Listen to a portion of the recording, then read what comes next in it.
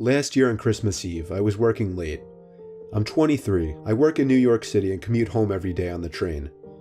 Since I'm one of the younger ones in the office, I got stuck with one of the worst shifts, so I wasn't able to get home until 5 o'clock. My family had already left a whole hour earlier to go to my cousin's house, so I had to drive alone. After having a quick snack before the half-hour drive, I got back in my car and put my cousin's address into my phone. Halfway through the drive, it started snowing. I got to my cousin's house around 6 o'clock. It was snowing heavily by this point, and I just made it in time to catch everyone starting dinner. I brought all of my gifts inside and cheerfully said hey to everyone. I stayed until around 11 o'clock. The rest of my family left a little sooner. I stayed an extra half hour or so just to hang out before leaving myself. By the time I was leaving, the ground had accumulated at least 2 feet of snow, and it wasn't even done snowing. The drive home was nightmarish. The roads were hardly even plowed, and I had to drive under 20 miles per hour on most roads. The roads were completely dead at this point though, most likely because everyone was smart enough to go home before the snow accumulated. Eventually I turned onto a main road that I'm sure would usually be bustling, but at 11:15 on Christmas Eve night, there wasn't a single car or a single light from a store. It was a ghost town. But then I did notice the flashing taillights of one car. It was parked on the side of the road, and the smoke seeping out from its exhaust with the taillights giving it a red tint. As I got closer, I realized there was somebody next to the car waving their hand in the air. I assumed something was wrong and they needed help. So, me being the good Samaritan I am, I pulled up behind the car. When I opened my door, the guy approached me immediately, barely even giving me time to step out. He was an average-sized man, probably 5'10", 180 pounds. He spoke in a very demanding voice, asking me if I know anything about fixing an engine. I told him I didn't know much about cars. The guy responded very quickly to everything I said. He told me it's fine. He went inside of his car for a second, popped open his trunk, came back out and told me to just wait by the trunk for a second. I had no idea what he wanted me to do. I was really confused. He walked over to the front of his car, and I heard him open the hood. I couldn't see anything he was doing since the trunk was blocking my view, and the loud wind of the snowstorm overpowered any small noises he might have been making. I put my hand on the back of the car and leaned my body in anticipation, when suddenly I heard 3 or 4 quick and aggressive footsteps in the snow behind me before I was pushed into the trunk. The man tried to close the trunk on me, but I kicked my feet up in resistance and held it up. I was able to overpower him and kick the trunk open completely. As I took advantage of the few seconds I had to get out of the trunk, I took out my keys. He tried to grab me now, and I dug my house key right into his neck. He fell to his knees and his scream echoed down the deserted street. I was in my car and halfway down the road before he could even get up from his knees. A little further down, I called 911 and reported the guy. I came back in 10 minutes to find blue and red lights illuminating the windows of the deserted stores. The police held him until the ambulance arrived for him. I watched the whole thing, and nothing ever felt better in my life. I got home safely half an hour later and told my family everything. I was still very shaken that Christmas, and this remains possibly the most horrific thing I've ever experienced.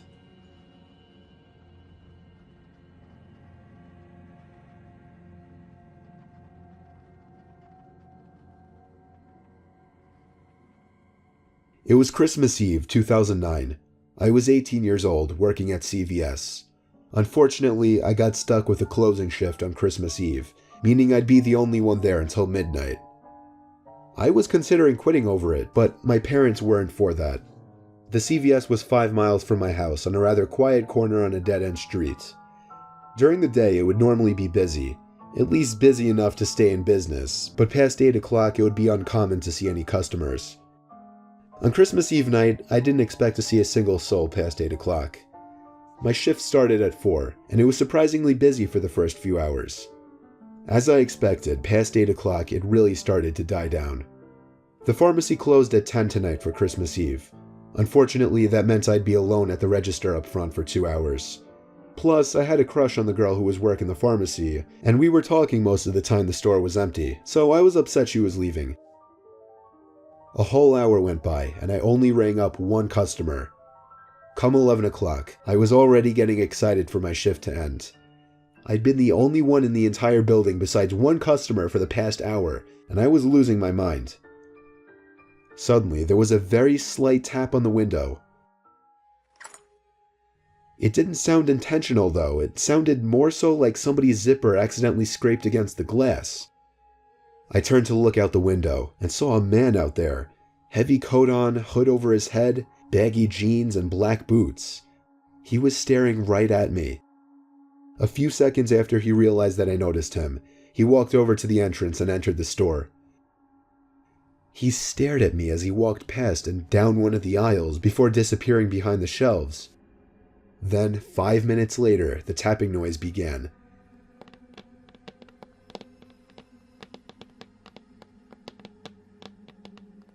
It sounded like it was coming from one of the aisles.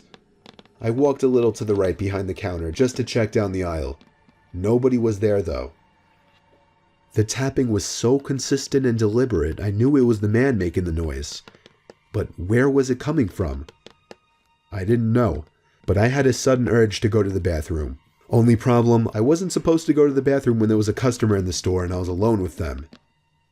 10 minutes or so passed and I didn't see the customer, but I would occasionally hear the weird tapping noise coming from one of the aisles.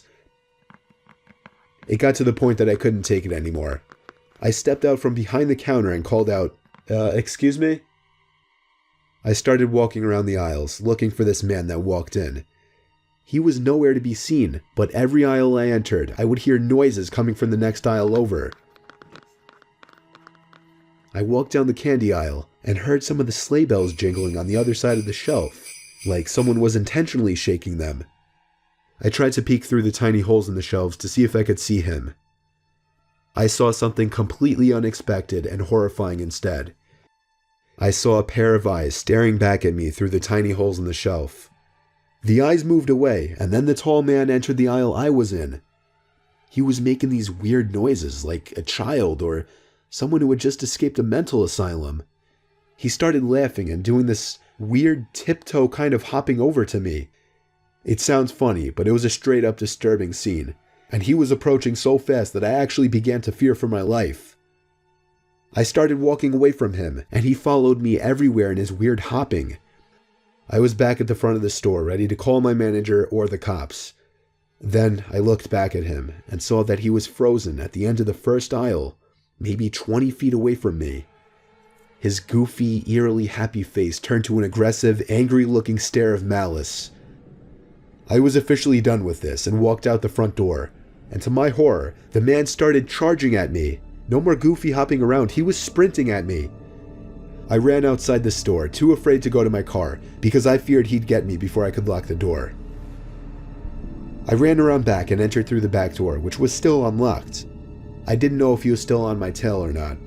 I locked the door and hurried to the front of the store, where I locked the front door too. That was when I picked up the phone on the counter and called my manager, who was luckily still awake. I told him I had to leave immediately because somebody crazy was following me. Then I thought I heard something over my conversation. It was coming from inside the store. I put the phone down and realized it was the tapping again, coming from one of the aisles.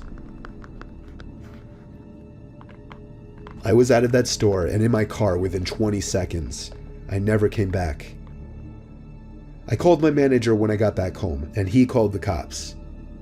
Surprisingly, nothing was stolen, or so I heard from a friend. My manager obviously wasn't too fond of me for leaving his store like that, so I never spoke to him again. I had as normal of a Christmas as possible, given what happened the day before.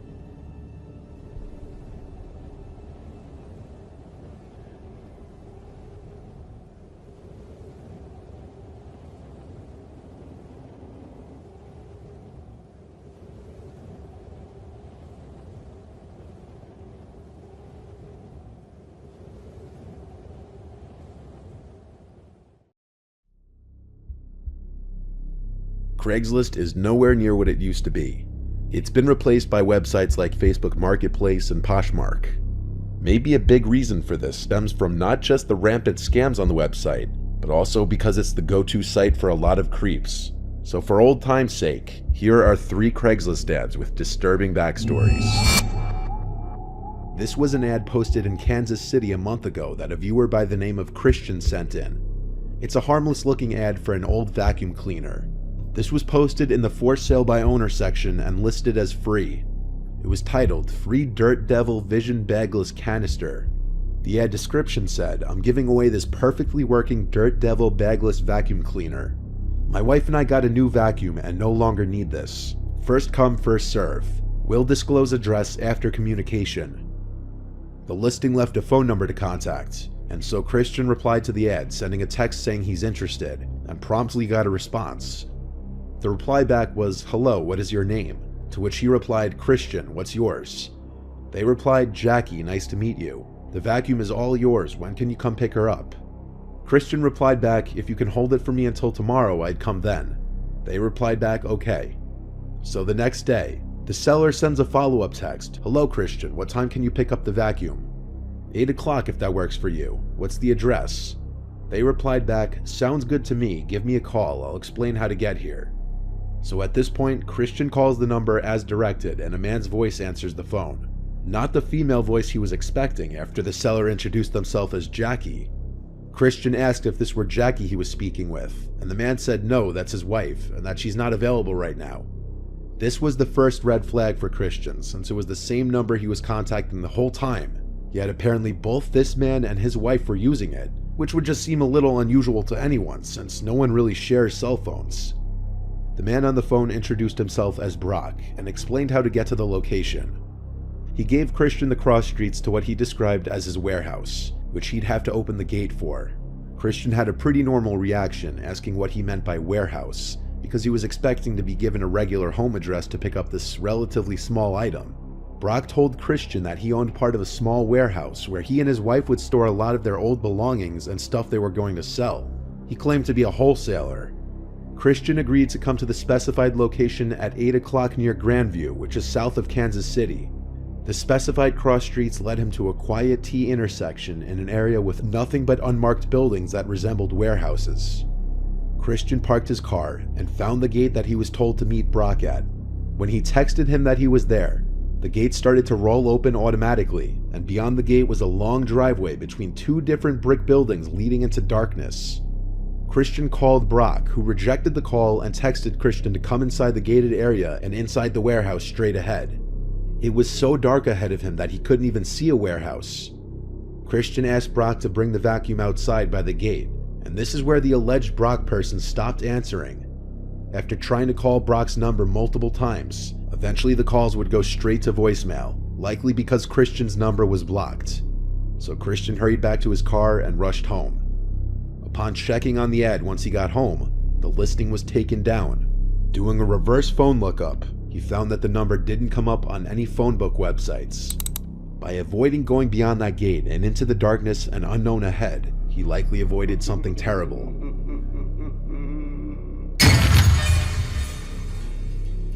The following Craigslist ad was posted on May 24th of 2012. On the surface, it looks a little unusual, but like something you could expect to see on the casual encounters side of Craigslist. The poster of the ad said he was looking for a male who was interested in becoming an actor in a personal movie he was making. His requirements for the person included being between the age of 18 and 35 and good-looking, and including a face and body picture. He also stated he wasn't going to pay them anything, as the movie was strictly for his own pleasure. At the bottom, he states he's not looking for sex. The poster of this ad was Luca Rocco Magnotta, a notorious Canadian murderer who had a whole documentary made after him. The unfortunate soul who responded to this ad was 33-year-old Jun Lin. Luca spent a lot of time in mental hospitals growing up, and in 2002 he was diagnosed with schizophrenia. He first attracted online attention when he started posting videos of cats. Not cute videos though. In 2010, a series of videos were posted online which showed Luca suffocating and drowning kittens. These were not his first crimes. He had already been convicted of fraud in 2004 after racking up $17,000 on a friend's credit card, and in 2005 he was accused of sexually assaulting a woman. The video spawned outrage over the internet, and an online community of people formed to work together to try to find the man behind the videos. A tip led them to Luca, and around this time, Luca posted another video in which he fed a cat to a snake and started hinting that his victims might shift to humans. Unfortunately, 33-year-old student Jun Lin was the one to have the misfortune of being Luca's first human victim. Jun was a lonely Concordia University student who didn't have many friends and had only been in Canada for a couple of years. Jun responded to Luca's ad, and they met that same night. Security footage captured them entering Luca's building, and that night, Jun sent a text to his ex that he would see in the morning, saying good morning. It would be his final text. The next day, Luca posted another video called One Lunatic, One Ice Pick. The video captured the savage murder of Jun Lin. In it, Luca stabbed Jun with an ice pick while he was tied up, before performing unspeakable acts and dismembering his body. A few days later, viewers of the video were attempting to report the crime to police, but the reports were dismissed by police because they believed the video was fake. By then, Luca had already started disposing of the body. CCTV footage captured him throwing bags into a bin while wearing Jun's t-shirt. On the 29th of May in Montreal, Mike Nadeau, who worked as a janitor, found a suitcase that had been sitting outside the apartment building he worked at for days. He ignored it until the suitcase started emitting a foul smell. Upon opening it, he found Jun's torso inside. So the curiosity, I guess, got the best of us. We said, let's open this and see what's in there. So there was a small lock. We cut it. We opened up and there was a torso with no head and just, Lucas sent the rest of Jun's severed limbs to various different political parties and elementary schools. Eventually, police suspected that Luca had traveled to Europe, and this was confirmed when CCTV footage caught him in Germany. Authorities were able to arrest him in an internet cafe in Berlin on the 4th of June, where he was sitting reading articles about himself. In 2014, he was found guilty of first-degree murder, publishing obscene materials, committing an indignity on a body, and criminally harassing the Prime Minister, and he was sentenced to life in prison. Knowing all of this information makes this little Craigslist post that usually wouldn't bat much of an eye in the casual encounter section incredibly disturbing. This last one happened to a freshman girl in college who I'll refer to as Christina. Christina was strapped for cash and was looking to sell her prom dress and other dresses she no longer planned on using. So she made a listing on Craigslist with pictures of all the dresses, including 2 pictures of her wearing the prom dress. Christina left her number in the Craigslist ad to be contacted on, which for a young girl putting 2 pictures of her body on Craigslist of all websites wasn't a good idea. Not surprisingly, she got a phone call within the hour, and it was someone who claimed to take interest in the dresses.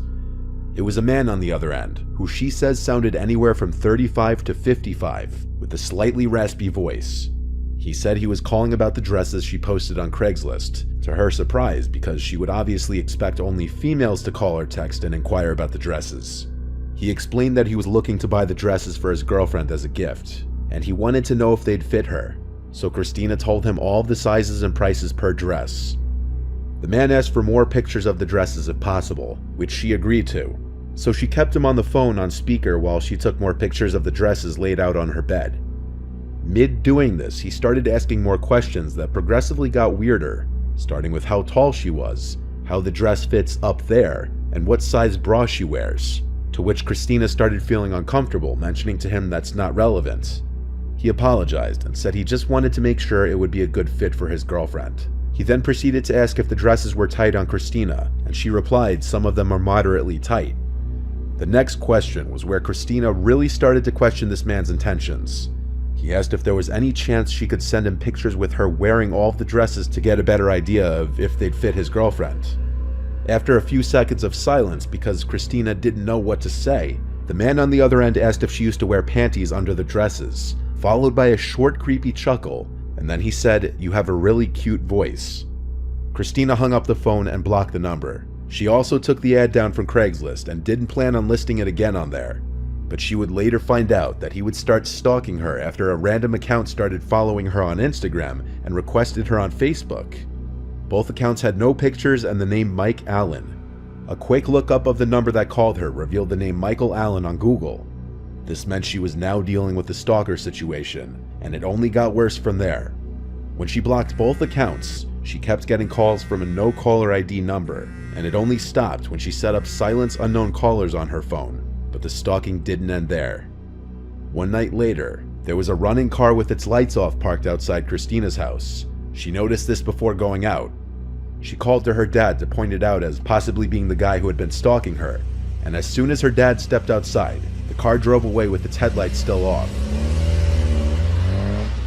At this point, Christina's dad sent a threatening text to the man's number, and then tried calling multiple times to no avail, to end up leaving a loud voicemail.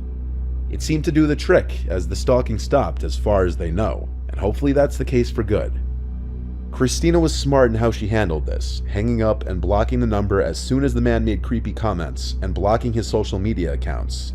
Unfortunately, there's not much to do once someone has your number if they want to stalk you, as a lot of your information can be found just through that.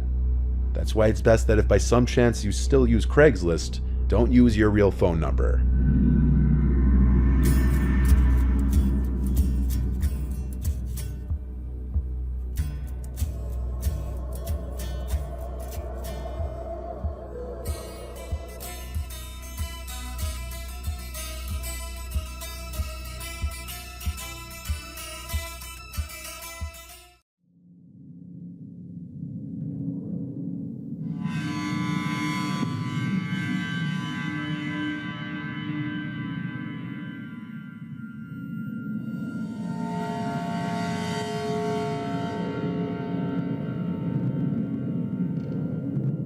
It was an ordinary evening like any other.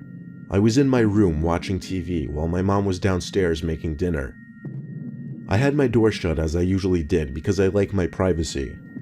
My room actually connected to the attic, because technically my room was never meant to be a bedroom, but it was made into one since I was one of 4 kids.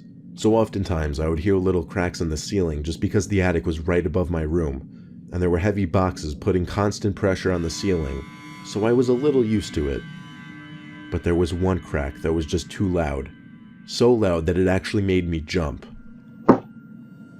I almost wanted to pull the attic door down and go up there, but I gave it the benefit of the doubt and assumed it was just pressure. That and the fact that I was also scared to go up there. I was scared of that attic my entire childhood, and I hated having it connected to my room. During dinner, I told my mom about the abnormally loud crack and expressed my fear to her. She told me there's nothing up there besides boxes, junk, and mice. She followed the mice part up with a smile to let me know she was kidding. The rest of the night after dinner, I stayed in my room watching TV and playing video games. Even after everyone went to bed, I was still playing, deep into the night. I had the volume lower so that I wouldn't wake anyone up. We had paper-thin walls in that house. I thought I heard another crack in the ceiling. Not as loud as the one from earlier, but still concerning enough to make me pause the game and listen. There was nothing now. I was having a bit of an adrenaline rush, so I grabbed the stepladder and pulled down the attic door. There was no light up there, you just had to use a flashlight to navigate. I didn't go in though, I just peeked my head in through the opening. There was nothing I could see except piles on top of piles of boxes. So it seemed like it really was just the weight of one of the boxes putting pressure in the ceiling. I planned on telling my mom that we should check it out the next day. I was a bit relieved as I went back to playing video games. I turned the game off about an hour later and finally decided to go to sleep. After a while though, I started to hear something from above me. It wasn't the regular cracks I was used to hearing. These were more like thumps. They were constant and moving.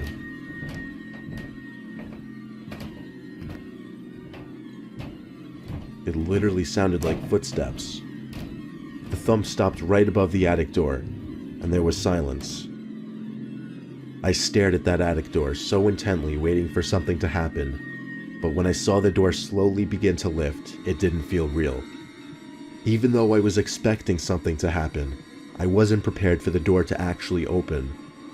I got out of bed as quietly as I could and tiptoed to my mom's room. When I explained, she nudged me to stay in her room as she left to get my brothers. After a minute of waiting in silence, I heard a commotion from my room. It was my 2 older brothers yelling aggressively, and my mom screaming at them to come here. Apparently whoever was in the attic was gone though, because both of my brothers went up there and didn't find anyone. My mom also heard the noises in the attic, but didn't know what to think of it until I came and told her about the door opening. I didn't hear any noises anymore after that day, except for the usual occasional cracks in the ceiling.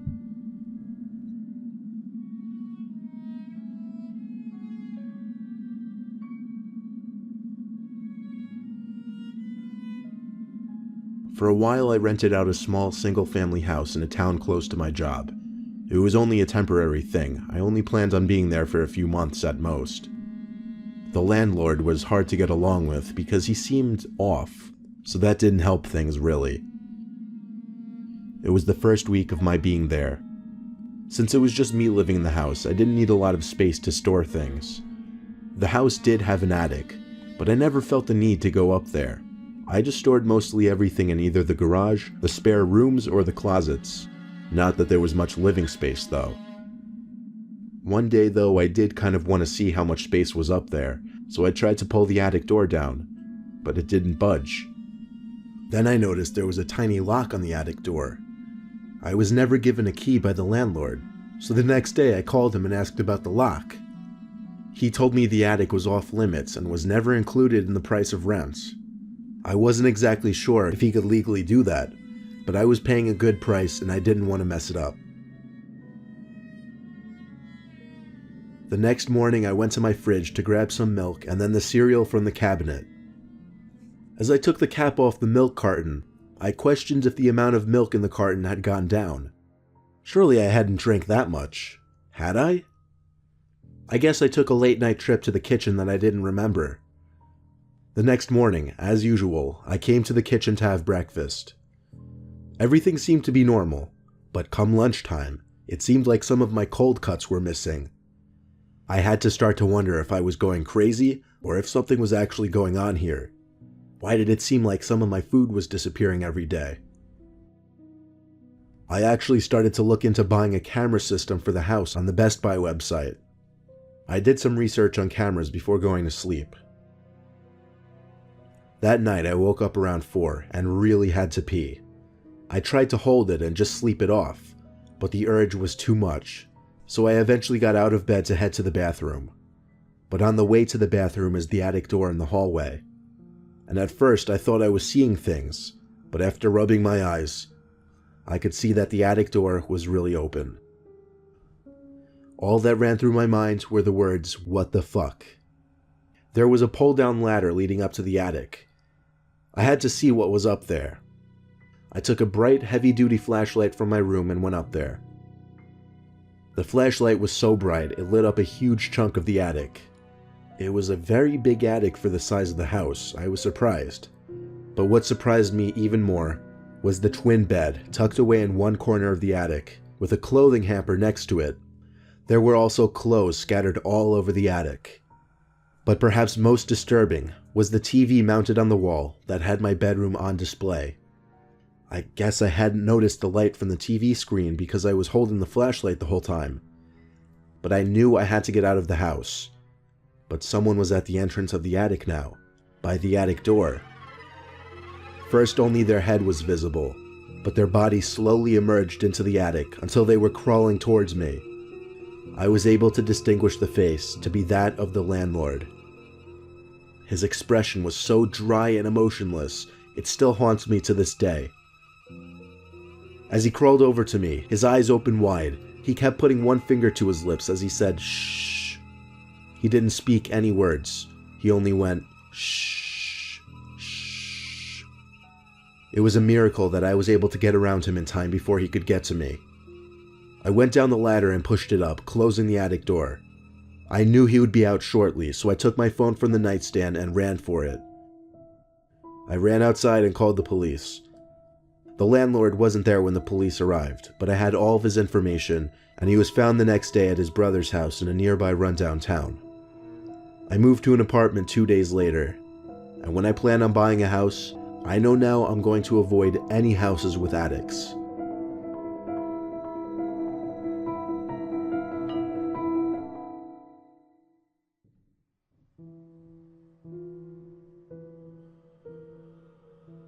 When I was little, my brother, sister, and I always played hide and seek when we were home alone because it made us feel like we had full access to the house and any room could be a hiding place. We always did 1 seeker, 2 hiders. The first person to get caught loses the round, or if the seeker didn't find either hider in 5 minutes, they lost the round, and the first to 3 points won. I lost the first round, I still remember that somehow, and we were on the second round. I was hiding again. My sister was seeking. My brother and I dispersed from the living room, which was considered the starting room, and I knew the perfect place to hide. Somewhere none of us ever hid before. The attic. It was just a place none of us ever thought as a hiding spot. Maybe I could start using it as my usual hiding spot, I thought to myself. It was a step-in attic attached to a big closet, so there was no ladder or anything. I shut the attic door behind me and tried my best to navigate the attic in the dark. I got about halfway across when I found a box and a big black bag that seemed to be perfect to hide behind. Now I wait, I thought in my head. For some reason, the act of sitting in a dark place doing nothing never got boring when you tagged it under the activity of hide and seek. I felt a rush the entire time, anxious that I'd hear the attic door open and my sister rushing inside. I was kind of subconsciously counting the minutes, even though I wasn't actually counting second for second. It was too dark to check my timer. I figured 4 minutes had passed, so it was almost time to go back downstairs. But just then, there was the sound of a big bag being crumpled. Wait, I thought, did I not notice one of them sneak in here? Maybe it was my brother, but then again, maybe it was my sister. In fear of it being my sister, I didn't want to call anything out. If I just waited out the timer, I'd be good. And sure enough, a few seconds later, the pocket timer started beeping, signaling the 5 minutes was up. So I safely called out, "We win," but whoever was crumpling the bag didn't reply. They did, however, stop crumpling the bag to create an uncomfortable silence. One of them were messing with me, I knew it. I went back to the attic door and turned on the light. As the light came on, I briefly saw the top of someone's head ducked behind a wall of boxes to my left. It was short hair, it had to be my brother, so I called his name in a mocking kind of tone as I walked over to the wall of boxes. I was preparing to jump over it and scare him, but I wasn't the one doing the scaring in the end. On my way over to the boxes, someone stood up from behind the boxes. Not my brother, but a full-grown man rather. He had his finger on his lips and said, "Don't freak out." That's exactly what I did. I shrieked like a little girl and left the attic in a hurry. I think he followed me to the door and stopped because he didn't chase me down the stairs. My brother and sister were already in the living room. I told them to run outside because there's someone in the attic. I guess they believed me because they hurried behind. All we could do was run to our neighbor's house, who called the police and then our parents for us. I know it's a cliche ending, but the cops did show up and the intruder was gone, which unfortunately meant I could never actually prove to my family or anyone that there was someone in the attic that day. But I can assure you, it's true and it did happen.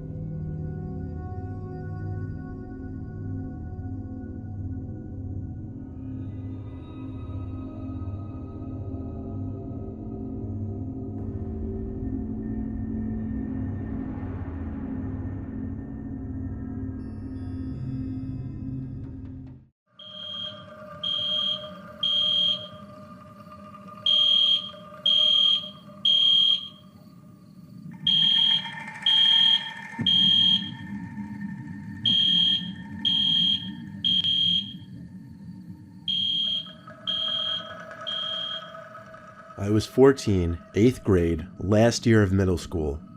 I had to go, so I got up from my seat in math class, took the wooden plank that was supposed to be the bathroom pass, and strolled through the hallways to the bathroom.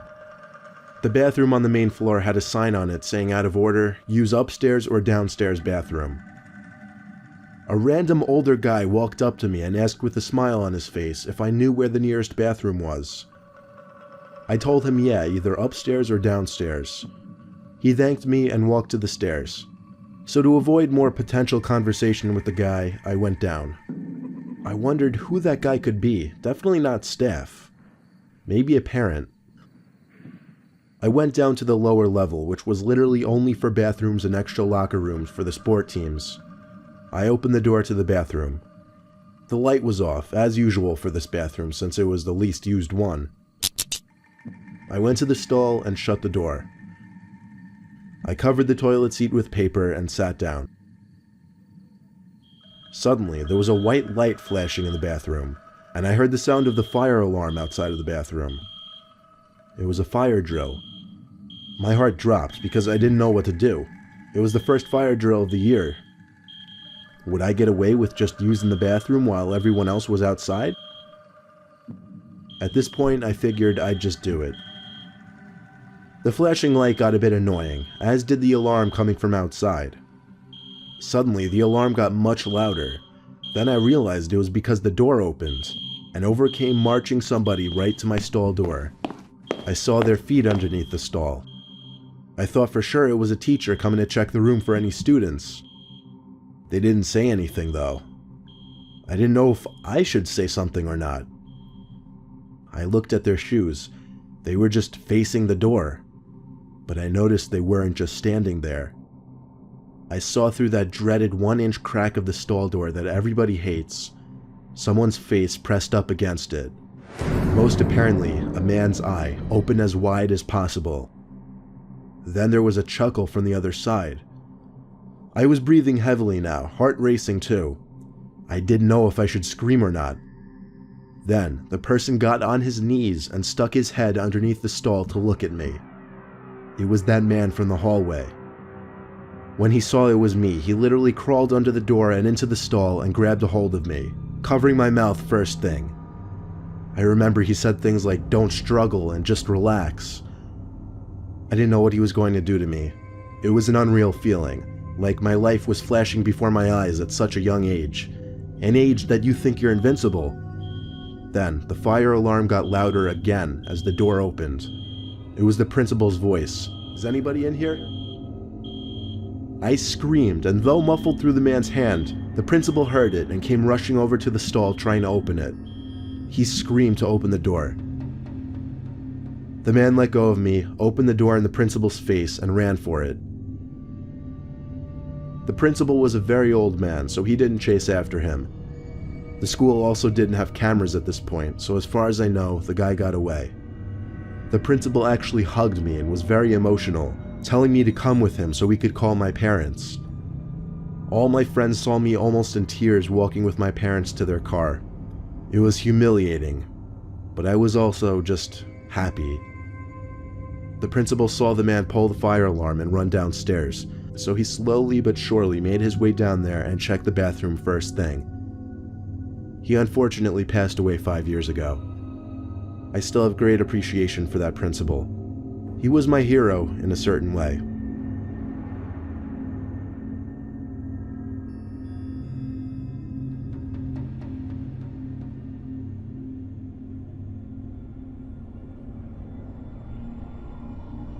Back in high school, fire drills were usually a lot of fun, depending on what class you were in and which friends you were with. One particular dark, cloudy day during third period, my friends and I who were in the same class heard from the grapevine that there was going to be a fire drill this period. It was a Friday close to the end of the year, and there was really no work for any of us in our later classes. So we figured during the fire drill we'd sneak down to the sump behind the school by the woods and smoke. We waited anxiously for that ear-piercing ringing to go off, and when it did, it was music to our ears. We looked at each other and laughed, and we were the first ones out of the class and down the hall.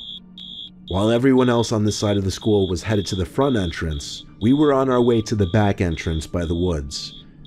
We walked out in the middle of the crowd to the back section of the school by the basketball and tennis courts. We were pretty strategic about our escape. We made sure there were no teachers in sight and crossed through a narrow opening between the tennis courts and a line of bushes. That led straight to the sump.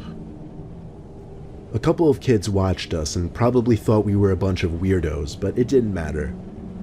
We made it to the sump, which was literally a giant hole in the ground surrounded by bushes and trees, right at the edge of the woods. It had a nickname, but I don't remember it. All I know is it was the place that everyone came to drink, smoke, and do other drugs at night. Kids even had bonfires there before. It was a really dark day. The clouds were a darkish gray, giving the morning an almost early night kind of feeling. The breezy air hinted at a storm approaching too, which honestly just made it more fun for some reason. We waited until all the commotion up the hill quieted down, and we assumed everyone went back inside. Then we started talking and laughing. My friend went through his bag to get out that pipe and grinder. That's when I noticed something in the distance by the woods. It looked kind of like a person's face.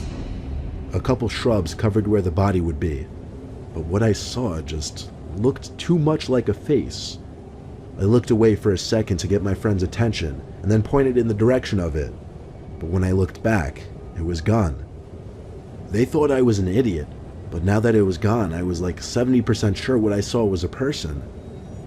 The other 30% of me wasn't sure if I was just imagining things. It was very dark after all. They didn't want to move though, so I didn't either. We smoked, and the higher I got, the more paranoid I got. I secretly never really enjoyed smoking too much for that reason. It gets me paranoid. But I went along with it just because it was what my group of friends did. Now that I was high, all that I was thinking of was that face in the woods. Did someone see us? Were we gonna get in trouble? That's all I could think about. My friends wanted to walk through the woods now to an old shack that used to be used by the school for something. It was about a minute walk into the woods. I was uncomfortable with it. The air started to feel moist, and I started to feel those tiny pre-storm rain droplets. I once again warned them that we should go back because of the storm. They kind of ignored me. On the way there, I swore I could hear footsteps that weren't ours. But honestly, I was so high I didn't even know where I was hearing them from. In front of us, behind us, to the left, right, I had no idea. Then, from behind us, I was sure I heard a big stick snap in half. I stopped and turned around, saying loudly, "What the fuck was that?" My friends stopped too, but they didn't hear it apparently. There was nobody visible behind us, and once again my friends thought I was an idiot. Apparently I seemed like I was losing my mind because I became the blunt of all my friends' jokes after that. The big old shack finally came into view. It was bigger than I remembered, and more creepy looking. The school stopped using this old building years ago, probably because it looked like it was about to collapse. Even the path that led to the front door had grass growing through the cracks. The front door was wedged open, of course. Surely students came in there all the time. My friend Jack pushed open the door fully with force. It was so dark in there. There was little light from outside to begin with. It seemed like there was just a bunch of old empty crates, a lot of them smashed to pieces. There was a kind of nasty smell, however, one that my friends didn't remember the last time we were in there. The sound of something squishy plopping on the ground, and then a foot hitting the wood floor made us all jump. In the corner of the room was the shadow outline of a really tall person. We could only see him due to the little amount of light sneaking in through the window. We didn't scream or anything. We simply walked out the door the way we came in and walked quickly back in the direction of the school, aka civilization. All three of us took a look back at the window nearest to the person, and I swear to God, at that exact moment, the first flash of lightning struck, and what we saw during that flash was nothing short of horrifying. There was a guy with a seriously deformed face standing at the window, and I don't mean to talk ill of anyone with any kind of deformity, but this man almost didn't look human. Half of his face seemed to be drooping down. You couldn't even see one of his eyes. He was so close to the window too, his face was practically pressed up against it. I initiated a run and my friends followed. We got back down to the sump in less than a minute, where we collected our thoughts on what to do next, just as the rain started to finally come down. And just then, my friend Jack pointed up the hill back to the woods. there was a person standing behind a shrub, exposing only his face, just like what I saw before. This time 10 times closer, but still not close enough to describe his face. All I know is it wasn't the same person as in the shack. We ran back to the school and hid by the back entrance where it was dry. We all came to an agreement to just go home, forget about what just happened, not to tell anyone, and never go back to that shack again. And that was exactly what we did.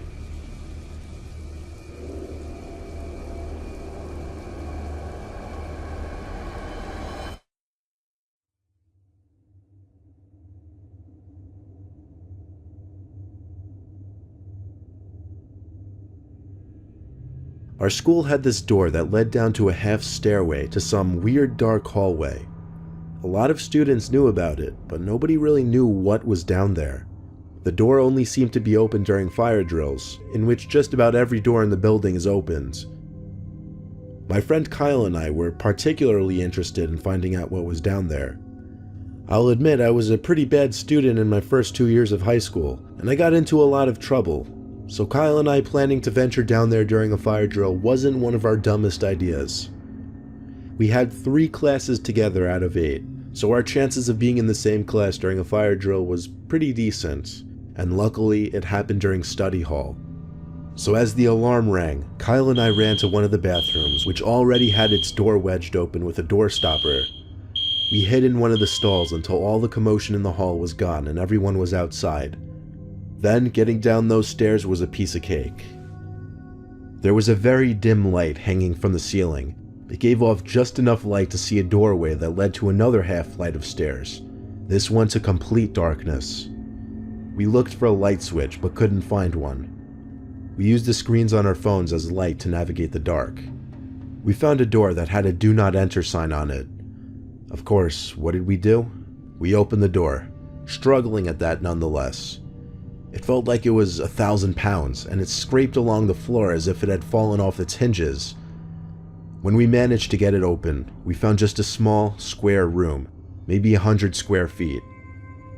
The room wasn't silent though. There was a little clicking sound, kind of like a metallic dinging. It was coming from a vent in the corner. We had to see what it could be. Maybe an animal or something. But as we went closer, we started to hear grunting and groaning type noises. Kyle dared me to hover the screen over the vent to see what was inside. I really wanted to know what was in there, so I did. I pressed the screen of my phone up to the vents and got on my knees. Now I could hear breathing. I pressed my ear up against the vent and immediately felt something grab onto my ear. I screamed in a panic, and Kyle quickly came and pulled the hand off my ear. I jumped away from the vent first of all, and saw a hand reaching through it. Kyle and I ran out of there, shutting the "Do Not Enter" door behind us, and running back upstairs to the bathroom. The next day, Kyle and I went to talk to the janitor, Tom. He was one of the janitors who didn't really give a crap about his job. He didn't even seem angry about us going down there, he just asked what we were doing. We explained what happened and asked if there was somebody working in the vents. He said nobody had been in that room for years, nor was there any way into that vent down there. Kyle and I looked at each other, and I knew his heart sank just like mine did, as we both stood there wondering, who was in that vent down there that day?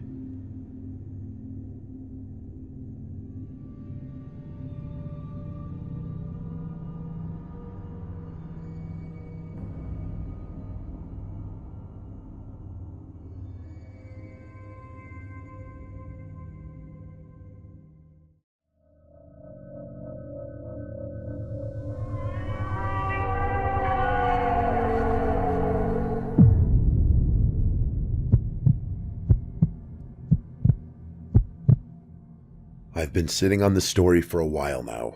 It happened back when I was in high school. I'm in my 30s now for context. Also, I'm going to refrain from using my real name and all my friends' real names in the story. You can look up the place I'm about to describe online, and I don't know if we'd still get in trouble, so it's best to avoid real names just in case. In my hometown, there used to be an abandoned military base. From what I saw online, it was used primarily during the Cold War and World War II. At one point, over 200 military families were housed there. It looked like a small community. I'm sure military bases all across the country have these small communities, but it still seemed weird to me. The village was abandoned in 1984, and it was just left that way until 2014, when it was finally torn down. I remember growing up as a kid, we would always hear ghost stories about the abandoned village. I had heard every type of story you can imagine. Everything from demonic cults gathering there, to top-secret military experiments being performed deep underground. Anybody who lives in this area knows all about the abandoned village. It was almost like a lost piece of local lore. When I was in middle school, I remember my older brother coming into my room one night when I had my friends over, and he told me that they had been to the village. We didn't believe him. He described in detail what he saw. He looked genuinely scared, but I'm sure that was just part of him messing with us. He started telling us about the church and how the church had a secret door on the floor next to the altar. He told us that he could hear moans and screams coming from the church basement.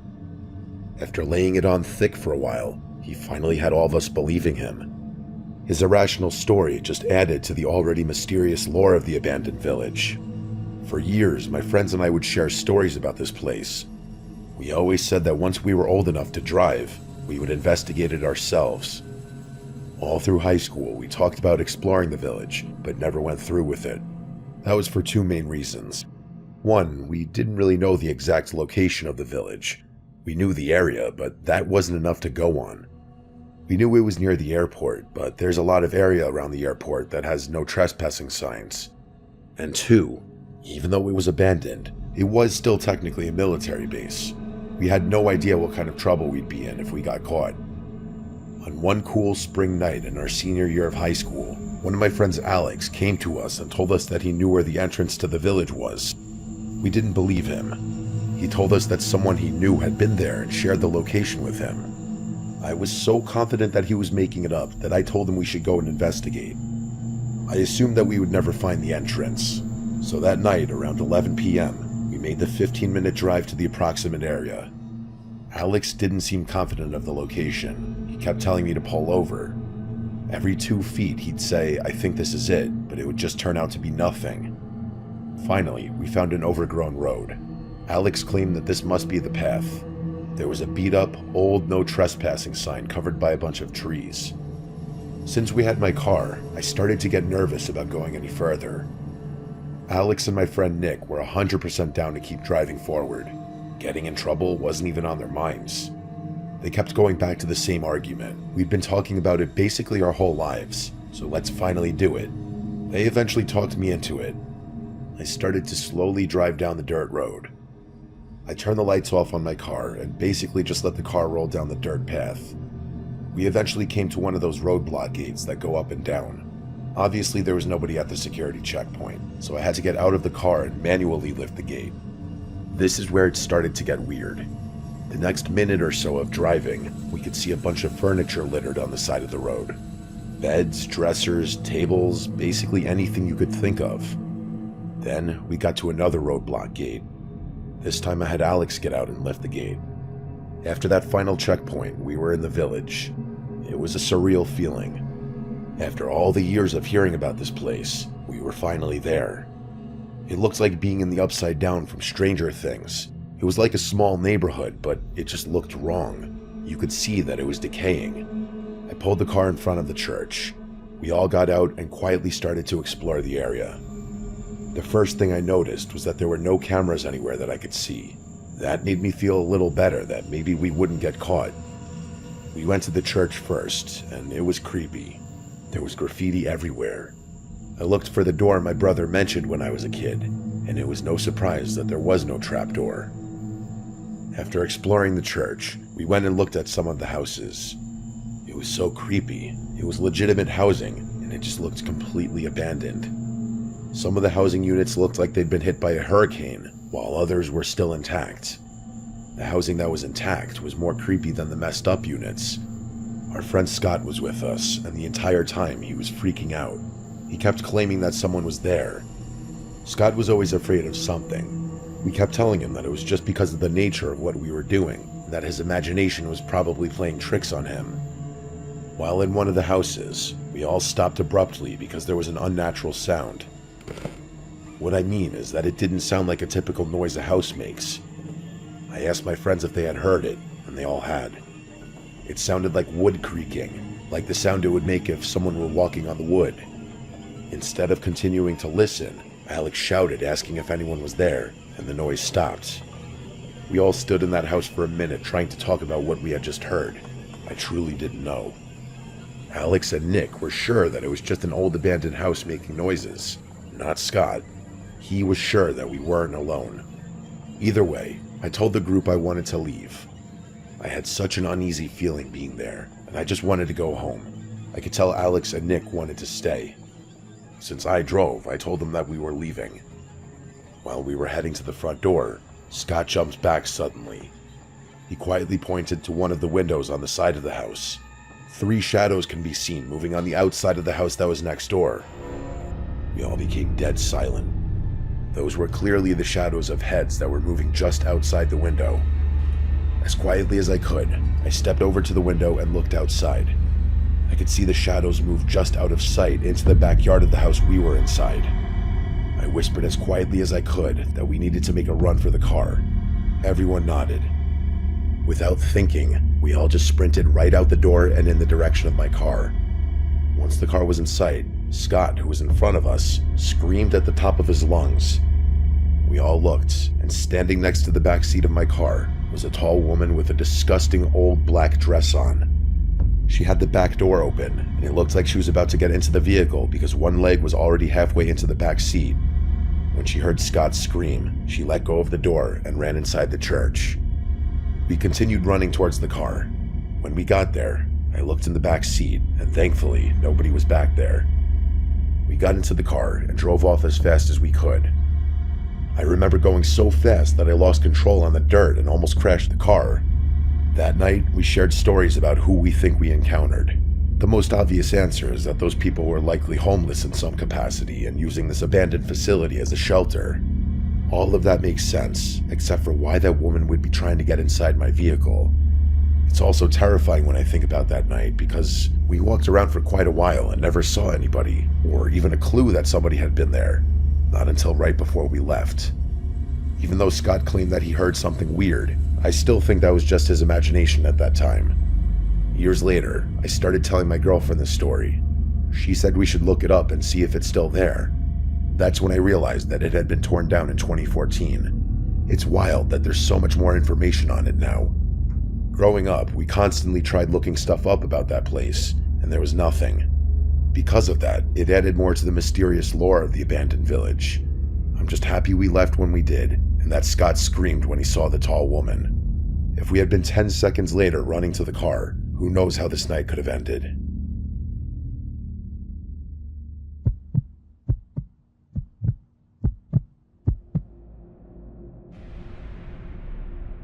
When my wife and I first started dating, we were reckless.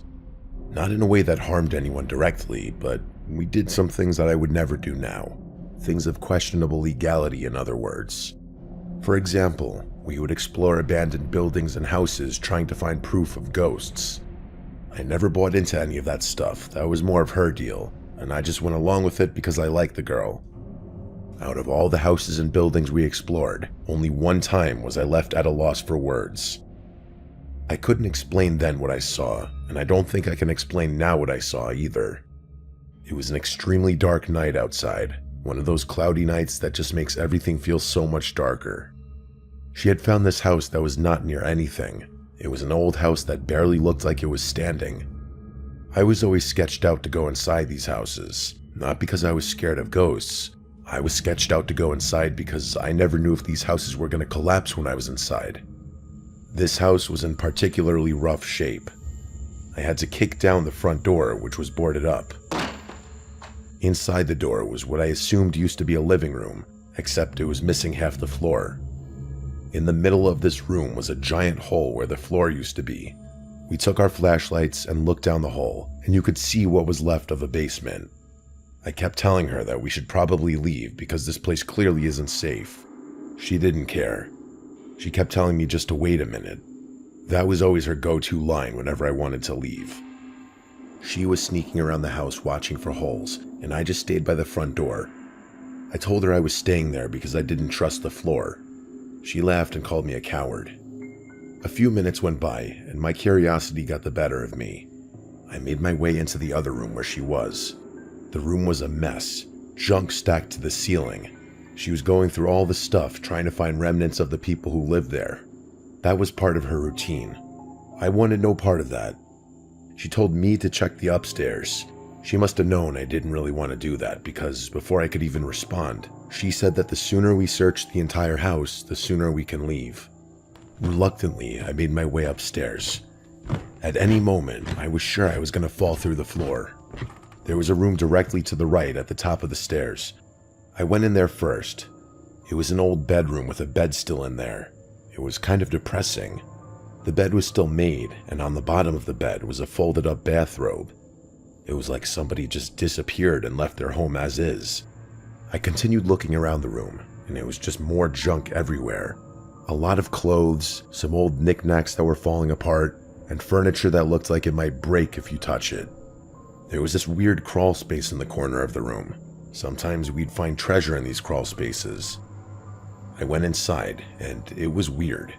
It was filled with a bunch of baby stuff, like unopened boxes of diapers and baby food. But the stuff was old, like really old, and covered in dust and cobwebs. Some of the baby food had clearly been gone through by rodents, not to mention it smelled horrible. Just as I was about to leave, I thought I could hear the sound of creaking. I used my flashlight to look around the entire crawl space. In the corner of the crawl space was another little opening. I couldn't believe I missed it a second ago. I crawled over and looked down the opening. It was a narrow path that looked like it went directly across the length of the house to the other bedroom. The creaking sound was clearly coming from down that way. I was a little too big to crawl down the narrow path, so I left the crawl space and started heading toward the other bedroom from the top of the stairs. The other bedroom was down the hall and to the left. As I got closer, I could still hear the creaking sound. It was getting louder the closer I got to the bedroom. My heart was racing, but not because I was scared. I was completely ready to be jumped by a horde of raccoons. When I was just a couple of feet away from the doorway, the sound was clear. I quietly walked through the doorway, and I almost fell over. A woman was sitting in a rocking chair, staring out the window. I didn't say anything at first. The back of the chair was facing me, so I could only see the top of her head and what looked like a long skirt on her legs. Slowly, she just rocked back and forth. I was trying to see the reflection of her face in the window, but it was just too dark to make out any details. I took one step toward the woman, and the floor creaked. Once she heard that noise, she instantly stopped rocking. I started to apologize and told this woman that we didn't know someone lived there. Before I could say anything else, she started to rock again, almost like she was completely unfazed that I was standing there. For some reason, instead of running, I took another step forward and asked if the woman was okay. As I took that step, she stopped rocking again. Then she stood up slowly. When she was standing in front of the rocking chair, I heard her voice. She didn't say anything. Instead, she just made this noise. It was like a low hum. Then, out of nowhere, she quickly turned around to face me. It made me jump, and I turned around and ran. I wish I could describe what I saw, but it happened so fast that I didn't really see any details of her face. All I could tell was that she was old and her skin looked wrinkled. I ran downstairs screaming that we needed to leave. I tried telling my girlfriend that we weren't alone and that somebody still lived there. She just laughed. She was so confident that I was messing with her. I was pleading with her that we needed to leave, that someone was upstairs in the bedroom. Instead of listening to me, she wanted to see for herself. I begged her not to go upstairs, but she didn't listen. I was screaming at this point to please leave, and she just continued to ignore me. I followed her upstairs and watched her make her way to the bedroom at the end of the hall. When she got to the doorway, I heard her say, "Oh my God."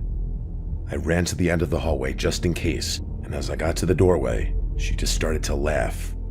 Inside the room was the rocking chair, but no woman. She asked if I was scared of the rocking chair and continued to laugh at me. I told her that there was a woman there just a minute ago, but she just kept laughing at me. She went into the room and looked all around. There was no old woman. I swore to her that I saw an old lady, but she just continued to laugh at me. She walked by me and left the room. As she walked away, she said we could leave. We were both walking towards the stairs, and then we both heard it. The creaking sound again. The sound of the rocking chair going back and forth.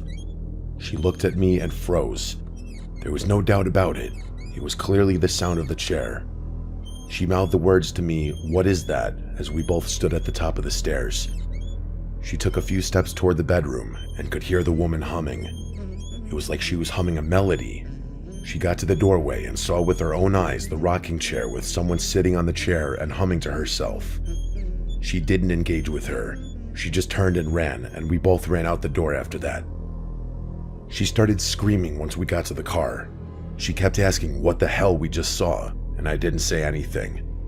I wanted to look back at the house as we drove off and look at the window to see if I could see anyone standing there, but I was too terrified. I truly have no idea what we encountered that night. Maybe I really did have a brush with something paranormal. I know how unlikely that is, but who knows? Maybe that kind of thing really does exist. I suppose it could have easily just been a very old woman who still lived inside a filthy and decomposing house, but I don't fully buy that. I mean, the door was boarded up, and there was a giant hole in the living room. Not exactly ideal living situations. Not long ago, I brought this story up to my wife and asked her if she remembered. She obviously did. We drove to the abandoned house, and it had been torn down. There was no house there. Not even any remnants of a house. I try to replay that night in my head all the time. I try to remember what I can about that woman's face. I tell myself that it was just an old woman, but something in my gut tells me that's not the case.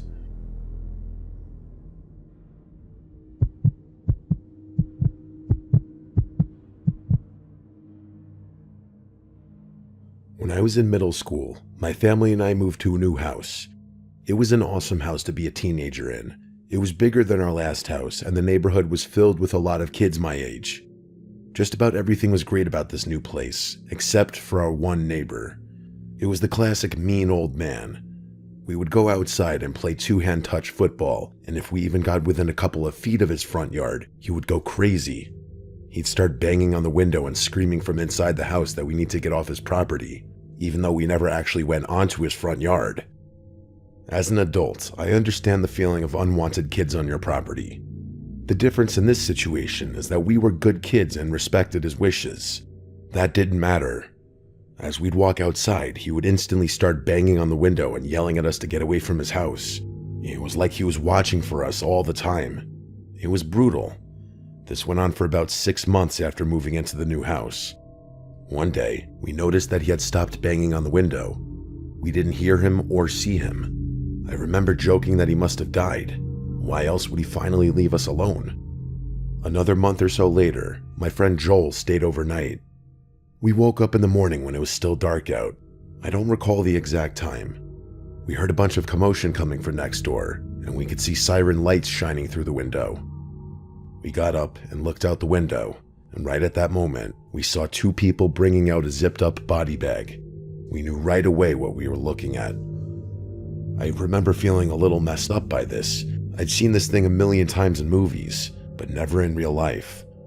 I'll never forget that feeling of guilt. We were joking about this guy dying, and he really did pass away. I couldn't stop thinking to myself that he must have died over a month ago, and they just now found him.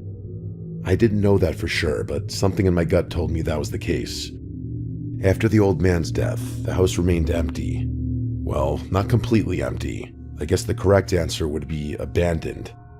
All the old man's stuff remained in the house, and the house just lay uninhabited for years. Apparently, the old man did have one son, but he lived in another state and didn't even bother to come back after his father passed away. It's actually sad when you think about it. Over the next few years, I would sometimes stare out my bedroom window and just look inside the abandoned house. His house was directly next door, and from my bedroom window, you could clearly see into the house. It was so creepy. Knowing that this guy died somewhere in there always gave me the chills. For the next few years, I would always joke around with my friends. I would tell them that the place was haunted. My friend Joel, the one who witnessed the body bag with me, was one of those guys who was always scared. Every time I had people over to the house, I would tell Joel that I'd seen the old man's ghost. He would cover his ears and tell me to shut up. Everyone would always laugh. I enjoyed being a troll in high school, especially when I had an audience. One night, Joel had enough of the trolling. He dared me to go inside the abandoned house. I didn't love the idea of breaking into the place, and that's what I told him. Joel started to troll me now, calling me a coward and a few other choice words. I thought about it for a second, and I honestly didn't think it would be that big of a deal if I took a quick stroll through the old guy's house. It had literally been empty for a few years at this point. Nobody would even notice if I broke in. I made my way over to the house. I tried to walk inside, hoping that maybe the door was unlocked. Of course, it wasn't. I tried kicking the door down, but I weighed about 130 pounds at the time, so the door was not budging. Next to the front door was a small window. I tried to pry it open from the outside, but to my surprise, it wasn't locked. It slid open easily. I looked back one time just to make sure nobody was watching me enter the house through the window, and then I entered. The first thing I noticed when I entered the house was the smell. It literally smelled like death. I started to gag. I had to put the collar of my shirt over my nose. In addition to the smell, it was creepy in there. Everything was exactly how this old guy had left it. In the living room next to his recliner was a book with a bookmark still in the middle of the book. I made my way to the kitchen, and that's where the smell was the worst. If this guy had been dead for a while in the house, like I thought before, I was thinking that he probably died in the kitchen. He had a small table in there, with a sweater on one of the back of the kitchen chairs. In front of that chair was a coffee mug. The stove had dusty pots and pans on the burners. I checked to see if something was in them, but they were empty, except for a lot of dust. I left the kitchen and entered a narrow hallway. The first room to the left was the room I was able to see from my bedroom. I entered the room and looked out the window. All my friends were in the window waving at me. Joel looked shocked that I was still inside. While I was waving back at them, I heard a loud bang come from the other side of the house. It wasn't subtle either. It literally sounded like a person banging into the wall. I stood completely still. I was trying my best to focus my hearing, but there was no follow-up noise. I looked back at my friends, and they looked confused, almost like they didn't know why I was just standing there. I was creeped out now. Just the weirdness of this entire situation had me feeling off. Even though there was still more of the house to explore, I was all done. I quickly made my way to the door, unlocked it, and let myself out. When I got back inside my house, I told my friends about what I saw and how terrible the smell was. We talked about it for a little while, but ultimately, we moved on quickly after that. That night, after we all fell asleep, Joel woke me up. I asked what he wanted, and he told me he couldn't sleep because he kept hearing weird noises from next door. I dismissed him right away and told him to go back to bed. I tried telling him that his mind was playing tricks on him because of what I told him about the noise. He didn't say anything. In that quiet moment, I heard a weird noise. Joel perked up and told me that's the noise he kept hearing every few minutes. I admit, it was weird. It was like two loud knocks. I sprang up and looked out the window toward the old man's house. It was dark, and I could barely see anything. Joel looked terrified and asked what was standing in the doorway of the old man's room, the room I had been in earlier. It looked like a silhouette of a person. I dismissed it at first, telling Joel it had to be a coat rack or something. Then Joel became erratic. He screamed no way. He swore that he had just seen the silhouette move. His erratic behavior woke up my other friends. They all looked out the window and agreed with Joel. I told them that there was no way a person could be standing there. Obviously, there was some type of shadow or something else that we just couldn't explain. While we were arguing among ourselves, Joel screamed again. This time he didn't say anything, he just pointed. I looked out the window, and now standing directly in front of the old man's window was a figure. Whatever it was, it had moved from the doorway to the window. It was still too dark to make out any details, but because of where he was standing, you could clearly see now that it was a silhouette of a person. We all started to freak out. We had no idea what we were looking at. While I was watching this figure, it started to move. I was able to see it walk back towards the doorway until it completely faded back into the darkness. I continued looking out the window for several more minutes, but nothing happened. I had no explanation for what happened. I remember telling my friends at the time that it must have been just the old guy's son finally coming back to the house. It was the only thing I could do to get my friends to somewhat calm down in that moment. We spent the rest of that night constantly looking out the window every few minutes, but we never saw anything again. It was about a year after that I finally met the old man's son. He showed up with a dumpster and gutted the entire house, then he sold it right after. My dad talked to the guy for a while, and he told my dad that he had a horrible relationship with his father. It took him years to finally get to the house and sell it. To this day, that is still the most terrifying thing that I've ever seen with my own eyes. I'm happy that I had several witnesses with me that night who all saw the same thing as me. I know sometimes our minds can play tricks on us, so it's validating to have other witnesses who saw the same exact thing. My friends and I still try to get together once a year, even though we all live in different states now. Every time we're together, this story comes up again. I have no idea what I saw in that old man's abandoned house that night. I'm sure there's a rational explanation for what we saw, but I just have no idea what it is.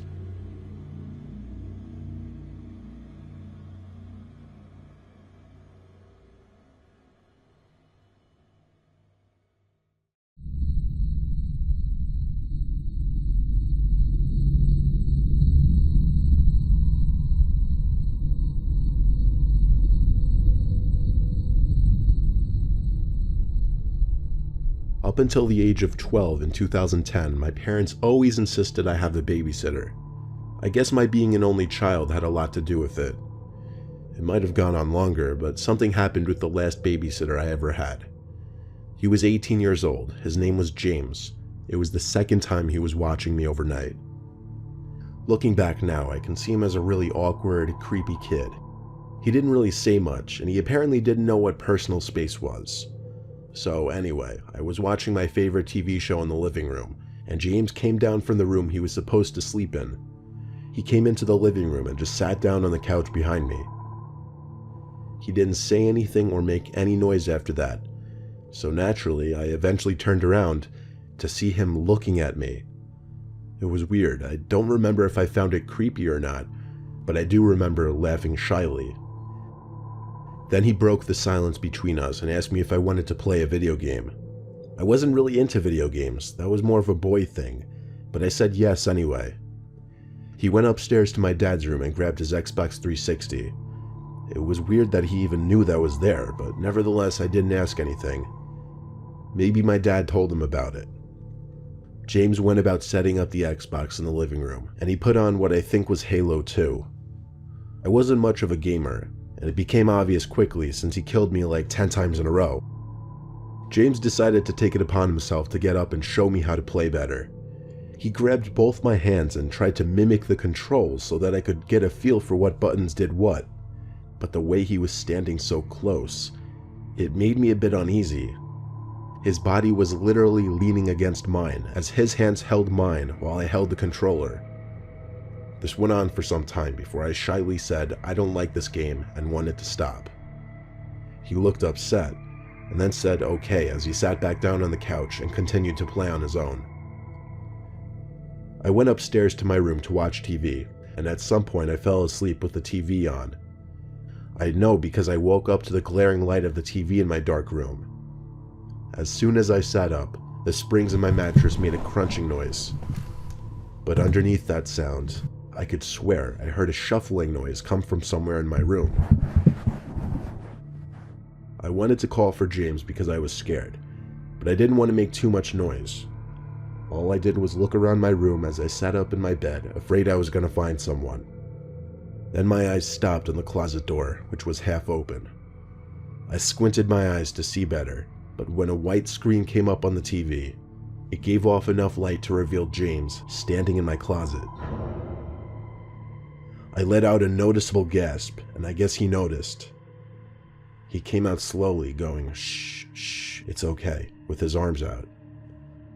I sat there frozen in fear as he came closer, telling me how pretty he thought I was. I knew what he was doing, and when I saw an opportune moment for me to slip through him into the door, I took it. I knew to run to the office downstairs, which had a lock, but not before grabbing a phone to call my dad. James knocked on the door claiming he wasn't going to do anything, begging me not to call my dad. My dad was of course furious on the phone and told me to stay where I was and he'd be home in an hour, but by then James left. It didn't matter though, because my parents had his parents' information and they called the police promptly, who I explained what happened to. James was arrested on some kind of charge for sexual misconduct with a minor, or something like that. Ever since that day, I was trusted to be alone without a babysitter. And it's weird, but I still think about James at least once every other day.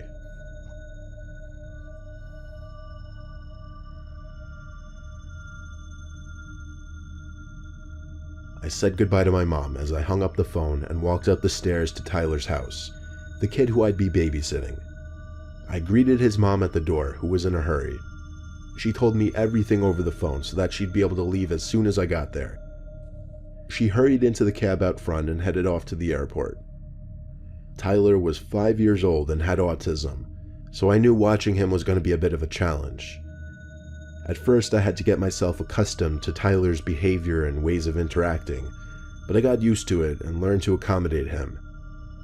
I would hear him talking to himself a lot in different rooms. Usually I'd assume he was playing, but sometimes it seemed like he was literally just talking to himself.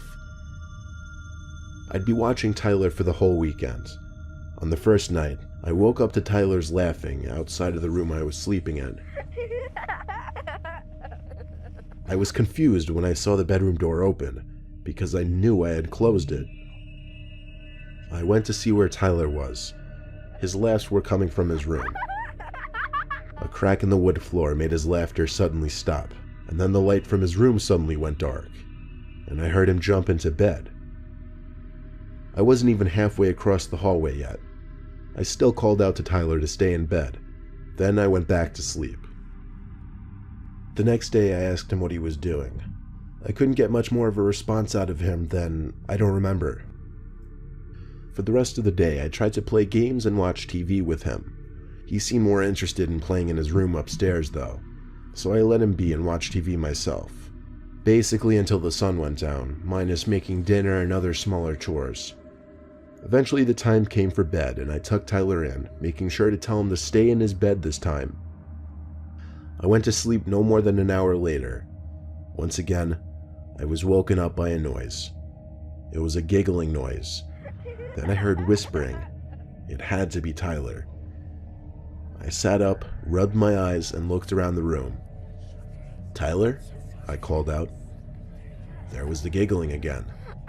It came from across the room.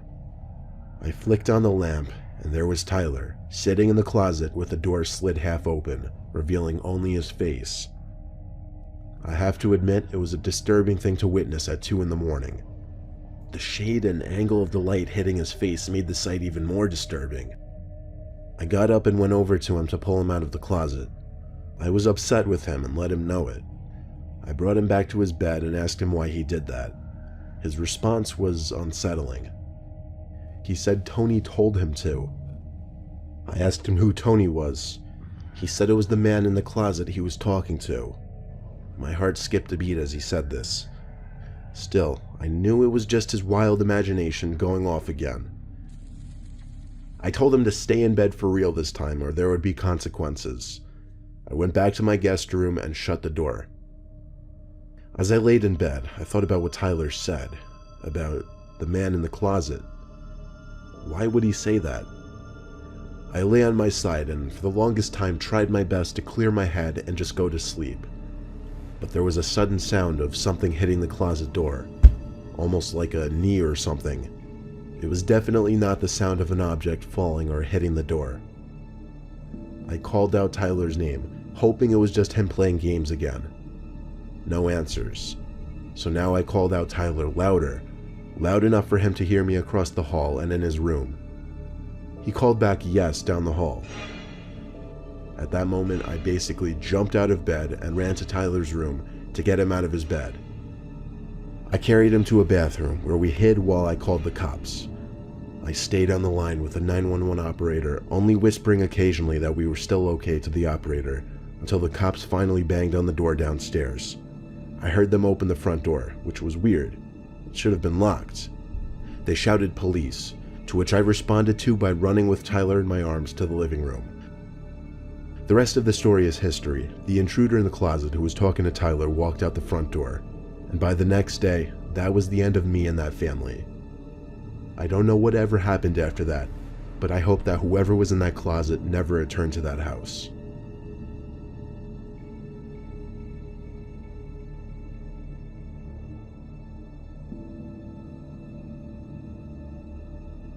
Growing up, my brother and I always had a babysitter during the week, and sometimes on the weekends, given that our parents both work full-time. I was around 10 years old when my little brother and I needed to be babysat on a Saturday night because my dad was working the night shift and my mom was in Italy. I'll refer to my brother as T. The man who'd be babysitting us, who was named Keith by the way, actually knew my dad from work, and when my dad mentioned he had no one to watch us, Keith jumped into the conversation and volunteered to watch us. He didn't know Keith very well, apart from saying hi once in a while to him at work, but apparently he knew him enough to trust him with us. It was 6 p.m., already dark out. Our dad walked up to Keith's front door with us and rang the bell. Right from the get-go, Keith seemed super friendly, a little overly friendly, always smiling no matter what he said. He and my dad talked for a while after introducing us. Keith seemed to be really nice because he kept trying to talk to T and I. When our dad left, Keith showed us around the house. T and I sat on the couch in the living room. I was excited to see a GameCube. Keith stood by the doorway with a big smile on his face and his hands on his hips as he watched me getting all excited and hooking up the GameCube. While I played some Sonic game, Keith told T to come with him. He had some games and toys for him upstairs. They were up there for a while, and eventually I got bored of the game. I left the GameCube on, but I went upstairs to see what they were doing. The upstairs was pretty big. There was a wide hallway with a bunch of open doors, but there was one closed door. I figured they must be in there, so I opened the door to find a dark room lit up only by a computer screen. I walked over to the computer to see 2 camera screens on there. One of an empty room with a lamp on, the other with a room with T and Keith sitting on the floor playing with toys. I watched for a little bit and grew uncomfortable as I saw Keith inappropriately touching T, like rubbing his shoulder really slow-like. Then I noticed Keith stop moving and just look at my brother with a smile on his face. T looked back at him. I'm sure he was so confused. They just looked at each other for so long. I could see Keith's mouth moving, so he must have been saying something. I clicked around on the screen to see if I could zoom in or get some kind of sound, and the scroller on the mouse did actually zoom the screen in. But as I did this, Keith's smile vanished and he looked up at the camera with terrifyingly wide eyes. I felt like he was looking at me. I hurriedly left the room and shut the door, casually walking down the hall calling T's name. Keith came storming out of the room down the hall and looked at me with a face a hell of a lot creepier than his smile. He asked in a firm, deep voice if I went into his room. My heart was racing as I said no. I could even feel the shake in my voice. He stormed down the hall and opened his bedroom door with a certain aggression. I ran to the room T was in and I told him we should leave. He responded saying, "He's creepy." That was the icing on the cake. I told him to follow me as I grabbed him by the arm. As we were heading down the stairs, we heard Keith scream, "Yes, you did." It came from his bedroom. Then he screamed that I went through his closet too, which I did not. We ran for it. He screamed something else as we ran through the front door to the outside. I slammed his front door shut and we ran down the sidewalk until we couldn't see his house anymore. The man was completely insane. Even my 6-year-old brother got bad vibes from him. I asked him if Keith touched him anywhere besides his shoulder. He didn't say anything though. All he did was shrug his shoulders in response. I was afraid to think about what that meant. We were luckily near a friend's house, so we rang the bell and asked my friend's mom to use their phone. I called my dad and told him the situation. My friend's mom ended up letting us stay there for the night after learning of what just happened. My dad called the cops and reported Keith to his boss. Nothing happened to Keith legally, but my dad had a good relationship with his boss, and he managed to get Keith fired.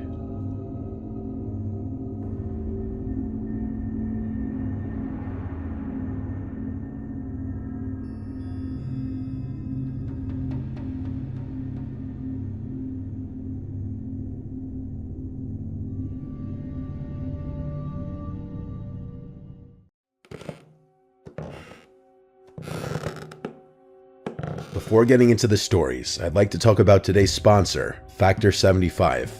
October's a busy month for me, and I struggle to find as much free time. Thereby, I have less time to meal prep and cook. That's why Factor has been extremely useful for me. Factor makes meeting your nutrition goals easier than ever by delivering fresh, never frozen, dietitian-approved meals right to your doorstep.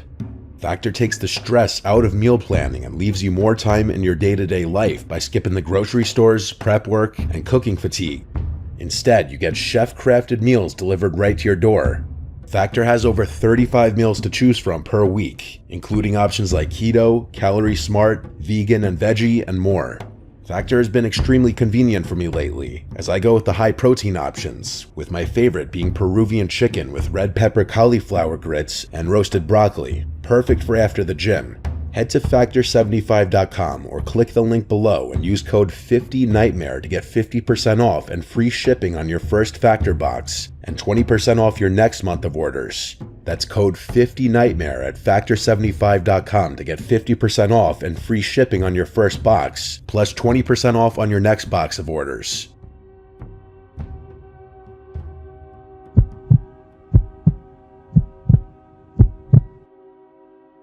Let me give you some context so the story I'm about to tell you is more understandable. Our cat Cosmo has always slept in the basement. Every night since I was a little kid, our parents would scoop him up from wherever he was lounging and stick him in the basement. They detested all the cat hair he'd leave behind on their bed, which I guess was understandable. He was also an outdoor cat, so if one of us forgot to put him in the basement at night, he'd wake my parents up at 3 a.m. screaming to be let out. The basement's huge, the biggest room in our house, so I figured he liked having all that space.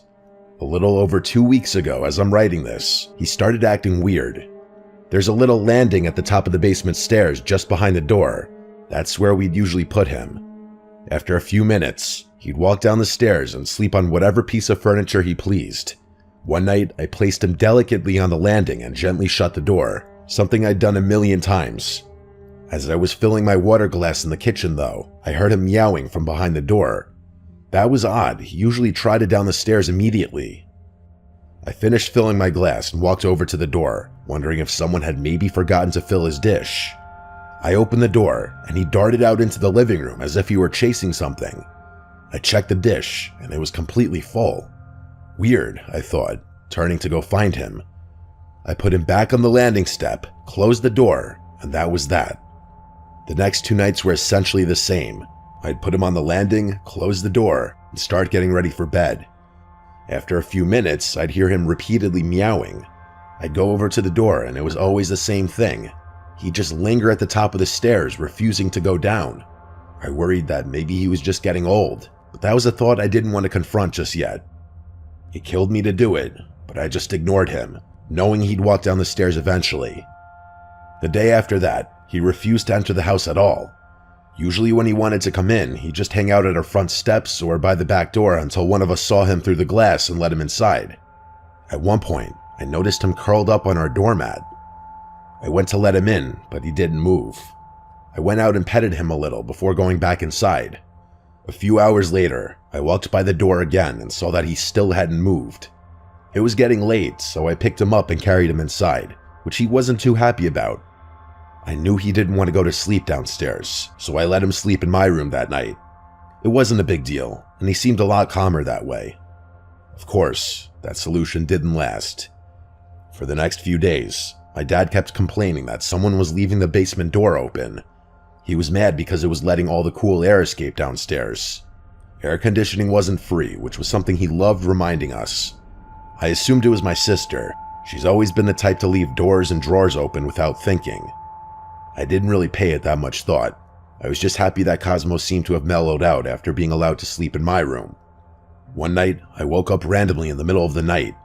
In my groggy, half-awake state, I glanced over to the door and saw something weird. There was a silhouette standing in my bedroom doorway. It was just standing there, perfectly still.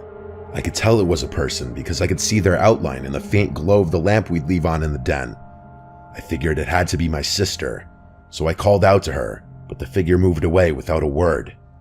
I was too tired to figure out what she wanted, so I just went back to sleep.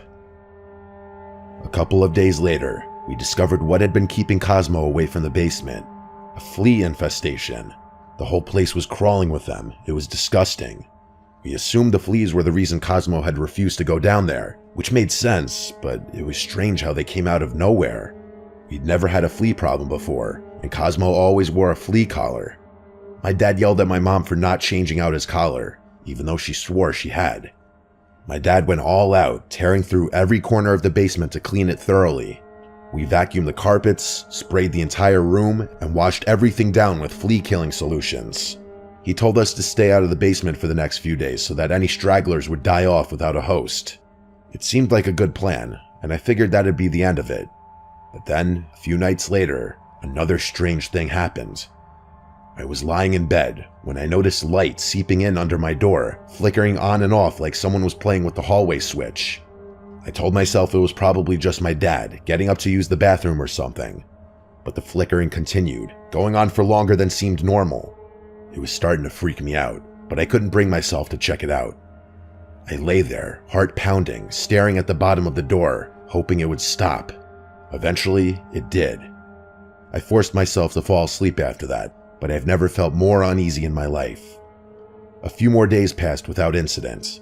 My dad said the basement was probably clear, which was great because I had been missing playing video games down there. After getting home from school, I went down to the basement. As soon as I got down the stairs, though, I noticed something was wrong. There were still fleas down there, a decent amount of them. It didn't make any sense. After all the cleaning, they should have been long gone. I went back upstairs to call my dad at work, but he just said to give it time. He insisted that any fleas left would die soon enough. I couldn't shake the feeling that there was something else going on, though. It wasn't normal for fleas to keep thriving like that after everything we'd done. So the next day after school, I decided to investigate a bit further. I went down to the back of the basement and into the storage room where we kept some old boxes and tools, figuring maybe a rodent had gotten in and died somewhere.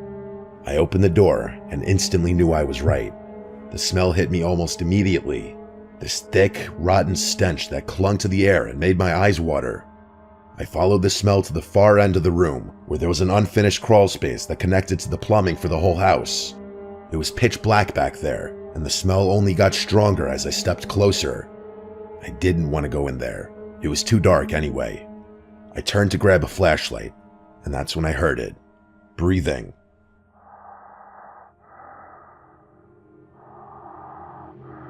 It was faint at first, but steady, like someone was hiding in there. I froze. I felt a pit forming in my stomach. The breathing got louder, as if whoever or whatever it was coming closer. I backed away. Before I could react, I saw a figure lunge toward the end of the crawl space, moving fast. A hand reached out for me, but I jumped away before it could grab me. I didn't stay to get a better look. I ran upstairs as fast as I could, slammed the basement door shut, and called the police. When they arrived, they searched the house, but there was no sign of anyone. They found some empty chip bags and food wrappers stashed in the crawl space, but that was it. Whoever had been down there had escaped through the storm door at the back of the basement. The officer said it was probably a homeless person who'd snuck in looking for shelter, but I couldn't help but wonder how long they'd been living there and how much they'd seen. My parents were twice as shocked as I was. We've kept the basement door locked ever since, and Cosmo still won't go anywhere near that door.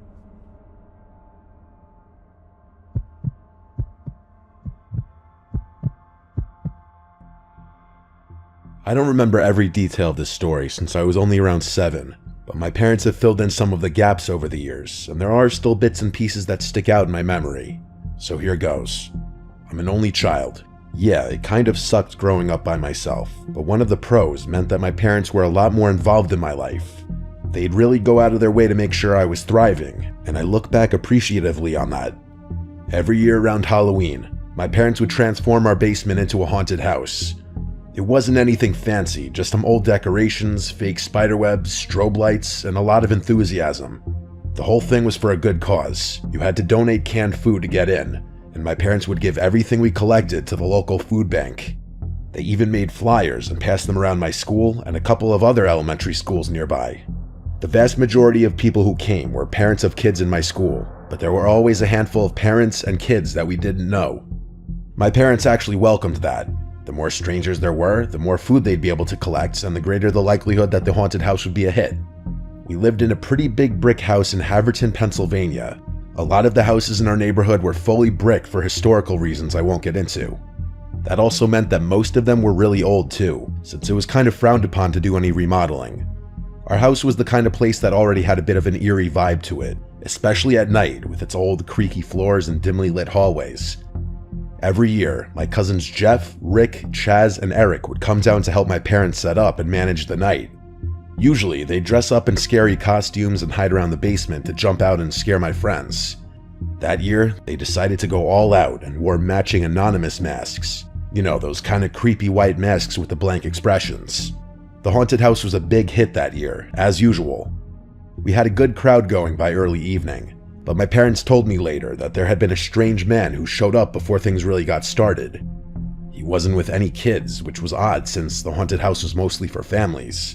He said his wife was planning to bring their daughter later on, but he wanted to drop off some food cans early. My parents didn't recognize him, but they figured it wasn't a big deal. They thanked him, took the cans, and stood there awkwardly before he got the hint and left. As the night went on and more people showed up, the basement got pretty chaotic. I remember trying to keep up with my friends, who were screaming and laughing as we ran through the decorations. At one point, one of my friends came up to me crying, saying someone in an anonymous mask had scared her. I tried to calm her down and told her it was just one of my cousins, but then she said something that made my stomach drop. She said the person had grabbed her wrist and tried to pull her into a closet. I didn't know what to make of it. I thought maybe she was just being dramatic, but the look on her face told me she was genuinely scared. I went and found my parents and told them what she said. They took it seriously and went down to the basement to check things out. They asked my cousins if they had seen anything strange. Jeff, Rick, and Chaz were all in their positions, and each one of them swore they hadn't done anything like that. But then my parents noticed something else. Eric wasn't at his post. Just then, everyone started to panic. Eric came running down the stairs. He said he'd taken a break to use the bathroom upstairs, and that when he came back, his anonymous mask was gone. He figured one of the other guys had taken it as a joke. That set off alarm bells for my parents, and they immediately shut down the haunted house. They made everyone leave and called the police, who came and searched the house, but of course, nothing turned up. That night, I was still a little shaken up, but I figured it was all over. I fell asleep easily enough, but then I woke up to this tapping sound. It was soft but noticeable, like someone was repeatedly knocking on my bedroom window. I was too scared to get up, so I just laid there, pulling the covers over my chin, hoping I could just fall asleep. After a few minutes, the knocking stopped and I managed to drift back to sleep. But a few hours later, I was woken up again, this time by a scratching noise. It was more urgent than the knocking had been, like someone was clawing at the window frame. I was terrified, but something inside me snapped and I threw the covers off and rushed to the window. I yanked open the curtains and my heart nearly stopped. There, staring back at me, was a person in an anonymous mask, only inches away from the glass. I screamed for my parents. They rushed into the room and I pointed frantically at the window, but by the time they looked, the person was gone. We called the police once again, and they searched the yard and surrounding area, but they didn't find anyone. There were no signs of forced entry, no footprints, nothing. The property was clear. A few months passed and things settled down. The haunted house was just a memory by then, and my parents had started to ease up on their extra security measures. Then, one day, I came home from school to find an anonymous mask laying on my bed. It wasn't just any mask. It looked exactly like the ones my cousins had worn that night. But the thing that really freaked me out was the writing. Scrawled across the forehead in black Sharpie was my name. How the hell had that guy even known my name? We called the police again, but there wasn't much they could do besides file a report. My parents added more security cameras and made sure all the doors and windows were locked tight every night. They really went over the top with the security, adding a full alarm system and putting sensors on every window, including the upstairs ones. After that, nothing else happened. At least not that we could prove. The next few months were fine, but I swore I kept hearing things outside my bedroom window. Tapping, scratching, you name it. It was probably nothing, but it got to the point where I was scared to sleep in my own bed. I've since grown up and moved out of that house, but sometimes I still wonder if there was more to the story behind what happened to me all those years ago.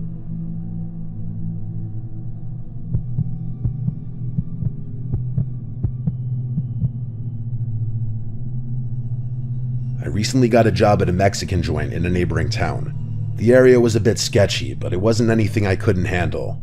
I was also pretty desperate for money, so it's not like I really had a choice. Plus, I figured working nights wouldn't be so bad, since I'd have most of the day to myself. The restaurant itself was decent enough, but the manager, Carlos, was, well, shady. He always scheduled me for the worst hours, kept me late, and never seemed particularly concerned about following the rules. He was the type of guy who made you feel like you couldn't trust him. But like I said, I didn't have much of a choice. I needed the job. One night, while closing up, I started hearing these weird noises. I was mopping the tiled floor in the kitchen when I first heard it. As I was mopping, I picked up on these two muffled sounds that sounded like soft thuds and scraping. They were coming from below the floor. It was faint at first, but I knew I wasn't imagining it. The thudding and scraping would alternate, but I was positive that there were two distinct sounds I was hearing. I listened for a while, and the noises continued for a minute before stopping completely. It startled me, but I brushed it off as something small, maybe an animal outside or the pipes settling. But it kept happening. The noise would start up when the place got quiet, just as I was finishing up my cleaning. After a few nights of this, I told Carlos about it. He shrugged it off immediately and told me it was nothing and to stop worrying. He went as far as to say the restaurant didn't even have a basement. That's when I got a little suspicious. I knew he was lying because I had literally seen the window wells around the back of the building. I wanted to tell him that, but held my tongue. I figured I'd give it another day. Maybe the noises would stop on their own. Of course, the noises continued. I complained to him the next day and told him that the place must have a basement since there were literally windows below the ground. That's when he gave me this strange look and insisted that there was no basement. He told me that the previous owners of the building had sealed it years ago, and no one can get in or out. Then he told me in a firm voice to just focus on my job and stop poking around. The way he said it, so dismissive and firm, gave me a bad feeling, but I didn't want to lose the job, so I dropped it. I figured maybe it was just some animal that had somehow gotten in. It was just weird that Carlos was so insisting on not checking it out or taking me seriously. For the next few days, the noises persisted. Every night it was the same, those strange, low thuds and occasional scraping, like something or someone was moving down there. I couldn't shake the feeling that something wasn't right, but I tried to ignore it. Then one night after closing up, curiosity got the better of me. I decided to take a look for myself. I walked around to the back of the building where the window wells were. I crouched down and tried to peer through one of the windows. It was pitch black inside, and I couldn't see anything, even with my phone flashlight. Just as I was about to give up, a light flickered on inside the basement just for a second. Then it snapped off before I could see anything clearly. I froze, my heart racing, unsure of what I had just seen. I rushed back to my car, too freaked out to go back inside, but I didn't tell Carlos. Something about the whole situation made me feel like it was better to keep quiet. I was not prepared for what was about to happen, though. The next time I closed, I couldn't resist the urge to go check out those windows again. I fully admit that my hands were shaking as I walked around the building. I knew nothing good was going to come from poking around. I crouched down to get a good look. This time, as I leaned in closer to get a better look, I saw it. Pressed up against the glass was a face. It was a man, but not just any man. He looked completely deranged. His hair was wild and his face was filthy, like he hadn't bathed in weeks. His yellow eyes were wide, staring right at me through the glass. He bashed his head against the window and gave me this demented smile. I screamed and stumbled back, totally losing my shit. I ran for my car without looking back. My hands shook as I fumbled with my keys, but I managed to get in and speed off before anything else could happen. The next day, I couldn't keep quiet anymore. I went straight to Carlos and told him everything. To my surprise, he didn't even try to deny it. Instead, he sat me down and actually told me the truth. He admitted that the person I had seen was actually his brother, who had been living in the basement. He said his brother was mentally ill, dangerous even, and Carlos had been hiding him down there to keep him out of trouble. The basement had been sealed off to the public years ago, but Carlos had found a way to let his brother live down there, away from prying eyes. He urged me not to say anything, and said he'd appreciate it if I forgot this whole thing ever happened. I didn't know what to say. I wanted to quit right then and there, but I couldn't.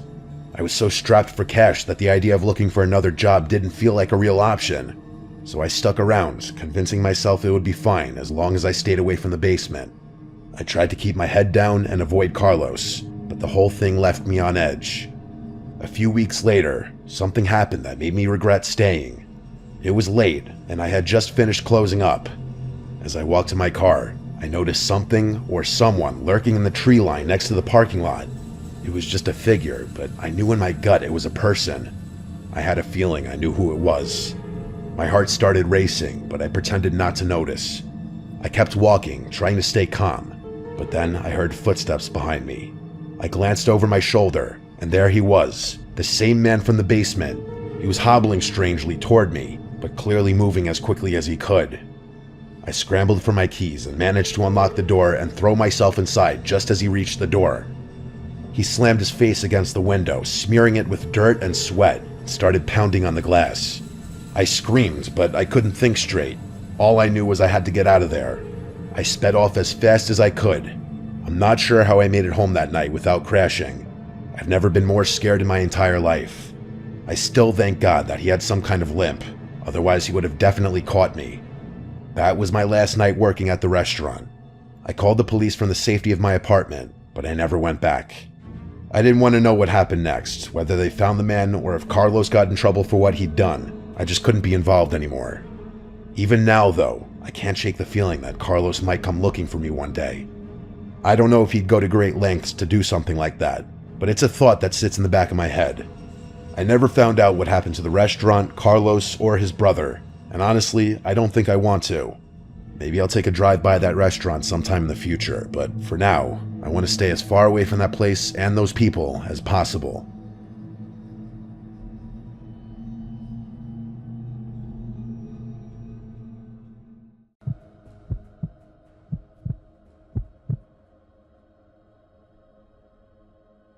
My name is Shelby.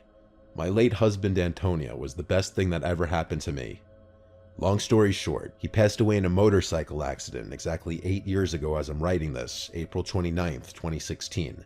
What I'm about to tell you is something I've blocked out of my mind since it happened, but I think I'm finally ready to open up about it. Anyway, Antonio and I both grew up in Italy.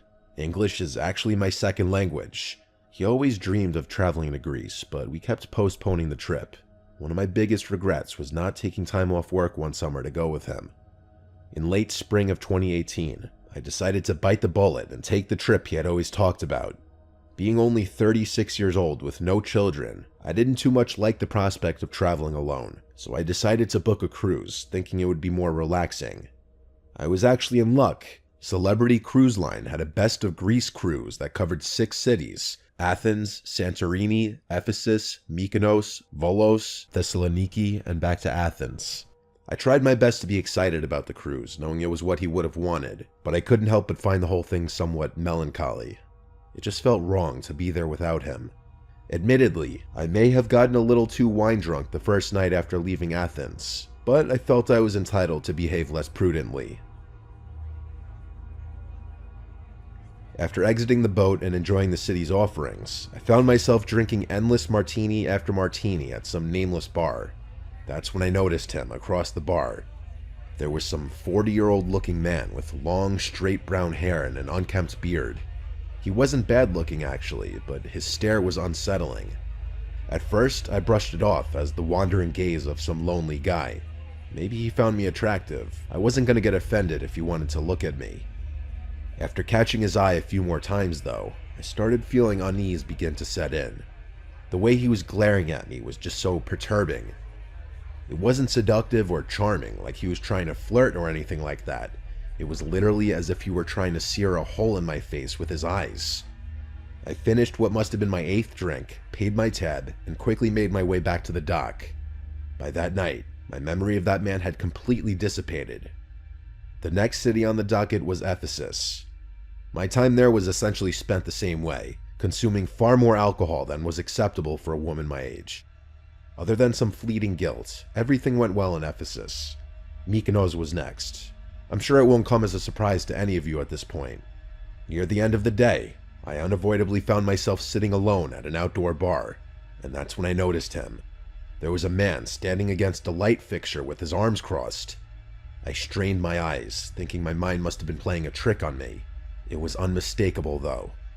It was the guy from Santorini. He was too far away for me to tell whether he was looking at me, but his head was tilted in my direction. Oddly, he was wearing the same exact outfit he had worn in Santorini. A wave of discomfort washed over me. Was I being stalked? My palms began feeling clammy, so I nervously rubbed them on my dress as I lowered my head, trying to avoid looking in his direction. I could feel his aura radiating, though, even from that far away. I couldn't help myself. I glanced back up, but he was gone. You might expect my body to have flushed with relief, but I was actually even more anxious. I frantically began looking around, trying to see if he had gotten closer. I didn't feel comfortable walking back to the boat alone, so I ran into a couple that was leaving and made some small talk, then walked back with them. That night, instead of retiring to my stateroom, I decided to explore the boat in hopes of running into that strange man. After scouring the boat in its entirety, I gave up around midnight. The next morning, I got off the boat in Volos, determined to solve this mystery. Instead of venturing into the city, I opted to wait at the gangway. I watched painfully for an inordinate amount of time as person after person made their way off the ship. I didn't miss a single one, but he wasn't one of them. Frustrated, I returned to the ship and spent the rest of the day by the pool. Thessaloniki was the last city.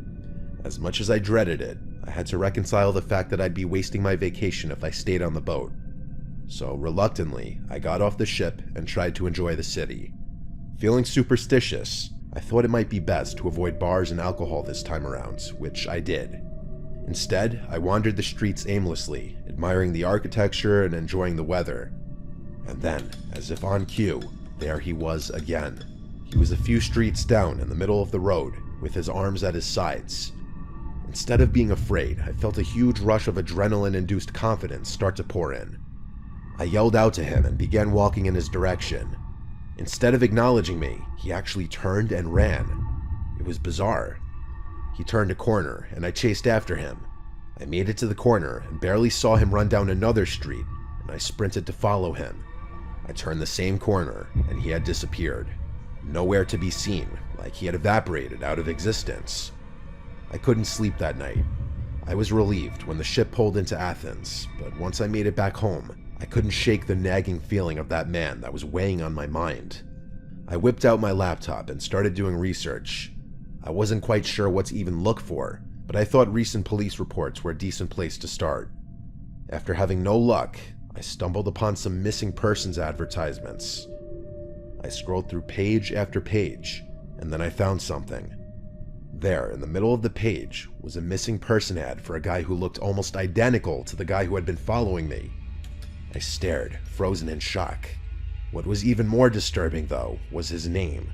He had the same first name as my Antonio, which was a cruel coincidence. The very first thing I did was call the police and report my sightings. The operator thanked me for my assistance and put me on hold.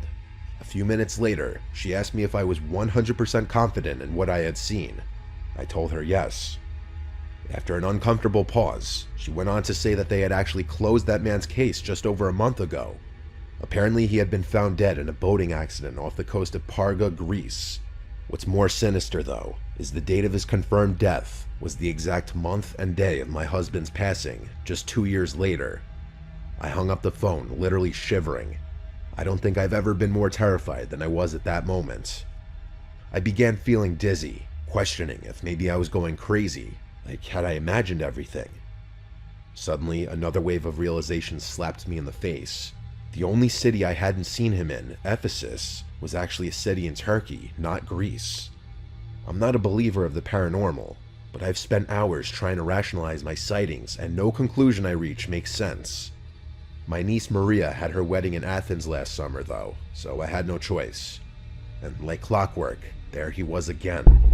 I only saw him for a split second this time, standing in that same outfit by the bar, head pointed in my direction. To be completely honest with you, there were so many drunk people there that I might have imagined it. Either way, I vowed to never step foot in Greece again.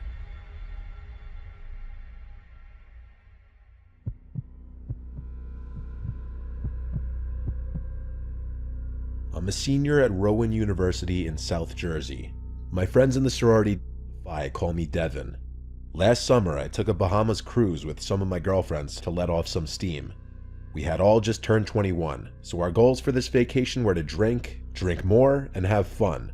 We all felt like we deserved this vacation after such a grueling semester spent dealing with Greek life drama and schoolwork. Anyway, I'll keep things short. I was with my friends Talo, Messina, and Taylor. Taylor and I didn't always see eye to eye. There was some petty drama between the two of us. I always assumed she was jealous of me because she never spent any time in the gym and spent a lot of time eating. I think you can see what I'm getting at. Anyway, I was really close with Talo and Messina, so I figured things would be peachy. The cruise line we had booked was Carnival, and it would be going to a couple of Bahamas islands before returning to New York City. The boat pulled into literally the first destination, called Paradise Island. Long story short, all four of us were really wasted at the bar, laughing and flirting with guys so they'd buy us drinks. It was actually really fun. At one point, Messina asked me if I would grab her a drink, so I did. I went up to the bar, ordered the drinks, and waited. Messina followed me to grab hers. The drinks came out, but I really wanted to take a selfie with her before we went back to our table. I pulled out my phone and took a couple selfies with the drinks. Just then, Talo called Messina over, and being as drunk as she was, she went bounding off without me, leaving her drink behind. I didn't want someone to steal her drink, so I put my phone on the bar and grabbed her drink with my other hand. With both drinks, I made my way to where they were sitting and made fun of Messina for being so forgetful. Pretty soon after that, we had to start making our way back towards the boat. The literal second the boat pulled away, I started frantically searching for my phone. I felt like such an idiot. I had left it at the bar. I started crying, knowing this would for sure ruin our trip. I wanted to jump overboard for losing my phone on the first day of the cruise. I pulled out my laptop to try and locate my phone's location. To my surprise, it wasn't on the island, but it was actually showing up as somewhere on the boat. It was hard to pinpoint exactly where its location was, but I was relieved to think that someone must have found it and returned it to the Lost and Found or something. I went up to Lost and Found, but they said no one had turned a phone in. Any relief I had was completely gone now. Why would someone take my phone if they weren't planning on returning it? I went back to my friends and cried about it again. Talo told me not to worry about it, and that I should just try enjoying the trip as best I could. So that's what I did. I didn't think about it for a whole day, which I was really proud of. You never realize how much time you actually spend on your phone. I kept going to take selfies or check social media, only to realize I had no way of doing so. The next day, though, while I was in the very front of the boat, I pulled my laptop out of my bag to check my phone's location just out of curiosity. To my surprise, it was almost right on top of me. I started looking around, but there were so many people. Any one of them could have had my phone. I told my friends this, and they seemed as shocked as I was, all except Taylor. It looked like she was trying to hold back laughter. I started getting really annoyed when I noticed she found my situation funny. A few hours later, we found ourselves in the arcade at the back of the boat, messing around with the childish games and whatnot. Again, I pulled out my laptop, and once more, my phone's location was basically on top of me. Now I was furious. Whoever had my phone was following me around the boat. It had to be Taylor. That fatty thought this whole thing was a big joke. I confronted her, showing her proof on my laptop. She insisted that she had no idea what happened to my phone, and it wasn't her fault that I was so stupid that I couldn't keep track of it. We started yelling at each other, and I said some pretty mean things. I made her empty her pockets and her purse, which she reluctantly did. My phone wasn't anywhere in sight, though. She called me an idiot again, smirking to herself. I stormed off by myself, tears streaming down my face. I spent the rest of my day in my room and refused to do anything with Taylor for the rest of the night. The next 2 days went by really fast. I refused to hang out with Taylor the whole time, and instead spent both days by myself, randomly checking my phone's location out of desperation. When I got back to my room that night, I noticed something weird. There was an envelope lying on the ground, like someone had slipped it under the door. It was a handwritten letter. I started reading, and I felt disgusted. Some random guy named Bart Vakinski had supposedly found my phone unlocked, went through it, realized how attractive I was, and wanted to confess his love for me. The letter was really short, but I felt utterly grossed out. Some creep had full access to my phone and knew what room I was staying in. I wanted to cry.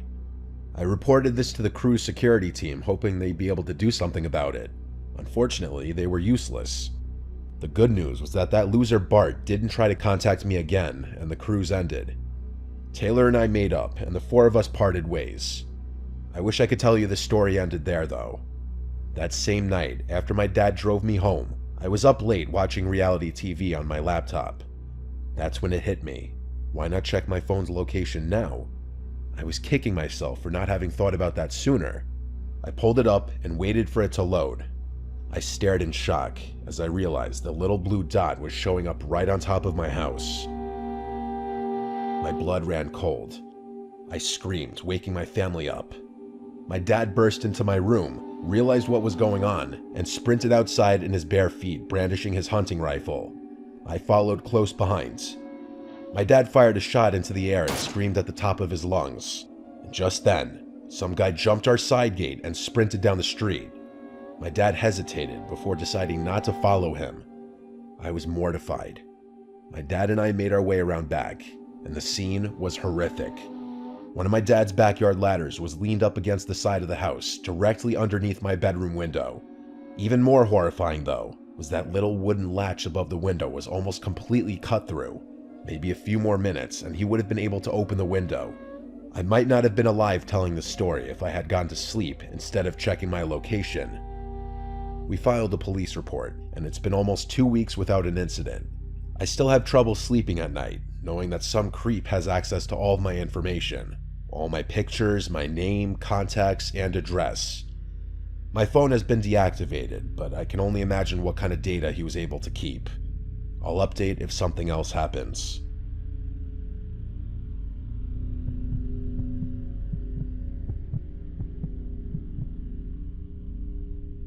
This might sound odd to some of you, but I've always dreamed of being a bartender on a cruise ship.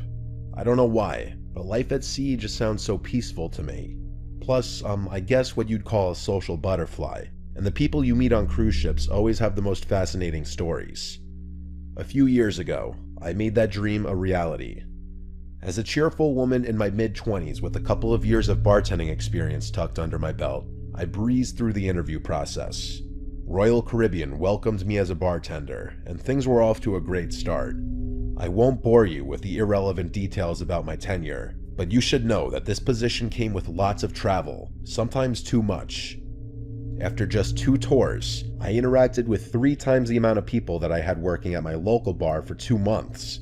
The influx of people was overwhelming, but that's one of the reasons I vied so adamantly for this job.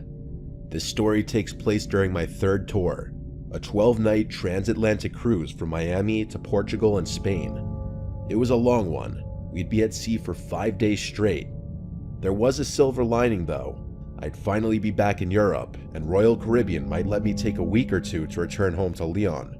To preface, I know how to hold my own against drunk, overly flirtatious men buying drinks from me, handsome or ugly, old or young. I always worked nights, so that's just part of the trade. During this particular cruise, one customer stood out from the rest though. This tall, attractive 30-something-year-old kept catching my eye. Night after night, he'd find a seat at my bar, nursing his drinks slowly. Eventually, we struck up conversation about each other's lives, and he was always the last customer to leave the bar at the end of the night. For the first time in a while, I started looking forward to those late nights when Sebastian would hang around my bar. I could tell there was some depth behind those light green eyes. A sorrowful look seemed etched into his features. The 3rd night, I got him to open up about it, and the story was downright depressing. He reluctantly told me about his troubled marriage, pausing often as if weighing each word. His wife Sasha had been having an affair with his best friend from college, Charles. I won't get into the specifics, but it sounded brutal, and there were a lot of specifics. He literally told me their full names as if he had been waiting to vent to someone about this for years. He went on to tell me that he had boarded the cruise alone, hoping the vastness of the sea would help him forget his pain. I honestly didn't know how to react other than continuing to fill his glass. The night before we were scheduled to dock in Ponta Delgada, he expressed his gratitude for my company and listening ear. "You've made this trip bearable," he admitted. "Let me buy you a drink to show my thanks." This wasn't the first time I'd been offered a drink, but this time was different. I felt a genuine connection with this man, and it seemed unfair what he had gone through. I obliged, telling him I was happy to have helped him through such a difficult time. Normally, I'd pour my own drink, but he insisted on doing it himself, saying it was the polite and fair thing to do. I should have maintained professional boundaries, but his insistence combined with his apparent vulnerability persuaded me otherwise. Reluctantly, I agreed, and invited him behind the bar, a decision that might have changed my life. He mixed the drink, his hands steady, and handed it to me with a small, sad smile. The drink tasted fine, but within minutes, a heavy drowsiness clouded my senses. I tried to grasp the edge of the bar for support, but everything went black as I succumbed to the unexpected wooziness. I didn't even have time to scream. When I awoke, the sight before me was terrifying. I was in my own room, but the place was in disarray. It looked like a tornado had ripped through it. Panic surged through me as I realized I was tied to my own bed with a towel shoved down my throat. A wave of relief washed over me as I concluded that my clothes were all still intact, untouched. An hour later, room service found me and freed me. It had been a full day. We were already pulling out of Jamaica. I was more angry than anything else. How could I have been so stupid? I had fallen for Sebastian's charming ploy, and he had taken advantage of my sympathetic nature. I doubted Sebastian was even his real name. My suite, as I already said, was utterly trashed. My jewelry, phone, and my personal belongings were all gone. The safe was wide open, its contents vanished. My suitcase had also disappeared. The cruise ship's security team made a massive deal over this. Not to the passengers, obviously, but amongst themselves.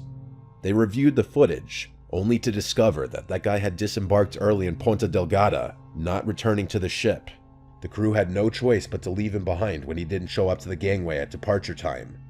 They urged me to keep my mouth shut about all of this, telling me not to go to the public. They offered me substantial compensation and promised me they'd find him eventually. After all, he must have used a passport to book the cruise. In the weeks after the cruise, they contacted me and filled me in on what their search turned up. Because the cruise hadn't actually returned to the States, it was a nightmare trying to contact American police and give them details on the crime and the perpetrator. Portugal was a little more compliant, conducting at least a semblance of a search. But even I knew there was no way Sebastian was still in Portugal. The United States eventually did get involved, launching a full-scale investigation. The identities that man had used were all real. Real passport, real name, real address, real everything. They went to his supposed place of residence first. The landlord told them that Sebastian had moved just over a month ago, leaving nothing behind. The landlord did have a personal phone number of his, but that was of course disconnected. The police looked for any property in his name, but there was nothing. His criminal history was also suspiciously clean. The guy had never even gotten a parking ticket. The police went to his previous jobs, all of which gave the same story. The only address they had was the one he left, and the only phone number they had was the one he had disconnected. I was furious. They literally had his full identity. There must have been something more they could have done. I couldn't help but blame myself for this whole ordeal. You might think things ended there. You'd be very wrong. I took an extended leave from Royal Caribbean, hoping to distance myself from the whole thing. Unfortunately, the situation only escalated. About a month later, I received the first one. A blank envelope was left at my apartment with a single photograph inside. It was me, walking to my car after doing some grocery shopping. I wanted to scream. A week later, I got the second one. A candid shot of me shopping at the mall. At first, I tried ignoring the pictures, but they just kept coming. The envelopes came one after another, each one a picture of me, unaware of the camera. Each picture felt like a taunt, a reminder that he was still out there, watching me. I can't describe the terror I lived with during these weeks. I was afraid to leave my house. I couldn't go to work, hang out with friends, or shop without constantly looking over my shoulder. After the 6th envelope, I went to the police. I know you're probably wondering why I didn't go after the first envelope. Honestly, I can't even answer that question. The police were not very helpful. I don't think they even knew what to do. But I wanted them to have a record of my case in the event that something more serious came of it. And that's exactly what happened. One night, knocks echoed against my bedroom window. I knew it was him. The police investigated, found nothing, and left me more scared than I had been before they arrived. I had had enough. I moved apartments immediately after that, leaving no forwarding address, changing all my contact details, and increasing my security measures as best I could. Thankfully, I never heard from that man again. It's only been about 3 months though, so hopefully I don't jinx myself by putting this into words. My best guess is that he was able to unlock my phone while I was passed out, and that's how he was able to steal all my information. The worst thing about all of this isn't everything that was stolen, or even the fact that my whole life was uprooted when I changed apartments. The worst thing about this situation is that I'll never aspire to work on a cruise ship again. I don't even know if I want to keep working as a bartender. It's crazy how quickly a lifelong dream can turn into a nightmare.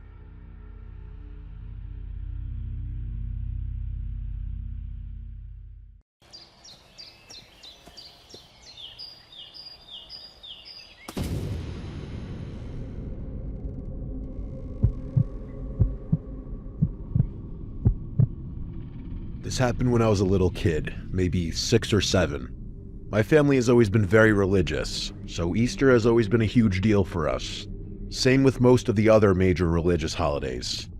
Now that I think of it, even Sunday kind of felt like its own holiday with the way my parents treated church. It's actually kind of funny. Some of my earliest memories are church-related. What I'm about to tell you is one of them. It was Easter Sunday, so all the services are much longer than usual. I don't mind though. My parents instilled the love of Christ in me very early on.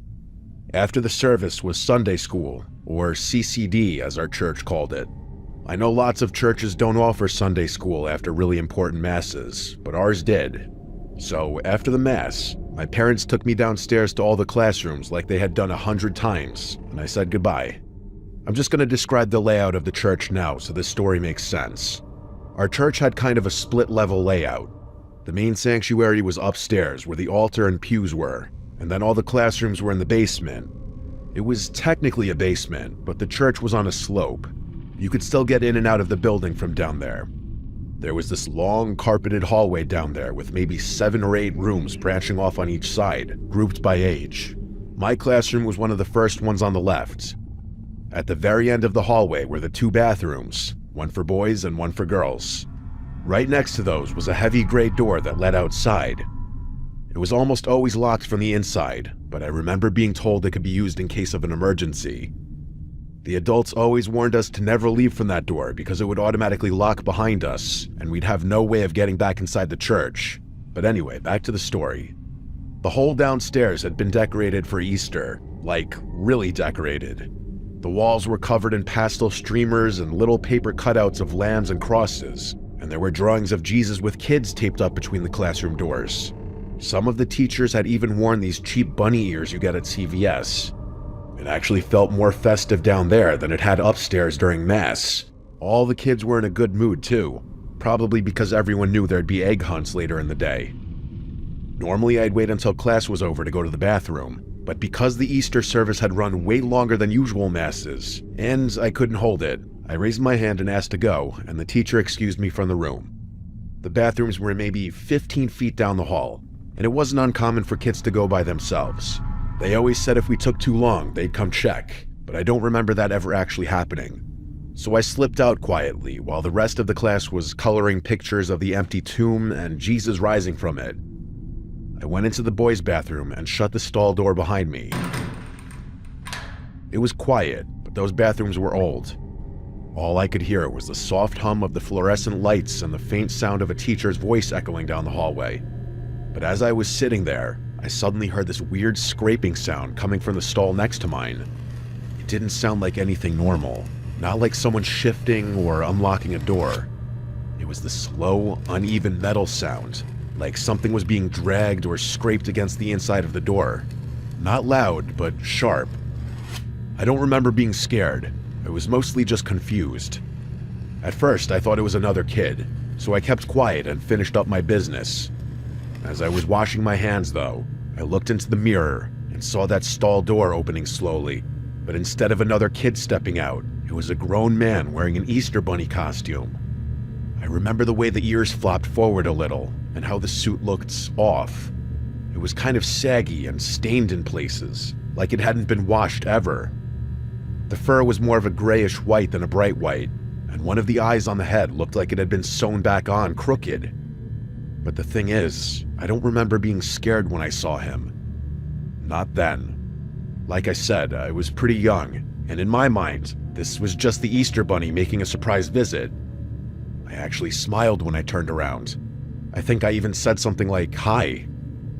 He didn't say anything at first, just stood there halfway out of the stall, staring at me.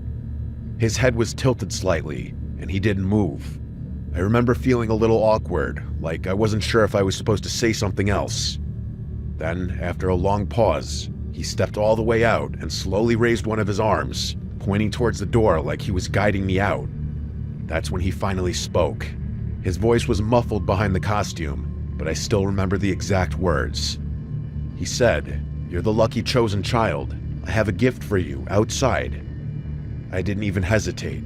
I was excited, like genuinely thrilled at the idea that I'd been picked for some kind of special Easter surprise. I think the fact that this was happening in my church gave me a false sense of security or something. I pushed open the big gray door without thinking twice, not even remembering that it was supposed to stay locked. The Easter Bunny followed right behind, not saying anything else. He started walking across the pavement toward the far corner of the church parking lot. There was a car parked back there, mostly hidden from view by the dumpster and a few scraggly bushes. I remember thinking it was weird that he had parked so far away, and that he didn't even have a basket of candy or anything. At one point, he started holding my hand.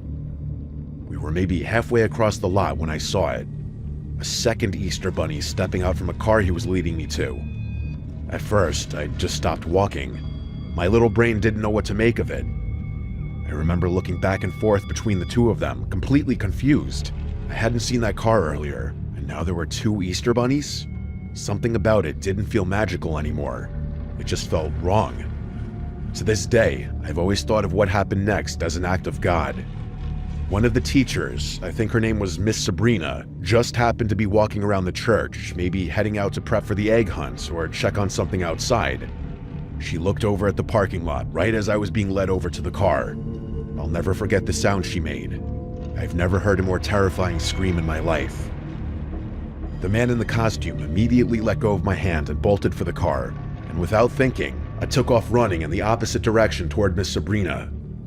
Once I was safe in her arms, I turned my head just in time to catch a glimpse of the car, which was now speeding out of the parking lot.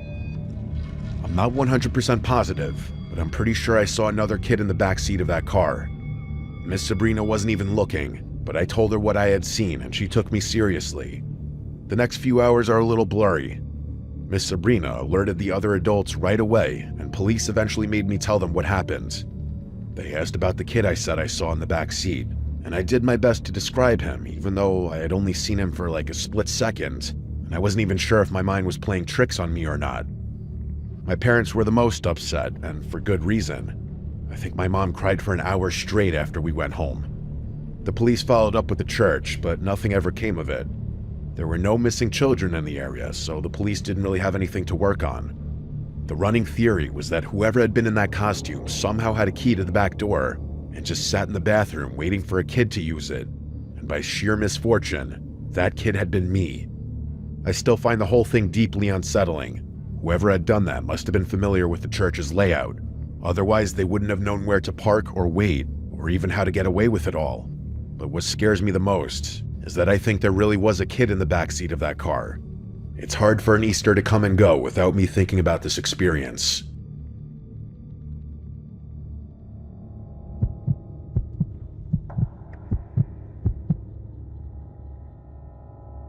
I just graduated high school last year, which is when what I'm about to tell you took place. Easter has always been a fun time of the year for my friends and I, but not for the reason you think. We've outgrown those childish Easter egg hunts that everyone does when they're little, and I honestly cringe when my parents make me participate in one with my younger cousins. A few years ago, I can't remember exactly when, my friends and I created a fun twist on the typical egg hunt format and devised our own game. It's not really that special. It's basically just a mashup of manhunts and an Easter egg hunt. It's two teams like manhunts, but the seekers are also responsible for hiding and protecting a few eggs. If the hiders manage to capture all the eggs, they win, and if the seekers don't find all the hiders within a certain time frame, the hiders also win. There are some other dumb rules, like how the seekers can't be camping where any of the eggs are hidden, and stuff like that, but that's not super relevant to the story. It was the Thursday before Easter, and school was canceled the next day for whatever reason, so we decided to have a sleepover that night. It was me, Jake, Race, Chuck, Arthur, and Raz. Raz wasn't actually his real name. His last name was Razzie, but everyone just called him Raz. His family had the biggest house by far, so we'd always chill there. He lived in the middle of nowhere, and his backyard bordered a decently sized wooded area. Plus, his parents were out of town until Friday night, so we'd have the place to ourselves. We were just chilling, playing video games in his basement, when Chuck suggested we play manhunts. We were all down, so we rounded up whatever flashlights Raz had in his garage. We used a random number generator on Jake's phone to pick random teams, just to keep it fair and unpredictable. I was on a team with Chuck and Raz, and we were seeking. Jake and Arthur were hiding. Raz's mom had a ton of plastic eggs upstairs, so we grabbed a couple of them and all of us went outside. We'd played back there a bunch of times before, so we already knew the layout. The far boundary was the fence line, and the other edges were the creek and the back slope that ran down towards Raz's neighbor's horse pasture. We set timers on our phones to give the hiders enough time to hide, and us enough time to hide our eggs. Once 10 minutes passed, the game had officially begun. I should also mention that the sun had already gone down, but it wasn't completely dark out yet. Once the timer went off, we all split up to cover more ground. I veered left into a thicker patch of trees while Raz and Chuck went the other way. I kept my hand over my flashlight, just skimming the ground every few steps so that I wouldn't trip, but I mostly relied on the moonlight to see. The game was way more fun when you actually felt like you were sneaking around, and besides, if one of the hiders saw a flashlight beam coming toward them, they'd just book it. A few minutes in, I thought I saw something move 20 or 30 feet in front of me. At first, I couldn't tell if I was imagining it, but then I saw it again. I instantly turned my flashlight off and froze in place. Someone was crouching behind a tree up ahead. Whoever it was must not have seen me, otherwise they'd definitely have run off. They weren't moving, like they were trying to stay perfectly still.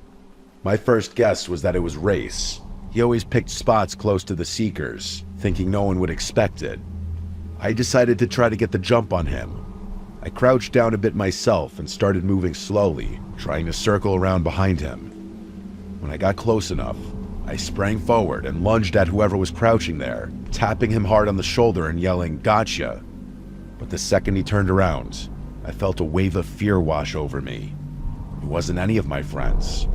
It was a grown man with slicked back hair and these wide open eyes, like he was on drugs. His clothes were all torn up and he smelled awful. I was so taken aback that I didn't even realize what was going on. Before I could react, he tackled me to the ground.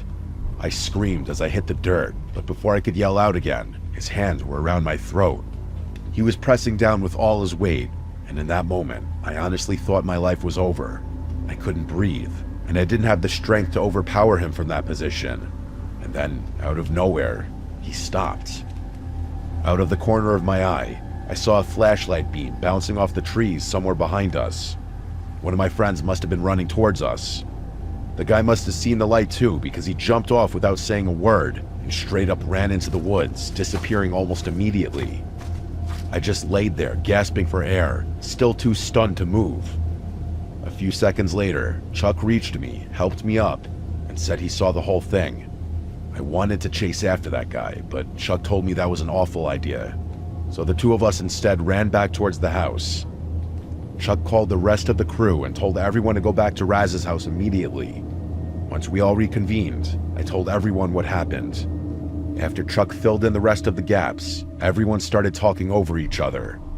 But then, Arthur said something that shut all of us up. He said that before the game even started, meaning before the initial 10 minutes were up, he saw two people walking through the trees near where he was hiding.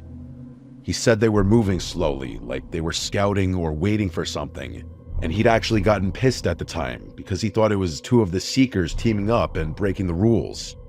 That's when me, Chuck, and Raz all looked at each other and immediately shook our heads.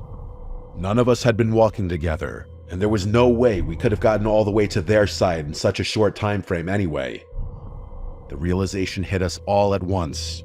If it wasn't any of us, then there were at least 3 other people out in those woods that night. One who attacked me, and 2 more who were moving around before the game had even started. In that moment, I realized how smart I had been for listening to Chuck and not chasing after my attacker. He might have saved me from walking headfirst into an ambush. I told everyone we needed to call the cops. I mean, I had literally been attacked. But the second I said it, Raz cut me off. He got weirdly serious and said, "No, we're not calling anyone."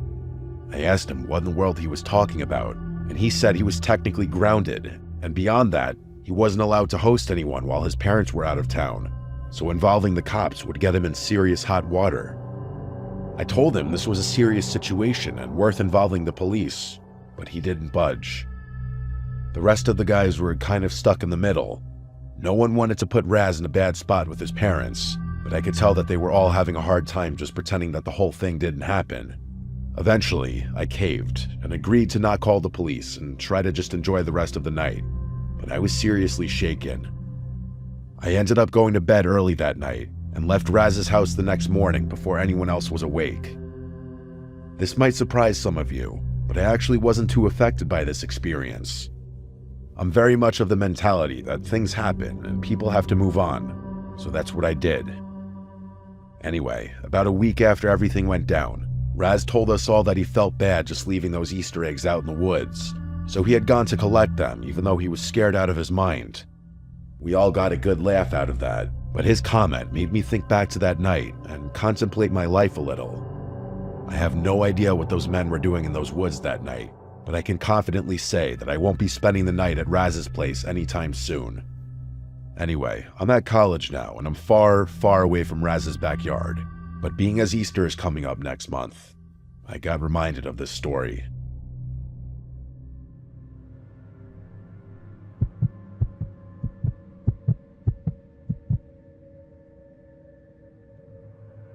Every Easter, my entire extended family takes the trip out to my Uncle John's house, who lives way out in the sticks. This past year was no different. Uncle John lives in a huge house that sits on a wide open stretch of land, which is surrounded by woods on all sides. Even though I've been there before, many times actually, I've never actually wandered out in the woods behind his house before. I'm not much of a nature person, so I've never had much of an interest in the outdoors. I was dreading the trip, to tell you the truth. I've never really related much to that side of my family. They're all super outdoorsy, into hunting and fishing and stuff like that, and most of them have lived in the same place their whole lives. Anytime I'm around them, I feel kind of like the odd one out. On top of that, most of my cousins are way older than me, like already married with kids or working on some kind of farm. The only one even remotely close to my age is Kevin. He's a couple years older than me, and actually pretty chill. We always end up sticking together during these family trips just by default. He knows I don't really fit in with the rest of them, so he's usually good about keeping me company without making it weird. Anyway, we made the drive to Uncle John's late Friday night. I'm an only child, so it was just my parents and I in the car. I was exhausted from the drive, so I went to bed almost immediately. The next morning, Kevin and I spent a couple hours in Uncle John's basement playing pool table. Neither of us was any good, but it was better than sitting around upstairs. The house was already packed with relatives by then. You know what the usual holiday chaos is like. We mostly stayed downstairs, low-key avoiding it all. There wasn't a TV down there, so Kevin played some music off his phone, and the two of us talked about some dumb family drama not even worth mentioning here. While we played, Kevin kept going on about the woods behind Uncle John's house. He said they stretched out for miles, and that hardly anyone ever went far enough to see the cool stuff out there. He talked about how magical it felt and how beautiful the isolation was. I mostly just nodded along. Nature talk wasn't really my thing, but he clearly loved it.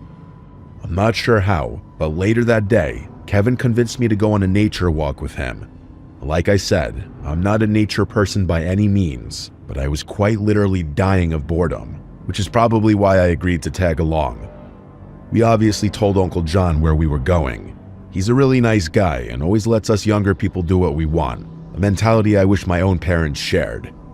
Kevin took the lead once we got outside, cutting across the backyard and into the tree line like he'd done it 100 times before, which, knowing him, he probably had.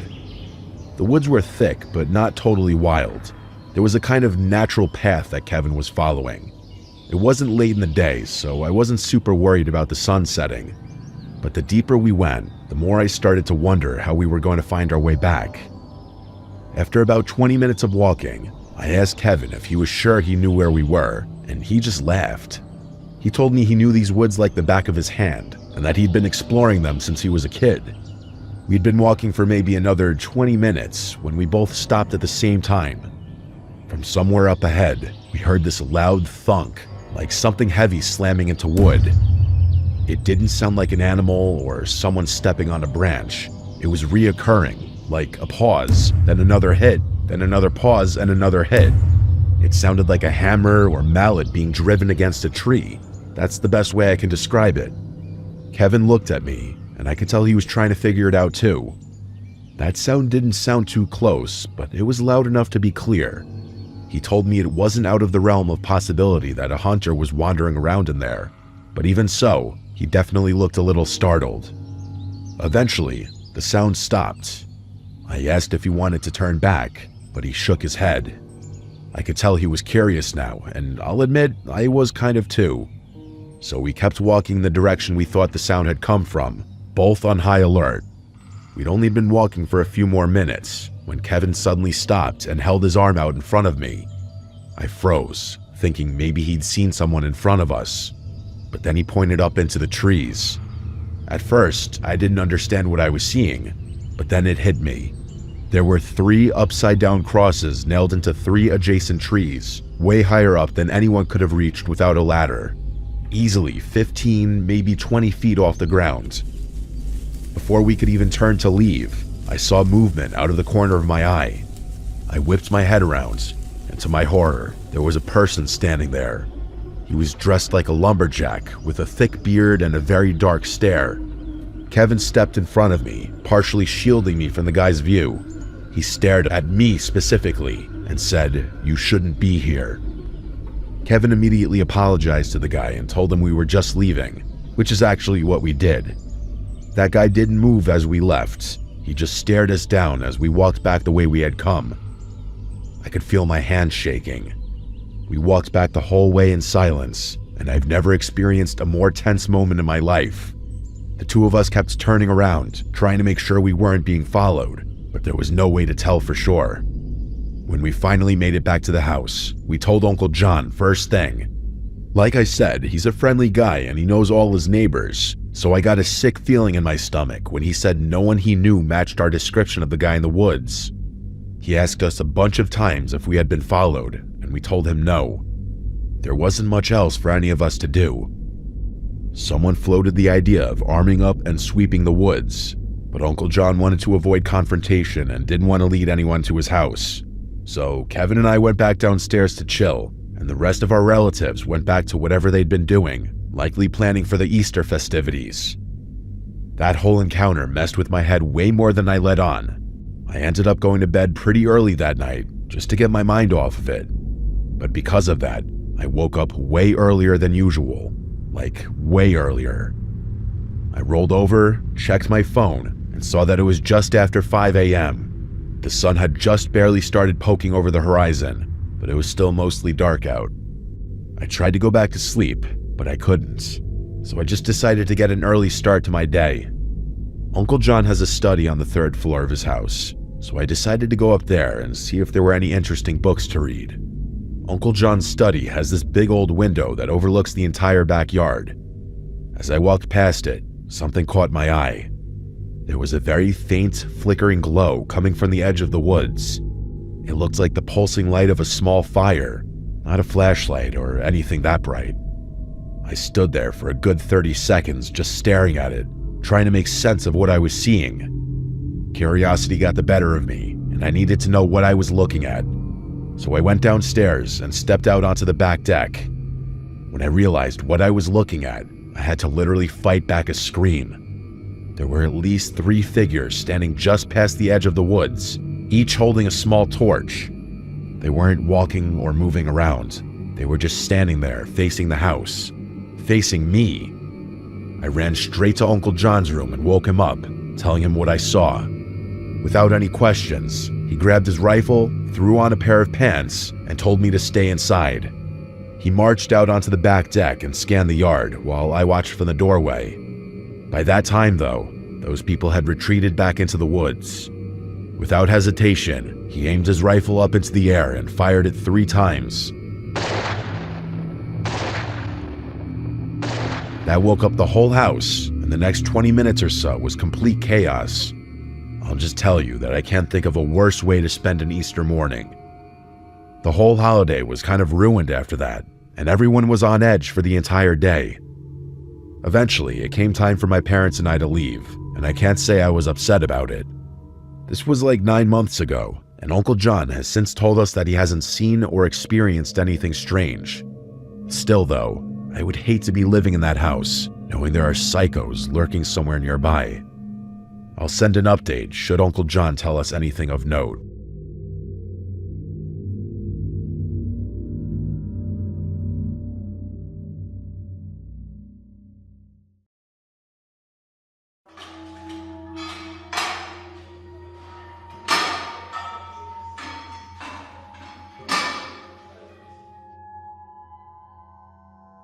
I joined a gym for the first time 3 months ago. Now, a gym is really the last place you'd ever expect something scary to happen. But last week, I had the most horrific experience of my life. I wear one of those wireless headphones when I go to the gym because the wired ones always get in the way and they're just annoying. Sometimes I'll leave my phone on a workout machine when I walk to the water fountain, and when the phone gets too far from the headphones start getting staticky before disconnecting. I only knew because it happened a couple times before when I walked away too far from my phone in the gym. Well, one late night last week, I was one of the last people still in the gym. I was on one of the seated leg machines. I began my set of 20. While I was pushing towards my final reps, the music in my headphones started getting staticky until my headset said, "Disconnected from phone." I stopped my set and reached over to the phone compartment on top of the machine, and I filled with worry when I couldn't feel my phone. It wasn't there. I looked around the gym desperately, thinking someone might have taken it. I only saw 2 other people in the whole gym though, excluding the guy sitting at the front desk. One guy was really fat and sweaty, and the other guy was sitting on one of the machines looking down at his phone. Which one could have taken my phone, if either of them? I had to approach the guy sitting on his phone, as much as I didn't want to. He had earbuds in, so when I approached him, he looked at me with a confused look on his face, as if he didn't want me to be talking to him. He took one earbud out and looked at me, and I firmly asked him, "Did you take my phone?" He looked at me in silence for a couple seconds, then said, "No." There was obvious attitude. I asked him if he saw anyone else walking by recently, and he just shook his head no. For some dumb reason, I said thanks and walked away, when I deep down wanted to tell him to quit being a dick. I went to the front desk and asked the worker to check the video cameras and see once and for all who actually took my phone. As the guy working the front clicked around on his computer, The rude guy who I spoke to walked past me and out the exit. The worker then turned the computer screen so that I could see it and clicked play on a video, which showed the guy who left 15 seconds ago taking my phone. I thanked the employee and ran to catch the guy who just left, but by the time I got outside, the guy was nowhere to be found. The scary thing that sunk in right away was the fact that I recently disabled my passcode lock to my phone, meaning he had access to all of my apps, all of my texts, pictures, emails, all of my data basically. I went back inside and asked the employee to track that man's membership info, but when he checked the cameras, the guy didn't even check in. He simply walked past the counter unnoticed. So there were no records of this guy even being a member of the gym. The footage showed that he suspiciously walked around between machines, looking around a lot like a nervous person. I asked the employee to report that to the police. He said he'd show it to his boss tomorrow. The next day, I called my best friend Tom so I could tell him why I wouldn't be answering texts for a while, and to also see if he could tell all my other friends what happened. He started freaking out on the phone, begging me to tell him I was kidding about losing my phone. He told me someone had been sending him texts and came to his house. I didn't understand, so he said he'd be over to show me. 10 minutes later, Tom got to my house and showed me a long conversation between him and someone using my phone pretending to be me. It started out with the person on my phone saying, "Hey, can I stay at your place tonight? I got in a huge fight with my parents." Tom said, "Yeah, let me know when you come over." Then the guy who was using my phone said, "Can you just leave your back door open? I'm going to be over super late and I don't want to wake you." The conversation went on a little while longer before Tom finally agreed to just leave his back door unlocked. Tom went back to sleep under the impression that it was actually me who would be coming through that back door. When we finished reading the conversation, Tom looked up at me and said, "The cameras." We rushed to his house together and watched the footage captured on the cameras throughout his house. I was disturbed, but also not surprised, to see that man from the gym who took my phone walking in through the back door of Tom's house. He scavenges the place, grabbing expensive household objects and throwing them in his pockets. He moves from the den to the kitchen and eventually to the upstairs. I saw the fear in Tom's face when he watched the man on the camera in the upstairs hallway open his bedroom door, step in for about 20 seconds, and come back out, leaving the door open. The man was in the house for about 10 minutes before sneaking back out the back door. It looked like he took a lot of valuables. Tom and I sent the video footage to the police, and when I went back to the gym, the manager told me she'd be sending their footage as well. 3 months later, not a word from the police, so whoever stole my phone and snuck into Tom's house got away with it scot-free.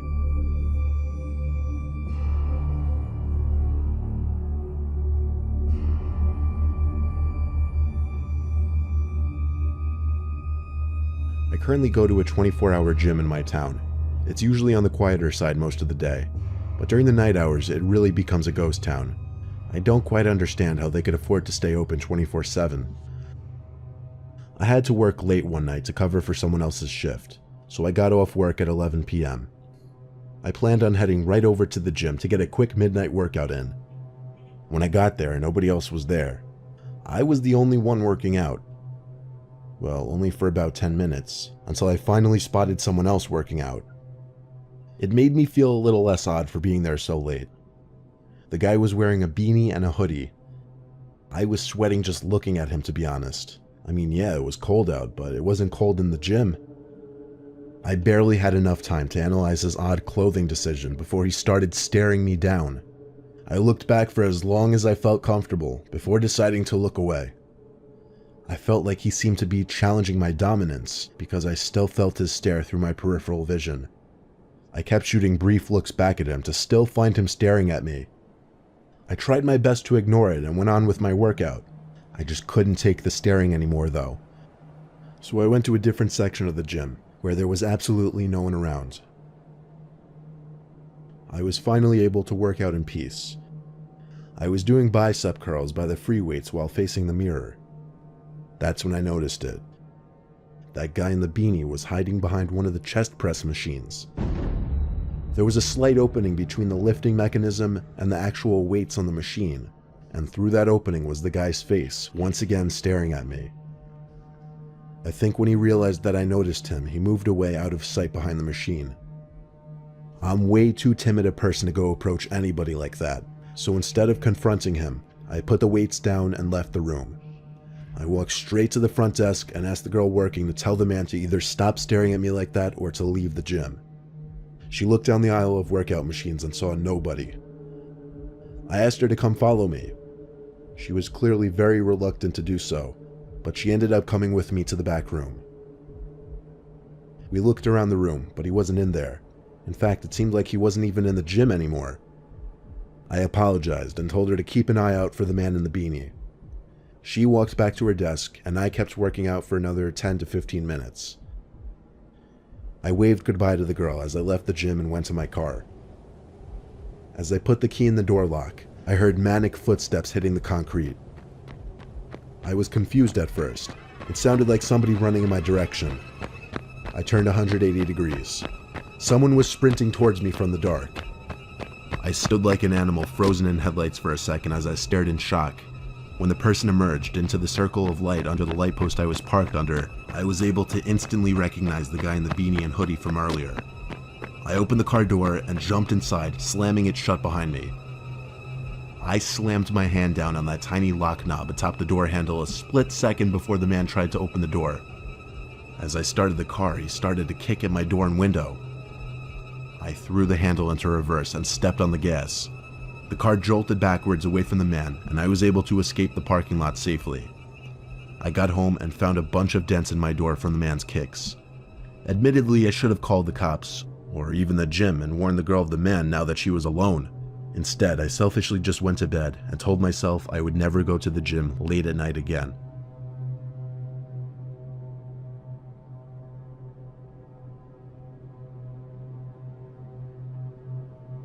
I used to work nights at a 24-hour fitness in New Jersey. I had a love-hate relationship with these shifts. I loved it because very few people would come in during the deep night hours, meaning less people checking in and less weights I had to re-rack. I hated it because it meant I had to spend the graveyard hours sitting at a desk doing nothing while everybody else was asleep. Still, maybe you would think many strange things would happen during these hours. Or maybe you wouldn't. It's a gym, what could happen? Actually, only one strange incident ever happened while I was there. I was sitting in a chair behind the counter reading a magazine. Then, out of natural curiosity, I turned to do a little people watching. Well, I guess you would call it person watching, because there was only one guy in the gym. He wasn't doing anything though. He was kind of just pacing slowly down the gym, looking around. There's a cutoff between two different sections of the gym, the front and the back. He made a left turn past the wall that separated the two sections, and then he disappeared from my view. So it was back to reading for me. 10 minutes passed and I forgot the guy was even there. Then suddenly everything went dark and silent. Like literally, the power in the gym just shut out. All the lights turned off and all the music went dead. It was so dark I couldn't see 2 feet in front of me. Thank God our phones have flashlights these days, otherwise I wouldn't have known what to do. I turned it on and tried to think of what I should do next. I knew some kind of power box was in one of the storage rooms connected to the back section of the gym. I also knew that's exactly where the one guy working out happened to be.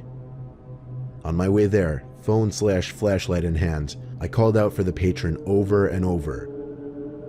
Now I was in the back section, still calling for him. Why on earth would he not answer me? There was something so eerie about being in a silent, pitch-black gym and seeing all the workout equipment only through a flashlight. I found the power box in the back storage area, or I guess what I thought was the power box. I tried flicking on and off every possible combination of switches, but the power did not come back on.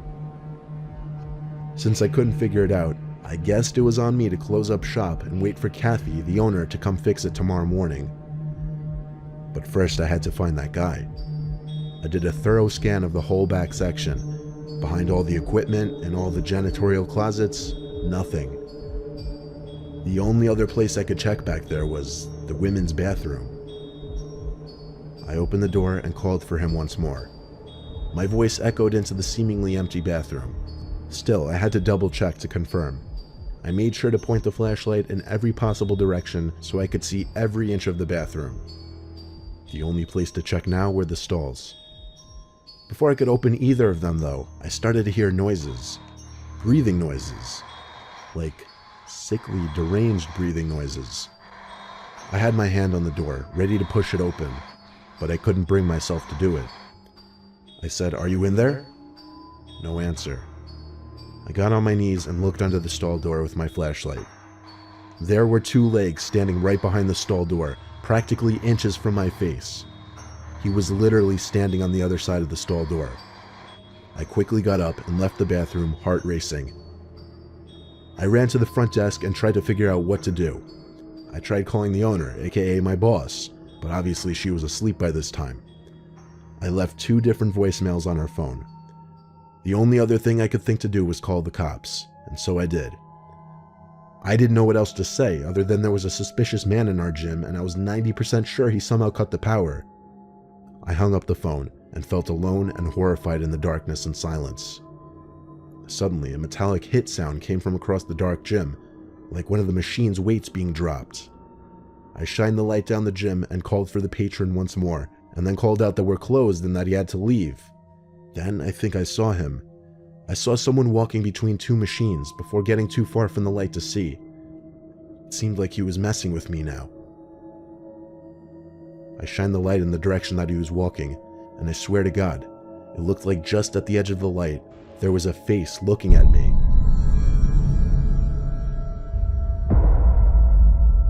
The blue and red lights from the cop car outside lit up the front section of the gym briefly. A cop knocked on the now dysfunctional front door, and I physically opened it to let him in. He took out his flashlight, greeted me, and said he'd take a look around. All I saw from the front desk was the light of the officer patrolling the whole entire gym, including bathrooms and closets, before coming back to me and saying it's empty. He suggested that whoever it was left through the back door, and that I should lock up and come back tomorrow morning. And that's exactly what I did. By the time I got back the next morning to check on things, Kathy was already there. Apparently it was just a simple power outage the night previous. Kathy and I checked the camera footage together in those brief moments before the power went out. We checked for the guy I described, but he wasn't there. There was no footage of him entering the gym, there was no footage of him working out, or even just walking around the gym. Kathy looked at me like I was a loon, but I was too frozen with shock and confusion to care. I swore up and down to her that someone was there that night. To this day, I don't know if she believed me. I don't even know what to think of that night, but I know I saw someone there that night, regardless of what the cameras might have shown.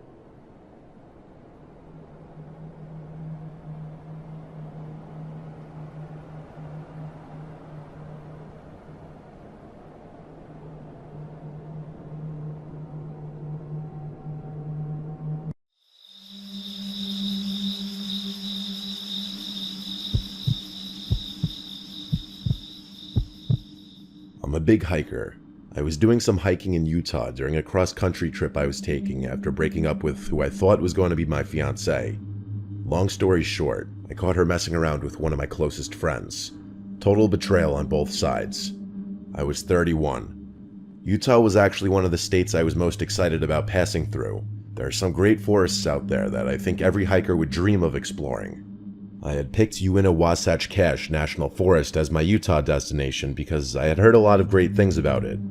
One of its biggest upsides for me was that it had a lot of secluded areas that I could easily access. I prefer hiking alone, so bustling hiking trails swarming with people aren't really my thing. I picked an unnamed area of the forest and drove my car as far down this narrow access road as I could. I parked, stepped out of my car, and took in my surroundings. I geared up and checked my phone. No service, just the way I like it. I made a mental note of my starting point and began the trek. I know hiking alone in uncharted territory is dangerous, but I don't think I have as much fun following a designated route. I always download the digital map of whatever location I'm planning to explore. A lot of people don't realize that your phone's GPS still functions without service. I know what you're probably thinking, but no, I didn't get lost. I wish I could tell you that that's what the story's about. The reality of what happened to me is something I'm still trying to wrap my head around. My destination was a lookout point at the summit of the mountain, which was maybe 3 or 4 miles away. The terrain was pretty difficult, so I was only clearing about 1.5 miles an hour. About an hour into my hike, it began raining. Although it was light, I refused to continue. Hiking in the rain is a massive pet peeve of mine. Annoyed, I turned around and began retracing my steps. Eventually, I spotted my car in the distance, and I was relieved that this failed outing would soon be over. I reached my vehicle and was met with a horrifying sight. All 4 tires were slashed. I felt the fear start to set in. There wasn't a chance in the world that all 4 tires had been coincidentally punctured. This had been deliberate. I whipped my head around, scanning the forest in every direction. Nothing. I listened as carefully as I could, but anything I might have picked up on was drowned out by the patter of raindrops on leaves and brush. I weighed my options. Without service, I was basically screwed. I'd need to get service so I could call for assistance, but as far as I remembered, I had lost service over 20 miles down the access road. Walking back to civilization seemed like a grueling option. I needed to find high ground. Luckily, the destination I had originally sought out was just that. I had to chance it.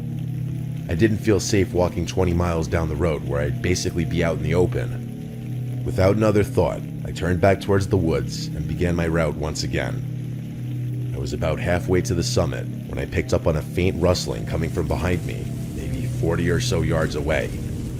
It would start and stop in tandem with my movements.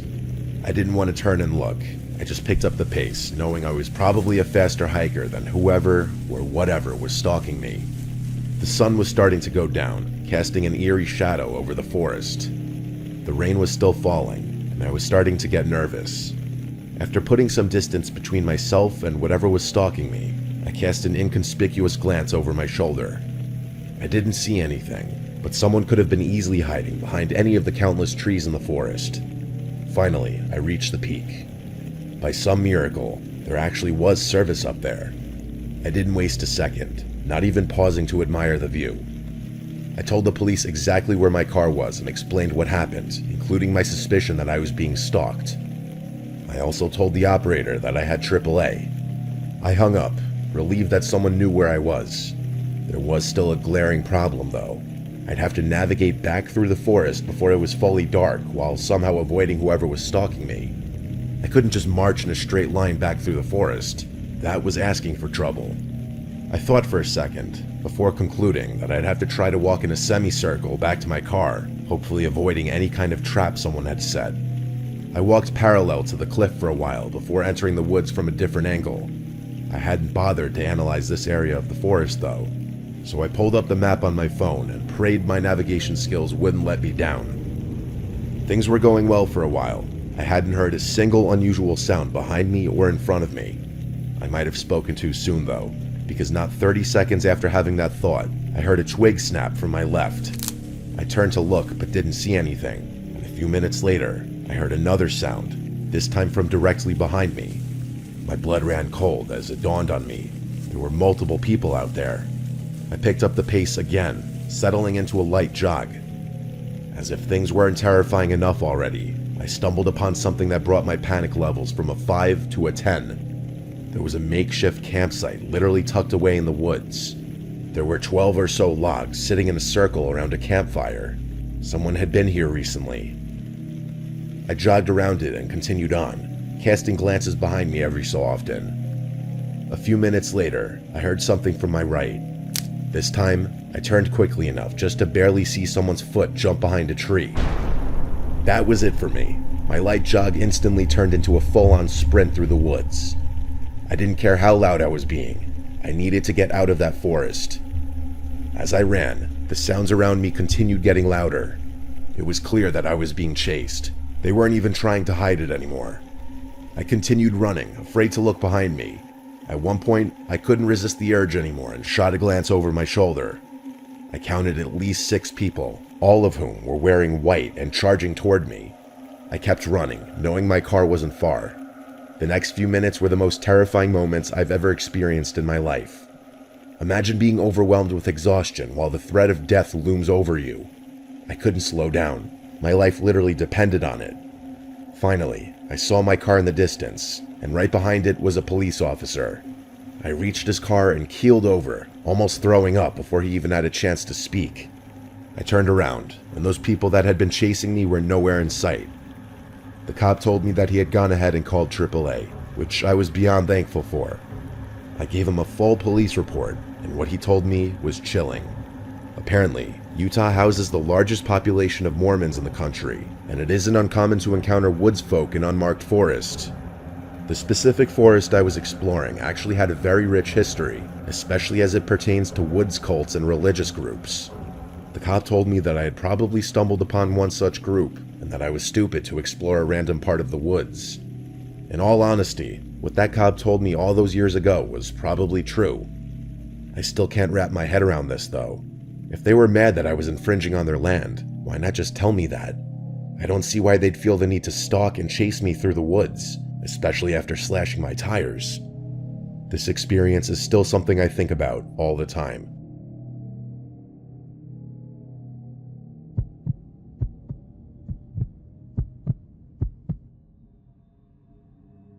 I'm not going to call myself an expert hiker, but I've been avidly enjoying the activity for a few decades now. I've traversed all the major trails in America, and I've been to over 75% of this beautiful country's national parks. As such, I've had to find new ways to excite myself. I recently picked up a new hobby, scouring Google Maps for vast, unnamed forests and just exploring them. It's a little unconventional, but I think the added excitement is worth the risk of getting lost, or at least I did. I carry a pack of homemade route marking stickers that I periodically slap onto trees so I don't forget my way back. As I pass each one, I pull them off the trees so as not to leave any litter behind. I'm surprised more people haven't picked up on this trick.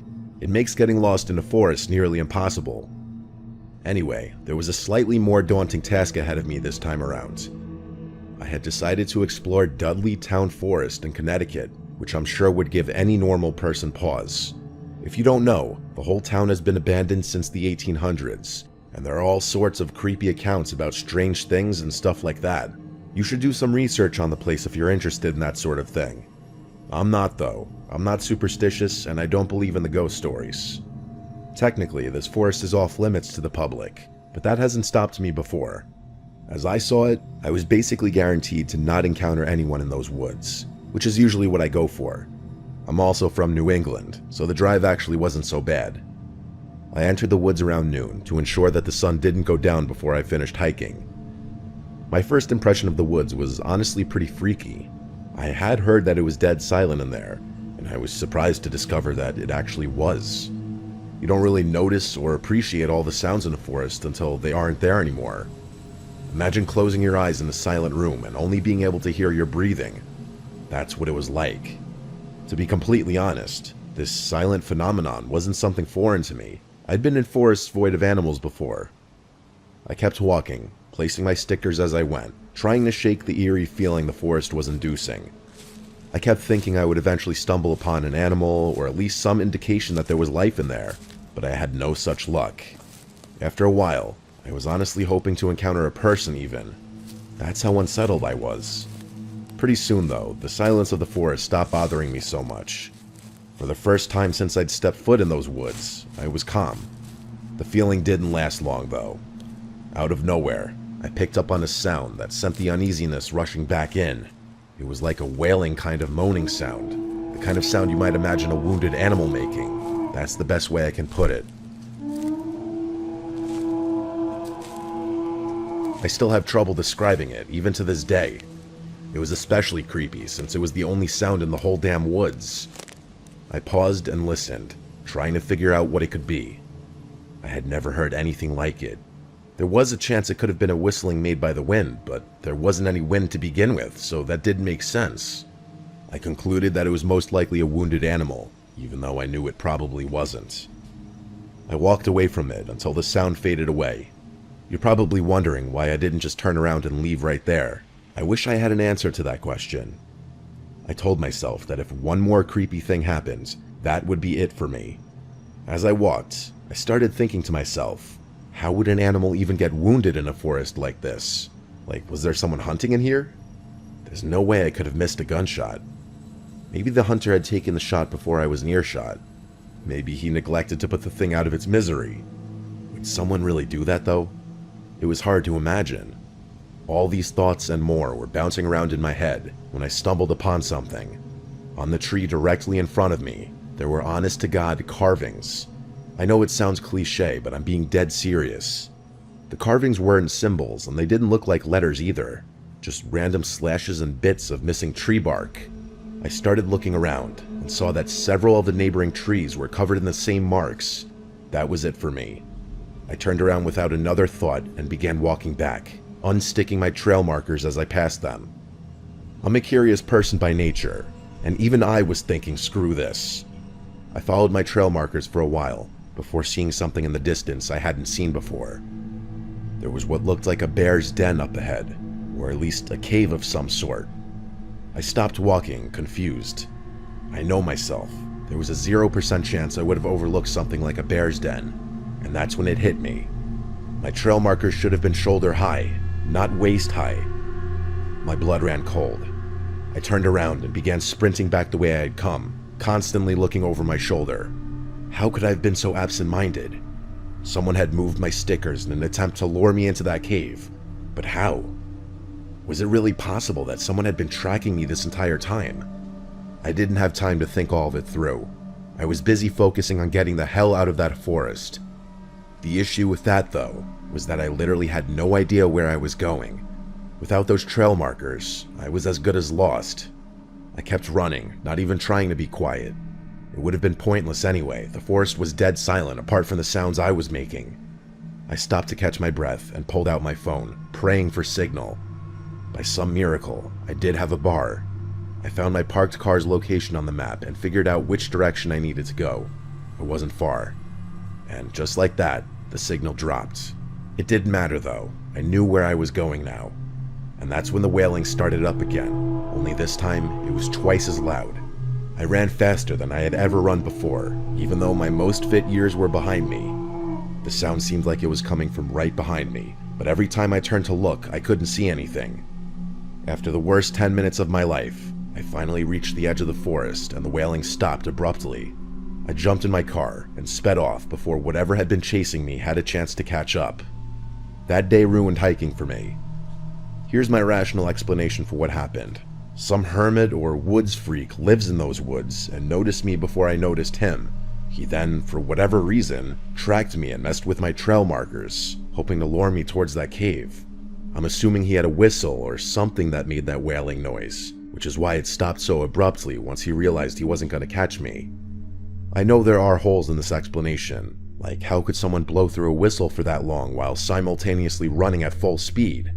I'm open to anybody suggesting explanations. Maybe there's a reason that forest is off limits to civilians.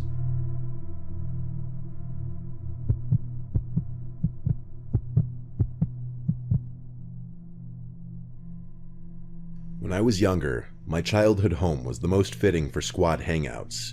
There were a few reasons for this. My dad had a massive man cave in the basement with an almost unlimited supply of beer. Plus, my parents usually let us drink down there and left us alone for the most part. I lived on a pretty large plot of land, and my house bordered a decently sized woods. If you were to walk through the woods from my house, you would find yourself on a dirt road. On the other side of the road was the reservoir, a spot that has had my heart since I was a kid. I've cut countless holes in the reservoir fence, so many in fact that the Water Commission stopped repairing them. After all, it is illegal for any civilians to trespass on reservoir property. As a kid though, it was my sanctuary. I'd go there to smoke, to get away from my parents, to swim, to think. It truly was a beautiful place, and probably the only thing I miss about that era of my life. My friends and I were shooting a few rounds of pool in my basement with some obnoxious EDM music in the background, when my friend Chester had the brilliant idea of taking a hike through the woods to the reservoir. The boredom was beginning to kick in, so we all agreed. Plus, the sun hadn't gone down yet, so it wouldn't be a nightmare trying to navigate. There were 5 of us. Me, Chester, Rick, Jasper, and Hassan.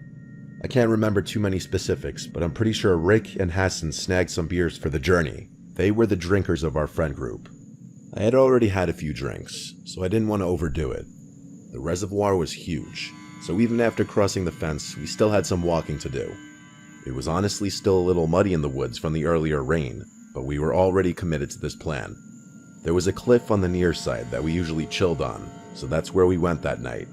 After a while, though, we decided to keep walking and hang out on the far side of the reservoir. In order to get over there, we would have to walk along the near side to the end, where we could cut across to the other side. Then we'd be able to walk along the far side until we reached this really smooth section that we used to call the beach. After about 20 minutes of walking, we found ourselves on the far side of the reservoir, finally. It was then that stuff started getting weird. Hassan put his hand up and pointed into the distance. Remember, we were on the far side of the ovular-shaped reservoir, but we hadn't walked all the way down to the beach yet. Hassan was pointing to our right, where we realized that something was moving toward the reservoir on the same side that we were on, albeit much further down. The 5 of us quieted and kept watching as the dark figure slowly made its way towards the water. We were all kind of excited by this because it meant we might have some kind of encounter, which we usually welcomed. As the figure made its way towards the water and out of the woods, we realized that they were dragging something. The further they got, the more we could see. Eventually, we realized what was being dragged. A large black garbage bag that clearly had something relatively heavy inside of it on account of how slowly the person was moving. Now, I don't want to make any assumptions, but there have been a couple bodies found in that reservoir over the years. So in that moment, we quickly assumed the worst. We weren't smiling or even talking anymore, just staring quietly at the figure dragging what we guessed to be a body towards the water's edge. After reaching the water, he knelt down over the bag for a few minutes. We couldn't really tell exactly what he was doing from so far away. We figured that was a good time to get out of there, since he was distracted. Before we could leave, though, Chester spotted something else that stopped us in our tracks. 3 more figures emerged from the woods, 2 dragging bags. The 3rd figure was carrying a kayak over his head. I honestly started feeling sick. I lived only 10 minutes from one of the most crime-ridden towns in America, so if this was somehow gang-related, that would have made a lot of sense. The first man we noticed got into the kayak, while the other 3 helped load one of the bags onto his lap. He rowed out to the middle of the reservoir, and we watched as the garbage bag disappeared below the surface. He rowed back to the shore and repeated this process twice more. And then, like a scene from a movie, my phone rang. The annoying tune cut through the silence like a razor blade, and my nervous self couldn't mute it fast enough. The 4 men froze and turned to look in our direction, which is when we ran.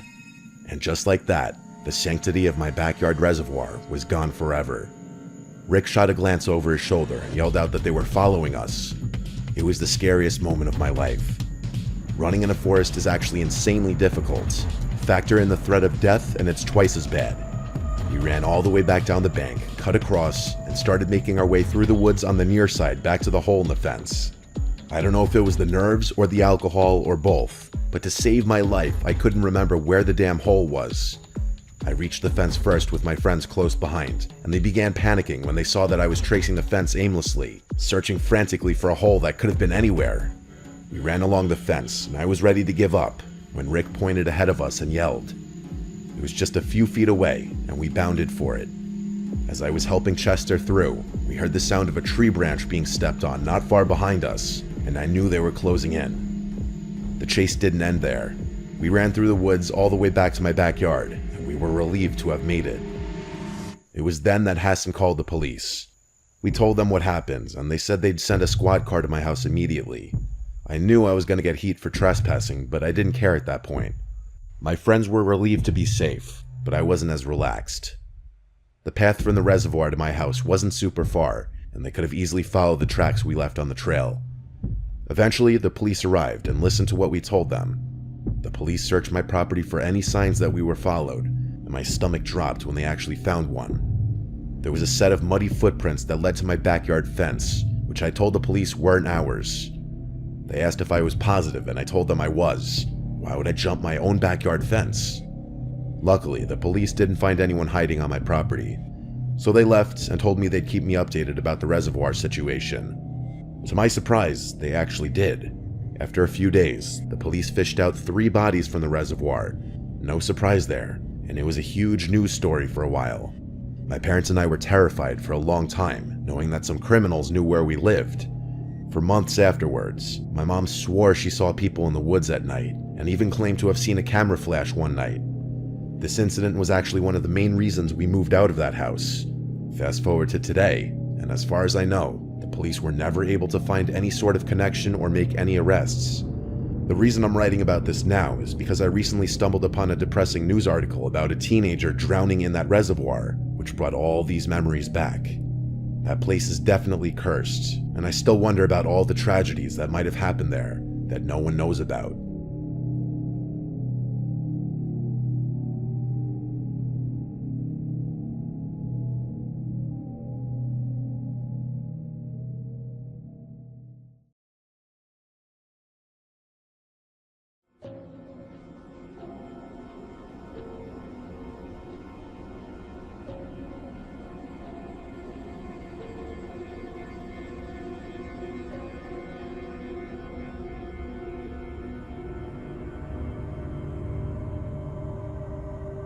I'm sure most of you use Instagram this day and age.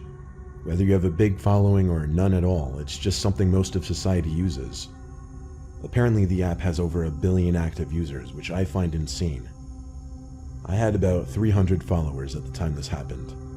I live in a rural town, so I guess that's a lot for people around us. We don't know a lot of people outside of our districts. One night watching a movie, my phone vibrated. It said a girl named Holly started following me on Instagram. So I opened up Instagram to check out her profile. And she was this really gorgeous blonde girl with like 5,000 followers. She had about 50 pictures. They were all spaced out realistically as far as the dates they were posted. Usually when I get followers like this, I'll check to make sure they're actually legit. She got like 600 likes per picture and a bunch of comments from guys I assume she didn't even know, leaving hearts and drooling emojis and whatever. Then, I kid you not, as I was going through her page, before I even followed her back, she DM'd me. She said, "Hey, I honestly don't do this a lot, but I thought you're really cute." To be honest, and not to sound like a douche, I am pretty fit and I've been told I'm pretty attractive. And I have had some girls DM me in the past. So I followed her back and DM'd her the same, saying I think you're cute too. Then we went on to have a pretty long conversation, but it was going really well. We talked about fitness and what high schools we went to. It honestly was great. She gave me her number, and we quickly got to setting up a meetup for the next night, which was a Friday night. We agreed we'd meet at a popular bar called Lucky's for a couple drinks. So Friday night, as the nerves are starting to kick in, I prepare myself for this little date. Never had I gone on a date straight from an Instagram DM, but this girl was downright gorgeous. I drove down to Lucky's and sat in my car in the parking lot, awaiting her call or text to let me know she was there. Eventually she did text me, but not to let me know she was there. She said her car broke down and she needed a ride. I had to reread it a couple times to be sure I was reading it correctly. I tried calling her, but she didn't accept the call. She texted me describing her location. I didn't answer just yet. I took one more good look at her Instagram profile, and it was definitely real. She had friends tagged in her pictures, commenting on her pictures, so I knew I wasn't getting catfished. I texted back on my way, and off I went. I drove down the quiet side roads towards the location she described. I made it, but it was a weird spot for her car to have broken down. I saw a car pulled off to the side of the road next to the woods. Actually, there were woods on either side of this road. The car had its hood open, so it had to be her. I tried calling, but it didn't go through.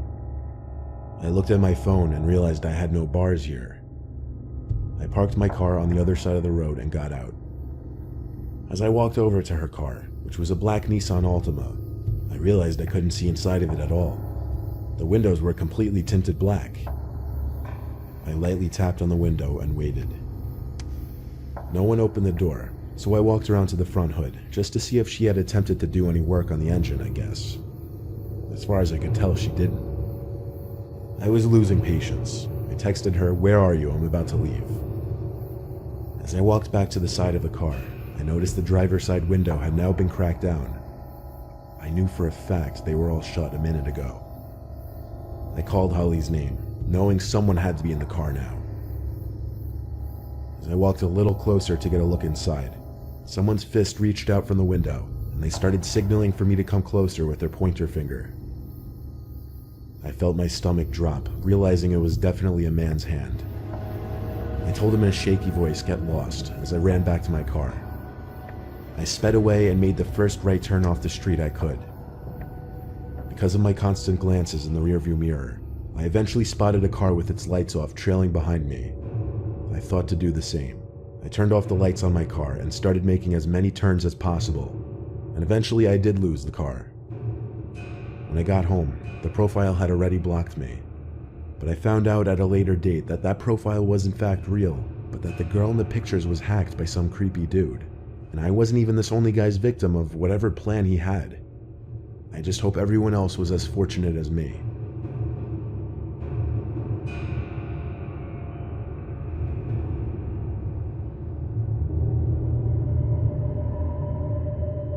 I have an Instagram account with 1,100 followers. I had it set to public so anybody could come onto my page and look at my pictures, like them, and comment on them. So oftentimes I'd get people I didn't know liking my pictures and commenting on them. But one person stood out from the rest. I remember his first comment on one of my photos. It was a beach picture with one of my friends, so I was wearing a swimsuit. I had like 11 comments on it, but one of them was from somebody I didn't know. It was 3 flame emojis.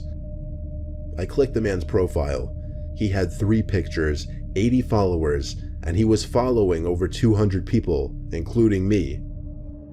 All 3 of his pictures were of him, selfies, which didn't look right given that he looked like he was 40 or 50. I didn't mind though, it's expected to happen to a certain extent. However, after that photo, it started becoming a thing where the man would just comment on every new photo I posted. One comment just said hot. This one was a little creepier, honestly. But then 2 days later, after posting my next picture, the man didn't comment this time.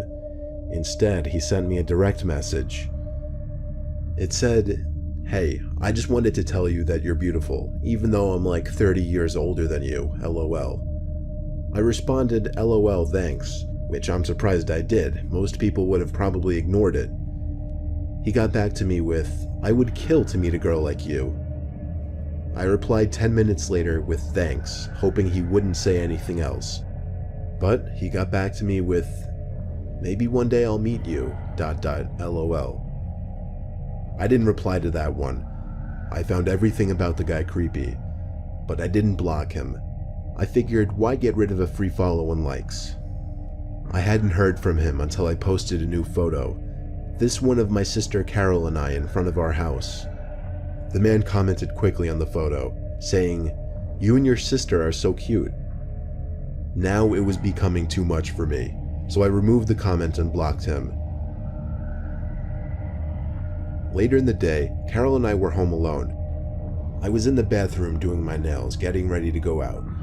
I noticed a car I didn't recognize pull up in front of the house through the window, but only the front. The rest of the car was covered by the bush that separates our front yard from the neighbors. The headlights shut off, but I didn't see anyone step out of the car. I took note of this only because we're on a dead-end block, so we don't get any through traffic. I shut the blind just because I was on full display. My sister was in her room on her laptop when the time came for me to leave. I didn't bother saying goodbye. Usually we just text each other that we're going out anyway. I went to my car, looking at the mysterious car, which revealed to be a Maxima. The tinted windows mixed with the darkness of the night made it impossible to see inside of it. I got in my car, did a 3-point turn, and drove down the one-sided street to the nearest main road. I went to a social gathering at a friend's house. I wouldn't call it a party, but a decent amount of drinking went on. I cut myself off a little early since I knew I had to drive, but still, I'll admit, and I don't condone this kind of behavior whatsoever, I was pretty tipsy when I was driving home. It was only a 5-minute drive though. I pulled up to my house, and the first thing I noticed was the Maxima still parked out front. I needed to know whose car was that. I passed it slowly, but still couldn't see inside of it. I parked and texted a few friends that I got home safe before stepping outside and walking up to my house. I was eyeing that car parked out front all the way up to the front door, where I dropped my keys, at which point, for whatever reason, I was too scared to bend over and look for them. Instead, I rang the doorbell like 5 times so my sister would answer quickly. She never answered the door though, so I was forced to get on my knees and look for the keys. They actually landed right on the doormat. I opened the door and went inside pretty swiftly, taking one last look at the Maxima before shutting the door. It was past midnight, but my sister was usually still up this late, so I dizzily but quietly walked up the stairs and down the hall towards her door. And oddly enough, it was wide open, but the lights were out. Maybe she went out for once. I crept into the room, and my heart skipped a beat as my mind tried to put together the faint noise I was hearing. It took me a while to realize it was a whisper. The whisper of my sister. It was coming from the closet. The closet was cracked open, and I saw my sister peeping her eyes through the crack. She was visibly shaken and appeared to be crying. I knelt down next to her and opened the closet all the way, whispering, "What's going on?" She didn't say anything though. She just kept putting her finger on her lips, telling me to be quiet. I tugged at her arm to pull her out of the closet, and when she was out, I pushed the closet shut quietly. This revealed my sister's room again, as well as somebody clear as day standing direct center in my sister's room. I don't know if he was facing us or not, but that didn't matter because we both wailed as we ran together. I felt the vibrations of the man stomping close behind us. We went straight for the car. I was able to lock the doors without even a second to spare before the man chasing us tried the door handle. When he realized it was locked, he started bashing at the window with his shoulder, all while my sister was screaming and wailing, making the matter worse. Through the intensity of the situation, I still was able to make the connection. It was the same man who had been stalking me on Instagram. I had to do a 3-point turn, but all the while I was honking the horn to get as much attention as possible from the neighbors. I think it worked because he got into his car, which turned out to be the Maxima, and did a 3-point turn as well. At first we thought he was tailing us, but instead he booked it past us and down another street to never be seen again. At that point, we just turned around and went back to the house. I called our parents and then the police. The police were able to find out how the man broke in, through an upstairs window. He climbed up a ladder onto the awning and boosted himself up to the windowsill. I told the police about how he was stalking me on Instagram and must have somehow found my address when I posted my most recent picture with my sister, which included my house number. I tried to help them by giving the man's Instagram account, but when I went to the blocked accounts section, it was empty. That meant that the man already deleted his Instagram. Therefore, even if there is a way for Instagram to track deleted users, it didn't matter because I didn't remember the man's username. So I hate to say it, but there was nothing the police could do, and I knew it. I've since set my Instagram to private and really only accept follow requests from people I know now. I'm also a lot more paranoid and wary of posting revealing photos.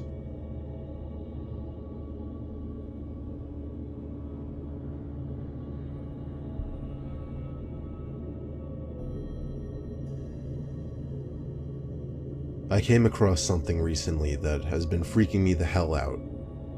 Before I get into my discovery, let me just get into a little backstory that makes the discovery even more disturbing. For the past few weeks or so, on several occasions, while either trying to sleep in my bed or doing something in my room with a light on at night, I would hear a single, faint yet audible tap on my window. I hardly want to call it a tap, because none of the sounds really resembled an intentional tap. It sounded more so like something accidentally being scraped or pressed against the glass very briefly. At first I thought it was just bugs flying into the window, but as the same sound kept happening at least 2 or 3 times a week, I started to get freaked out by it. So I told my dad, and he of course told me it's nothing, probably just bugs like I initially thought. So nothing happened for a few nights. But then, I got a text from a friend. Well, not a friend, just some guy I used to have a class with who somehow coerced me into giving him my number. He said, "Hey, I don't know if you remember me. We used to have a class together. I just wanted to let you know about this. I stumbled upon it by accident. and if you're unaware of it, that's pretty disturbing. Then he added a link to the bottom of the message. I pressed it, and it took me to an Instagram page. The page was titled JP Unofficial. Those were my initials. But that wasn't the first thing I noticed. The first thing I noticed was the profile picture, which was me. And then the 45 pictures uploaded to that account were all of me. They weren't like pictures that I took though, they were all candid. I mean, like, they were pictures I never even knew were taken. Some were of me at the beach, some were of me sitting in my car, but the newer ones got even weirder. Some were of me in my backyard, and then the worst ones were the most recent. There were pictures of me in my room, taken from outside my window. Some of me sitting on my bed doing homework or texting, others of me standing, with one even of me in my underwear. I felt sick. I felt like crying and throwing up. All of the pictures had at least 2 or 3 likes. Some had comments, but not comments pointing out how wrong this is. They were comments encouraging it, saying things like, go for it, or hot, or what'd I do if I could get my hands on her. The captions on the photos too. They were all things like, the love of my life, or she went to the beach today, or I just like to watch her. My mouth was twitching as a tear rolled down my face. I was so disturbed, I can't even describe the emotions I was feeling. And then, there was a sound again at the window. The sound. The unintentional scrape or tap. And then it clicked. It made sense now. When I put 2 and 2 together, I simply snapped. I lost it and screamed louder than I'd ever screamed before. My dad came rushing in with open arms to hug me and ask what's wrong. I showed him the Instagram page and explained the taps at the window. Well, explained is a stretch. I was a mess and could barely speak clearly. My dad's expression went from gentle to horrified to downright angry. He rushed outside screaming, making a scene for the neighbors, looking for the stalker. He then came inside and called the police. I gave the police the Instagram account and requested they track it as soon as possible. Law enforcement put the request into Instagram. By the time it was received, the account was deleted, but it didn't matter because Instagram was still able to recover the info, and the usage was traced to an old iPod Touch. Unfortunately, the device was untraceable. It was either destroyed or it had its Wi-Fi turned off permanently. My dad saw how messed up I was, and he plans on moving us out of the house within the month. Luckily, there haven't been any new sounds, but I've also made sure to keep all my blinds shut 24/7 and always make sure I'm not being tailed while driving. All I could think to say to everybody is keep your Instagram private and always be alert to your surroundings.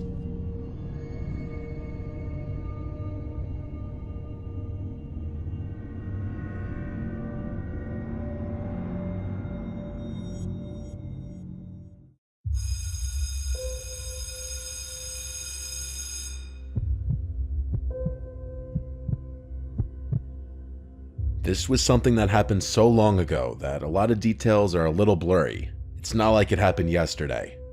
I'll try my best to fill in smaller details that I don't fully remember with how I best remember things played out. It was the last day of school. I was in the 4th grade. 4th grade was the last year in our elementary school where kids had to be picked up by their parents. 5th graders were allowed to walk home on their own. My mom would always be the one to pick me up. On the last day of school, my friend Dennis and I had a playdate planned to celebrate the last day of school. Dennis wasn't in my class this year, but we had been friends since kindergarten. He was in a different dismissal hallway from me. After school was over, we single file lined up and walked to the exit door at the end of the hall, where we waited outside by our teacher, Miss Blue. I waited for Dennis's dad to appear from the crowd of parents shuffling in and out of the parking lot next to the doors. Then I heard my name. Tommy, Tommy. I look over and see a man waving at me as he approached. He introduced himself as Dennis's uncle and said he was picking me up. I went over to Miss Blue and said I'm being picked up. She asked, "Where is he, sweetie?" And I pointed to Dennis's uncle who waved at Miss Blue. Miss Blue dismissed me and I went with the man. He led us through the crowd and was a very quick and jittery talker, like he spoke fast and had a bit of a stutter. He was walking incredibly fast. It was almost hard to keep up with him with my backpack on. He explained to me that his brother, or Dennis's dad, was working later than expected, so he was driving me back. We got to his car, which was a dark red hatchback type car from what I remember, and it took me this long to acknowledge the giant elephant in the room. Where was Dennis? Why weren't we picking him up too? The man turned to look at me in the back seat and said that Dennis was already at his house. I was shy around people I didn't know, especially adults, and I wasn't one to openly speak my mind if I was confused. But I was very confused. This was making less and less sense. The whole drive, the man kept yapping, telling stories of his days in elementary, asking me questions like what sports I played, what we're learning in class. If I had to guess, we were in the car for like 10 minutes, which honestly for our town where houses were right on top of each other, that was a while. My house was a 5-minute walk away from the school. We were definitely in an area I wasn't familiar with when he parked the car in front of his house. His house looked pretty normal to me from what I remember. He led us inside and shut the door and locked it behind us. It was really, really dark inside the place, and I realized why. All the curtains were shut. It almost felt like it was nighttime in there, especially because the only source of light was a dim lamp in the corner of the room. He then looked at me and smiled. I said, "Where's Dennis?" And he started acting really jittery and nervous seeming. He said something like, "Oh, I think he's downstairs playing video games. Give me a second. Wait here." He then disappeared into a nearby room, and I heard a door open and then footsteps descending into a basement. I know my heart was already racing. I knew I was in danger. I went to the door to quietly try to open it, but I couldn't. It had some kind of lock that must have needed a key for. I really started to panic now, yet I still probably held out a little bit of hope that Dennis would be coming up those stairs, but I knew the chances of that were slim. I regretted entering that house. I did the only thing I could think to do. I went to the kitchen and found a phone hung on the wall. I picked it off the receiver and dialed 911. The first thing I said when they answered was in a whisper, "Please come to this house. I've been kidnapped." They heard me, they acknowledged me, but I didn't say another word. I hid the phone under a towel in the corner of the room with 911 still on the line.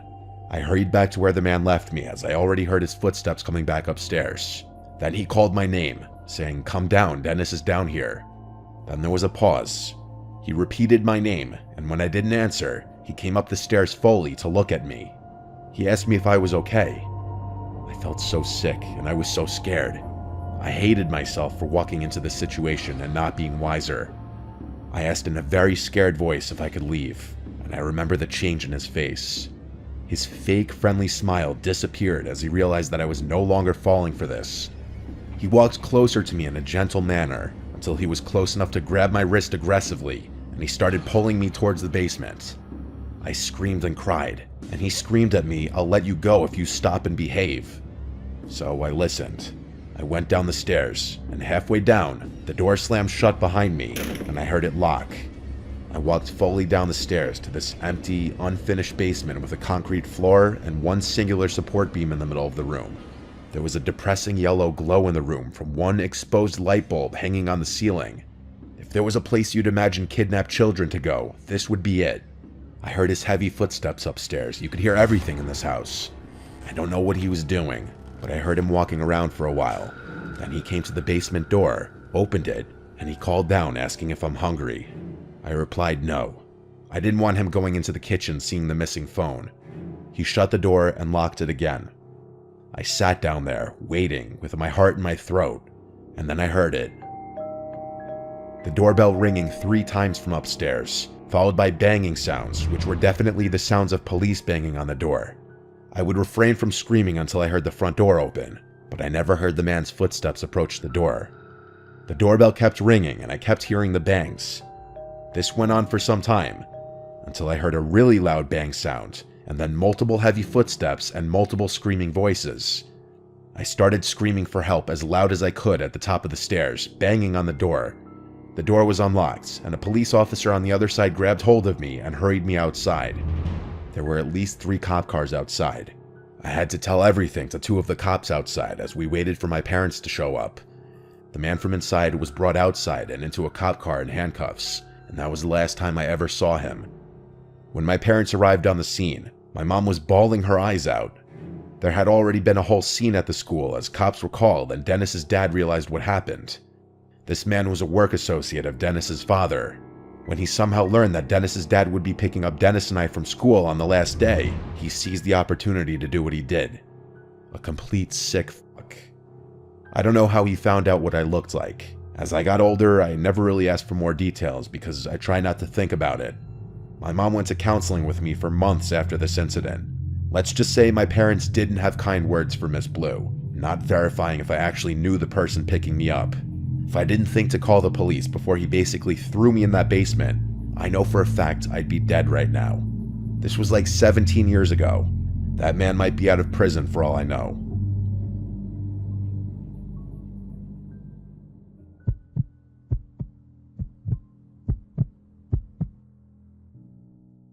It was junior year of high school, and it was the last day of school. A lot of people cut school this day or left early after lunch period. My friends and I were some of the latter. It was a stormy, dark day. A bunch of people from our grade originally planned to hit the beach on the last day of school, but that was obviously canceled. So my smaller core group of friends decided to do something else. There used to be an abandoned elementary school in town that hadn't been used for like 10 years. There were plans to tear it down by the year's end. So, still wanting to do something fun on the last day of school, we all agreed to break into the building and just fuck around exploring. There were no cameras in that old building, and on a stormy day, no one would be outside monitoring the place or anything.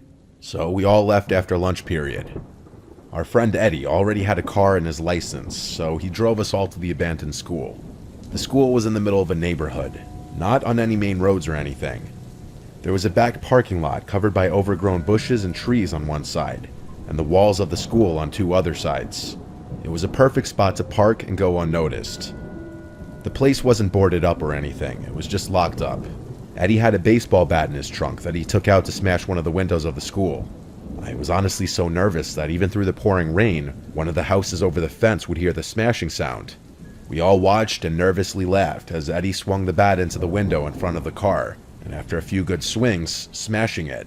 He pushed away the stray pieces of glass stuck to the frame with the bat, and then he waved us over. We one by one climbed through the window into the school. My logic was that the school was being torn down anyway. What does a broken window matter? We all were inside the building now. The window we climbed through was actually one of the windows for a classroom. A lot of stuff was still left in the room, including the desks and some decorations on the walls. Based on the decorations, it looked like we were in a 4th or 5th grade classroom. It was very surreal to be inside of what was once an active classroom where little kids would come to learn. Now nothing but a cold, dark, and abandoned room collecting dust waiting to be destroyed. The sounds of thunder and lightning outside also added to the surreal feeling of it all. There were no lights on in the building.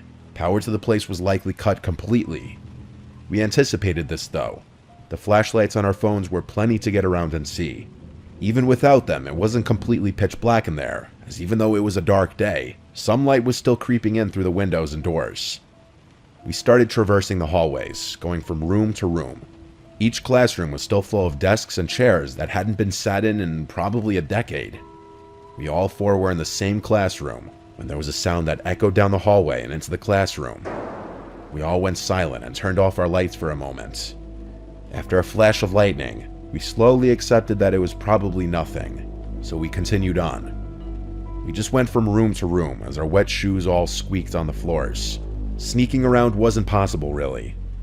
A lot of things in the school were visibly decaying. You could really tell no one had stepped foot in there in ages. As we neared the corner of the hall, I turned around just to look back down the other way, and at the doorway of one of the classrooms, it looked like there was something sticking out from the classroom. I asked my friends to also look. Their lights would maybe help see what it was. When all four of us were pointing our phone flashlights toward the door, whatever that thing we were seeing was retracted into the classroom. All four of us quietly went "oh shit" amongst ourselves, and we started running down the intersecting hallway. We stopped when we were far enough away. It seemed we were in the kindergarten wing now. Then we heard another sound echo from down the hallway. It seemed we weren't alone. But who could be in here was the question. The place was locked up, and every light in the building was off. The sound scared us into going into the first classroom we could find and shutting the door. It was indeed a kindergarten classroom. We were now concerned we'd get in trouble, so we waited in silence with our flashlights off. The rain was still coming down hard, and there was still thunder and lightning crashing every 20 seconds or so. Suddenly, the door to the classroom clicked open, and someone pushed it as it eerily creaked to a fully open position. We didn't see anyone at the doorway though, and the hallway was almost pitch black. We all tried our best to stay quiet, and then, slowly, something appeared through the doorway. It was the shape of a head. We all saw it, and when there was another flash of lightning, we saw what it was. It was in fact someone's head, looking into the classroom directly at us. I started apologizing for all of us, saying we're leaving. The person at the doorway didn't move. They motionlessly and almost lifelessly just peered around the doorway in the classroom. Eddie asked, "Do you work here?" No response. Eddie had a fuck this moment clearly. He handed me the bat as he struggled to unlock one of the windows to slide it open just enough to crawl through. He crawled out first, then my other two friends, and I was last. Before I crawled out, I looked back one more time at the head at the doorway. I crawled through as quickly as I could, fearing I'd hear the person run up behind me and grab my legs. Once I was out, I ran to catch up with my friends who were already booking it back to Eddie's car. We drove out of there in a hurry and never looked back. The building was torn down later that year and has since been turned into a park. We never got in trouble for breaking in. To this day, we have no idea if that was some kind of worker or just some random person. Either way, it was extremely creepy behavior on their part.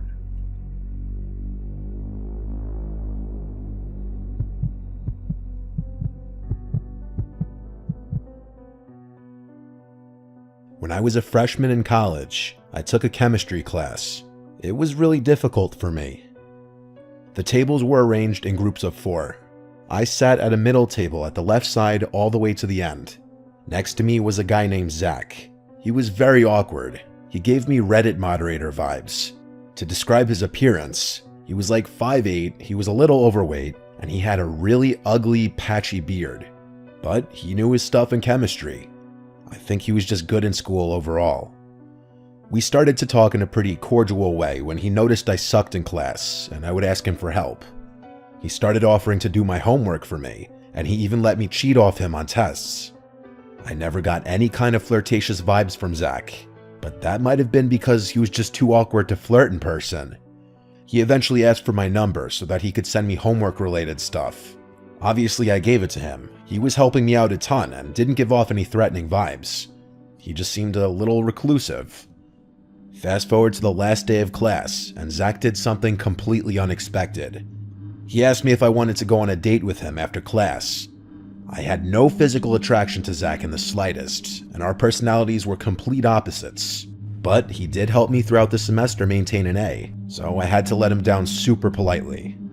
I lied and told him I'm going away to Miami for the next couple of weeks and won't be around. He right away responded, "What about when you get back?" I felt like 2 weeks was long enough of a gap in seeing each other where he would probably lose interest. So I said, "Yeah, I could be around," or something like that. He responded with a really cringy, "Cool," as he nodded his head in response. From here till the end of class that day was really awkward for me. After class, I left straight for my car and drove right home. I was a commuter, not a dormer, so after the last day of class was over, that was it. It was Thursday, and my other friends who went to the same school wanted to go out that night, so we hit town that night, and at some point, I got a text from Zach. He asked, "When are you going to Miami?" I told my friends all about Zach while we were drunk, how he got me an A, but now he wanted a date. My friends joked that I should just go on the date with him to be nice. I joked back sarcastically, "Yeah, for sure." I told myself I'd respond to it later, but I was drunk and completely forgot to. The next day, I woke up to 2 follow-up texts, one with question marks, and then the next one, "You're going to ignore me now that you don't need me anymore, right?" So I replied, "Hey, I'm sorry, I was packing. I'm going to Miami today." He replied almost instantly saying, "Okay." Obviously there was no Miami trip, but he should have never found that out. Later that night, my girls and I went out again, and while out, I got a scary text from Zach saying, "I thought you said you were going to Miami tonight." I almost dropped my drink when I saw this. I showed it to my girls, and they were all freaked out just like I was. I replied to Zach, "What do you mean?" And he replied, "Nothing, forget it. I just don't like liars." I genuinely was scared that I was being stalked. I looked around the whole bar, but he wasn't there. At least as far as I knew. So what the hell? I just didn't answer. At that point, I never planned on answering him again. It wasn't until late that night, shortly after I got home, like literally taking my shoes off inside, that there were knocks at the door. It had to be like 1 a.m. I said, "Who is it?" And it was Zach on the other side. He said, "It's me." I wanted to scream. I was home alone. I yelled through the door to leave, or my dad will come out and kick your ass. That seemed to work, as he didn't knock again. I texted everyone I knew about the situation, my family, all my friends. I was horrified. Some suggested calling the police. I said I would go to the nearest station tomorrow, but tomorrow didn't even come yet, when I received a super long, disgustingly weird and creepy text from guess who? I was appalled when I picked up my phone and read it. This is what it said. "I'm feeling a lot of emotions right now after being used by someone for months and then lied to, and hurt and anger are two of them. I thought from the start of the semester in chemistry class that our chemistry was through the roof. No pun intended. I must say, I am hurt that you would make up something as elaborate as a 2-week-long Miami trip just to avoid going out with me, even after I stuck my neck out for you all semester and risked my own academic standing. I definitely have noticed the way you looked at me sometimes in class, and I can't pretend there wasn't a hint of interest there. All I'm asking for at this point is for one date. That's it.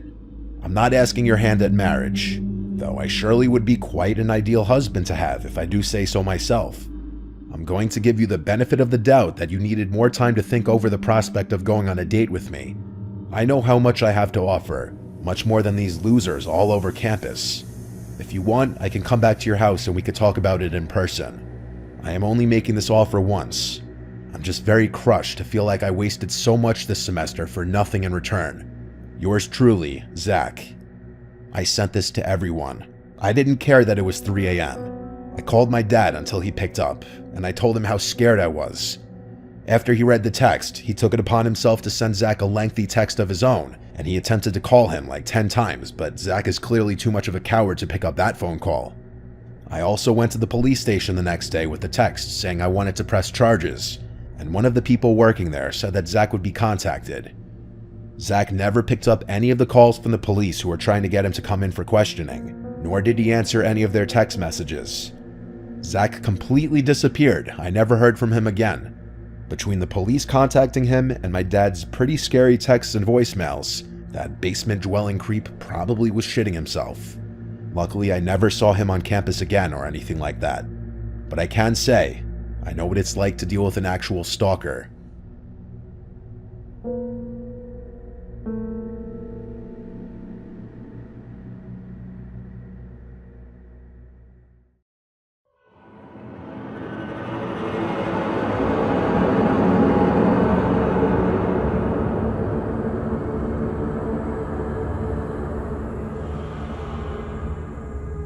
For the past 3 years or so, I've worked as an overnight security guard at a mall. It used to be that the mall didn't require an overnight person, but vandalism started to become a problem. Most of the time I would drive around the parking lot all night listening to my car radio. Now and then I'd kick some skateboarders out of the parking lot or investigate a suspicious person lurking about. Other than that, I'd say the job was pretty tame. Maybe 3 months in, I experienced something a little bit stranger. I noticed that the light to one of the shops was on while driving around the parking lot. This was surprising to me considering no one had snuck past me as of yet. So of course I parked the car and headed inside the mall to catch the potential thieves. As I approached the shop, I didn't hear the sound of anyone rummaging through the inventory. Sure enough, the shop was empty. As a matter of fact, even the security gate was still down. Only the shop owners had access to the security gates, so I couldn't really do anything about the light being on. I headed back out to my car. I'd say an hour went by with no incident, but as I was circling around the entrance to the mall, I saw another light was on inside. Inside the mall, it was the same scene repeated. The light was onto the shop, but the security gate was still closed. I even tugged on the damn thing to see if someone heard me coming and just hid from me.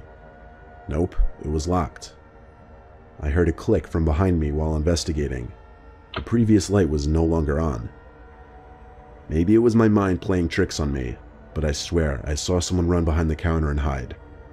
I think about now is a good time to mention I was running on 3 hours of sleep for the past 48 hours, and I was blaming these occurrences just simply on the lack of sleep. I shined my flashlight into the shop and scanned the area. Nothing that I could see. Behind me was another click. Once again, the light to the shop was off, and this time I know I saw someone standing in there. So I simply called out, "You can either leave with me or you can leave with the police." They didn't move, just stood next to the light switch. I approached the gate and turned my light in the direction of the light switch, and there was no one standing there. I did see that a clothes rack was fairly close to the switch, so maybe the light was catching the clothes just right and was casting a shadow. That was the most logical explanation I could think of, at least. I left the mall. I was pretty spooked from the events of that night, but after a few months, they were pretty much out of my mind. My patrols were nothing special for a while after that. I think my next incident happened around my 1-year anniversary as a guard. It was winter and I was inside of the mall checking the pipes. Yes, I was on security duty, but the owners decided to save a buck by having me inspect certain things as well. It was whatever. I was heading to one of the bathrooms to relieve myself when I heard a toilet flush. I jumped a little more than I would like to admit. Inside of the bathroom, I didn't see anyone. The toilets in the mall were motion activated, much like every other mall in the world. I checked all of the stalls, empty. I'll spare you the details, but after checking the stalls, I took a seat in one of them. I had a YouTube video playing on my phone while I was sitting. Then I heard a tapping sound coming from the stall next to me. I glanced to my left and saw a pair of shoes standing with the toes pointing towards me. Slowly, I brought my eyes up above the stall. Sure enough, there was the tallest man I'd ever seen standing over the stall, staring down at me. Had I not already been on the toilet, I would have been running home for new pants. When he saw me notice him, he ducked back down beneath the stall. I hopped up and kicked in the door to the neighboring stall. The damn thing was empty, except for a pair of shoes sitting in the same spot I had seen them. My heart was thumping like crazy. I went back to my car as quickly as possible after that. If I remember correctly, this happened at around 4 in the morning. Once again, I accredited all of this to my lack of sleep. I was just happy that I had the next day off.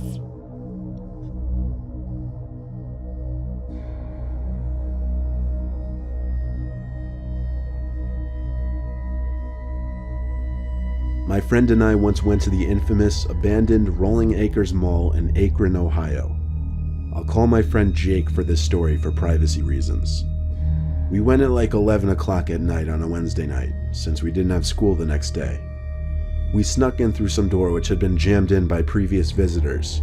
It was completely pitch black in there, obviously. We turned out our flashlights for a few seconds just to really take in how dark it was. We explored the lower level, then went up to the second level by climbing up an escalator. As we were shining the flashlights into old closed-off stores, we heard a bang-like sound come from further down this upper level. I got scared and asked Jake if it could be security or cops. He said he doubted it, probably just more people like us exploring. But we did still try to move in the opposite direction from the sound, just in case. We were right by the JCPenney in the mall, when we heard another similar bang-like sound like from before, this time louder and closer. Jake and I turned off our flashlights now just to be safe. We didn't know who that could be. With our lights out, we did the best we could to make a little distance between us and the sound, without banging into walls or anything. Suddenly, I heard a psst. It came from a little further in front of me. It was kind of muffled too. So I assumed it was Jake calling me ahead. I kept hearing him going, psst, psst. So I kept following the sound of it. When I got close enough, I whispered to Jake, "Where do we go now?" He didn't answer. So I started feeling around for him, and I found what I believed to be his shoulder.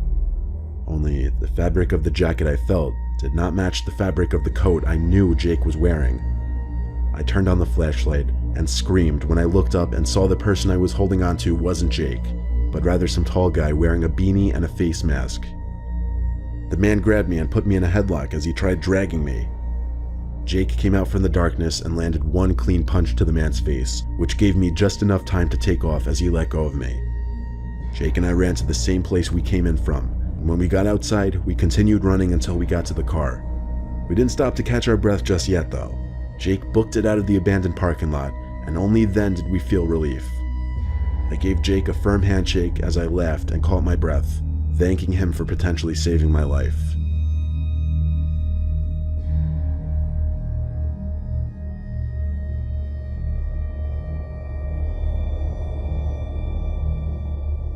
I used to work in a 24/7 general store in a mall in South Carolina, so while the mall itself would close around 9:30, our store would stay open all night.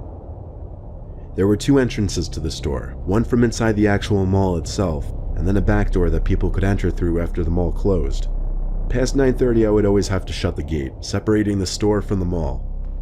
Given that this was a smaller store, it was never really busy in the deep night hours, which also made my job very uneventful most of the time. But there was one night shift that turned out to be anything but uneventful. It was towards the middle of my shift. The gate between the store and the mall was down, but I could still see through it obviously into the dark half-lit hallway of the mall. The mall always had night lights on, which were much dimmer but bright enough for the security guards to see what's going on in the cameras. I was doing my own thing, organizing the shelves, making sure everything was neat, when I heard a rattle at the metal cage. I looked and saw some guy standing on the other side, grasping the gate with his hands. At first, I thought it was a security guard on duty. It was the only logical explanation, even though it was rare to ever see them walking around. But as I got closer and asked if there was a problem, I realized it wasn't a security guard. It was just some random man. He was wearing a dirty black and white plaid shirt and very baggy blue jeans. Most notably though, and what made this exceptionally strange, was that he was just looking up at the ceiling. I inched a little closer and again asked if something was wrong, and if he needed help, but he just kept looking up and shaking the gate. Now, there was some kind of protocol I was supposed to follow in the case of something like this in order to get the mall security. However, I didn't know how.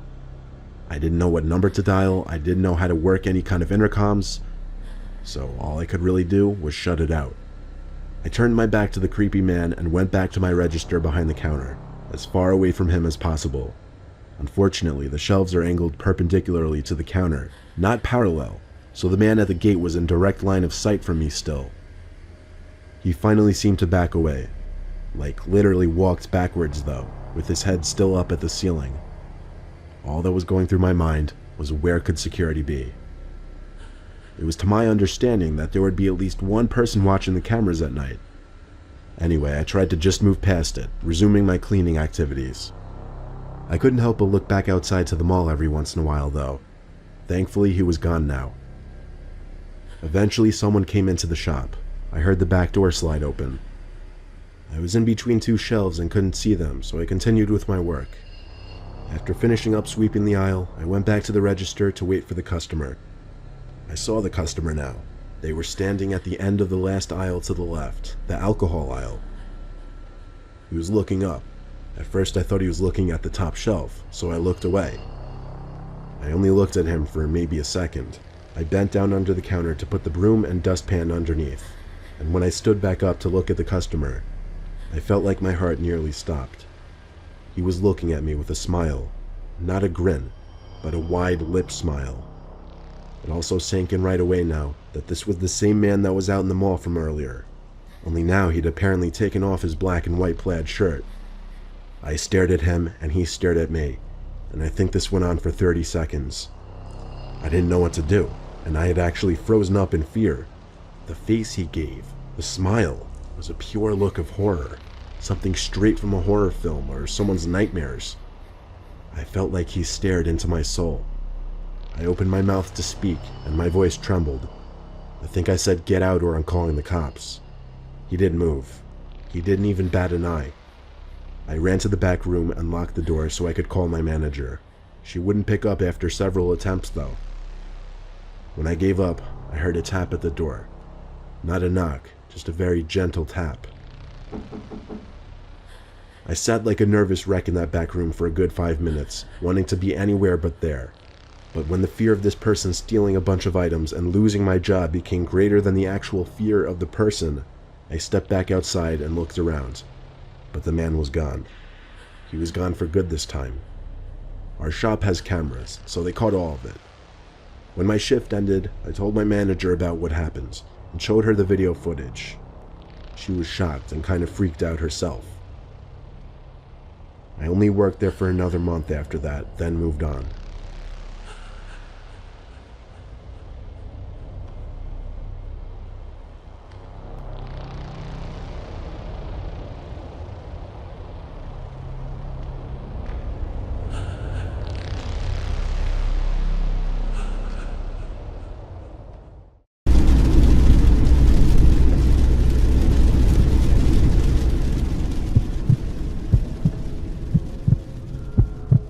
I need to provide some very brief context so the story makes sense.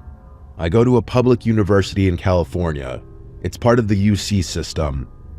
Some UCs like UCLA and Berkeley and Santa Barbara are much bigger, while others like mine are much smaller.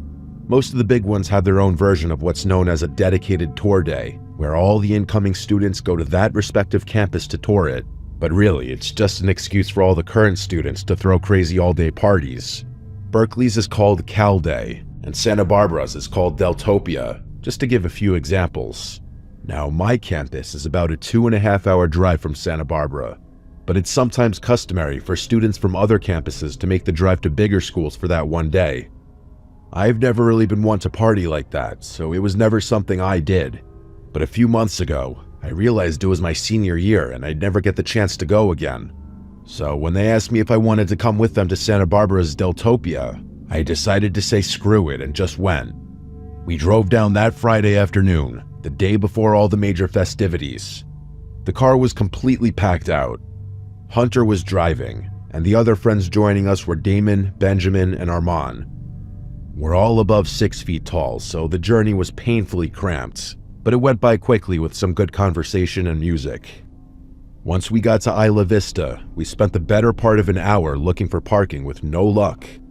I'm not exaggerating about the parking situation. That's how popular Deltopia is. Just as we were about to give up, Hunter activated his charm and convinced a sorority girl to let us park in her designated spot. We all got a good chuckle out of that. So everything was going according to plan. Hunter's sister is a junior at UCSB, and she agreed to let us all crash on the floor of her apartment. That might sound a little ratchet to some, but during Deltopia, having a place to sleep is practically a golden ticket. Her and all of her roommates were super chill, so we decided to party with them that night, even though Deltopia technically didn't start until the next morning. There's one more thing I have to mention. Hunter is a really friendly guy, and because of that, a ton of people know him. He has this one friend named Amir who's a little problematic. I'm using the word friend pretty generously here. Amir is one of those guys who clings to social circles without ever really being a part of them. He's insecure, loud, oblivious, constantly seeking validation, and somehow makes every conversation about himself. And before you call me out for gossiping, Amir has done a lot of messed up stuff to my friends and I in the past, so I've earned the right. Amir had mentioned to Hunter a while back that he was also going to Deltopia. There was never any real conversation about where he'd be staying or who he was going with. He wasn't part of our plan, and none of us had brought him up on the drive down.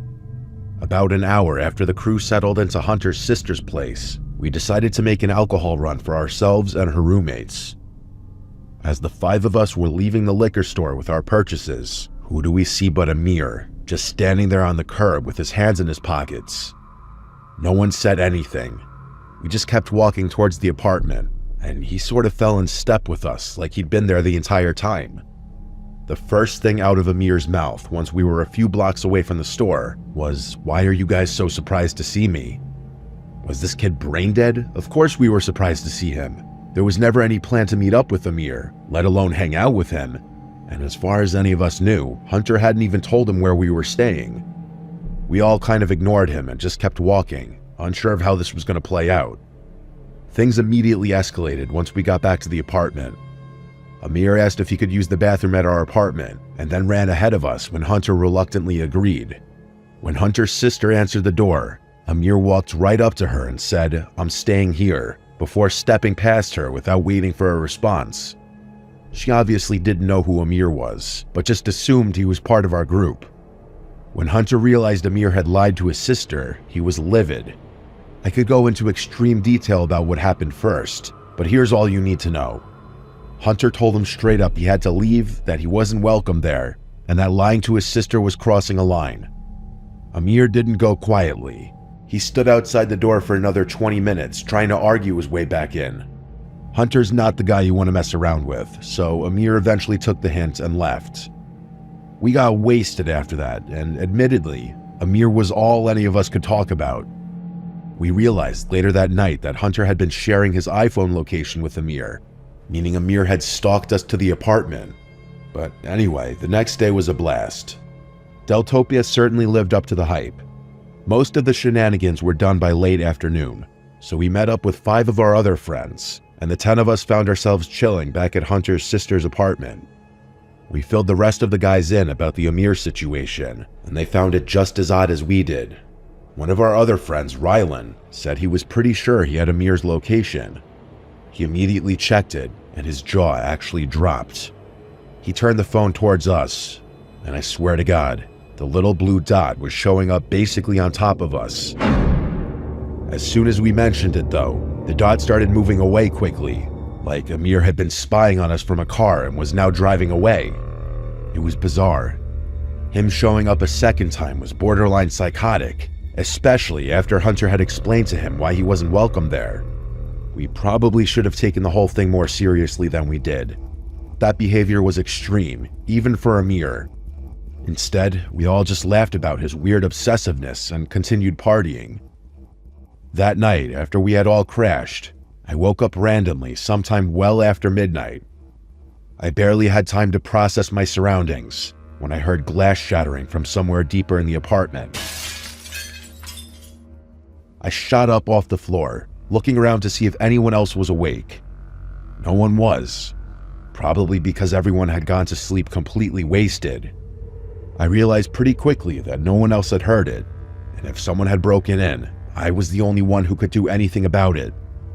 I didn't have a weapon or anything, so I just grabbed an empty wine bottle off the floor, took a deep breath, and started creeping toward the noise.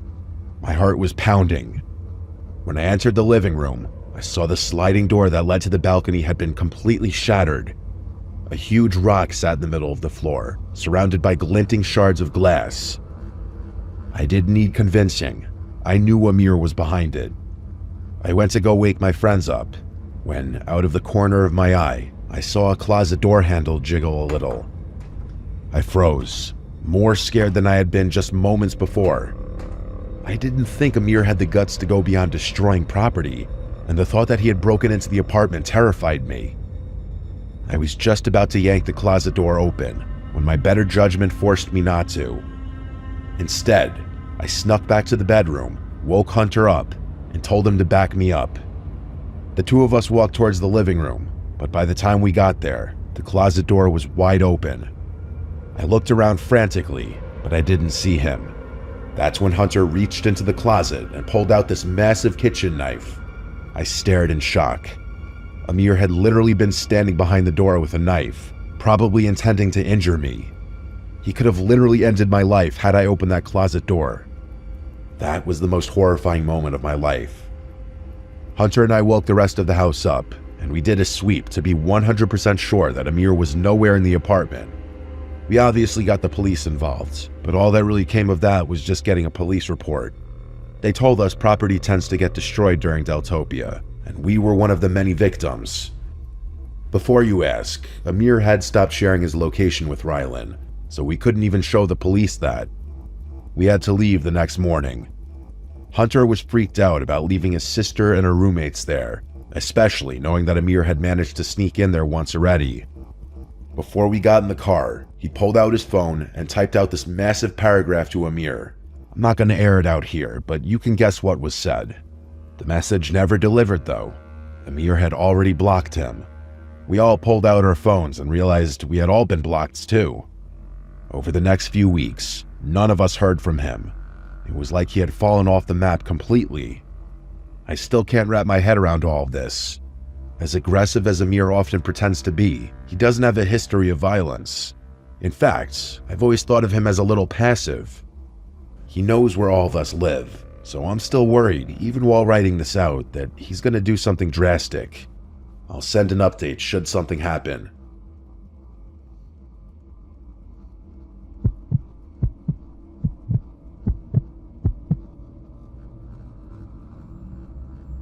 My name is Arthi. This happened a pretty long time ago, but I'd say I still remember about 90% of the details vividly. It was late April 1996. I was fresh out of basic training, and I had just been assigned to an airbase as a communications specialist in San Angelo, Texas. Being stationed in Texas was great for me. I'm originally from Mississippi, and part of the reason I enlisted in the first place was to get as far away from home as possible. I was 24 years old at the time.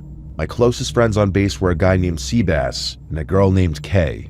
I've since lost touch with them, but back then the three of us were inseparable.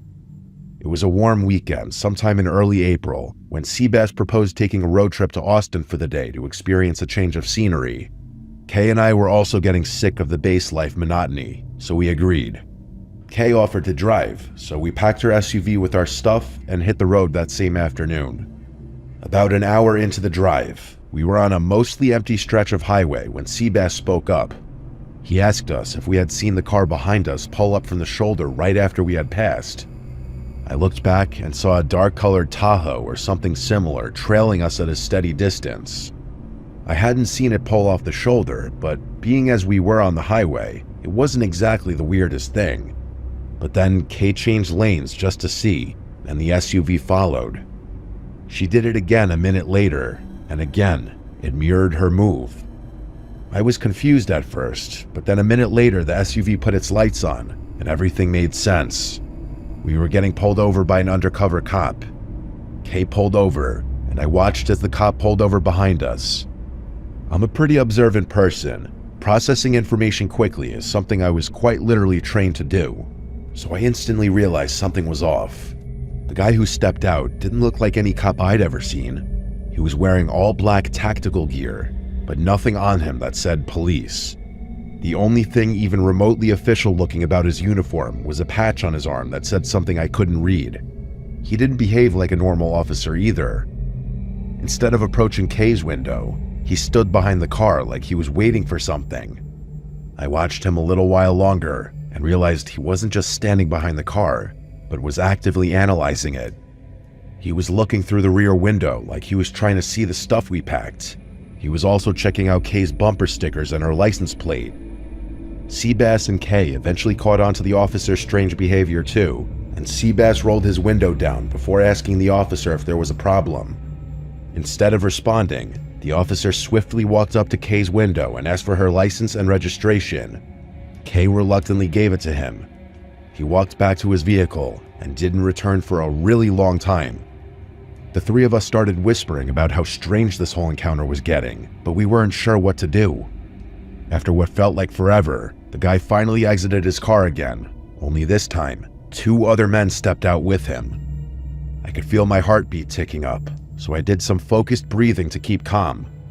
The original officer walked back up to Kay's window and asked her if her father was in the army or something. Kay asked for clarification, and the officer mentioned the US military bumper sticker on the back of her car. Kay laughed and said that she was the one in the military, then turned to Seabass and I and said, them too. The moment Kay mentioned we were all in the military, I noticed a shift. The guy at her window didn't say anything right away, but his body language stiffened. He glanced back at the other 2 men, who were still standing near the rear of the SUV, and then he glanced back at Kay. There was a weird silence for a second, and then he just told Kay that he was letting her off with a warning and to drive more slowly. He handed back Kay's license and turned around without another word. The 3 of them got back in the car, and before Kay could even start her engine, the Tahoe pulled off and sped away. The 3 of us were dumbfounded. Seabass couldn't stop talking about how those guys weren't real officers, They would have done something shady had we all been civilians. There really wasn't much more we could do, so Kay just got back on the highway. Austin was actually a really good time, and by the time we got back to base, we had all but forgotten about the stop. It wasn't until about a week later that I was reminded of it. I was sitting in the rec room watching the local news with Seabass when a story came on that made me freeze up. Apparently, a man and woman had been found dead in a ditch along a stretch of highway just outside of San Angelo. According to the reporter, the victims had been robbed and murdered, and investigators believed they were dumped there the night before. What really got me, though, was the next part. The vehicle found abandoned near the scene was a black Tahoe. Police confirmed it had been reported stolen months earlier, several states away. Seabass and I instantly went to find Kay, and the three of us agreed we had to tell the police about what we had seen. We told the police everything, and part of me felt a surge of guilt for not telling them sooner. Even to this day, I still think about how Kay's bumper sticker may have saved our lives that day. I can't help but think about how easily it could have been us in that ditch had we not been military.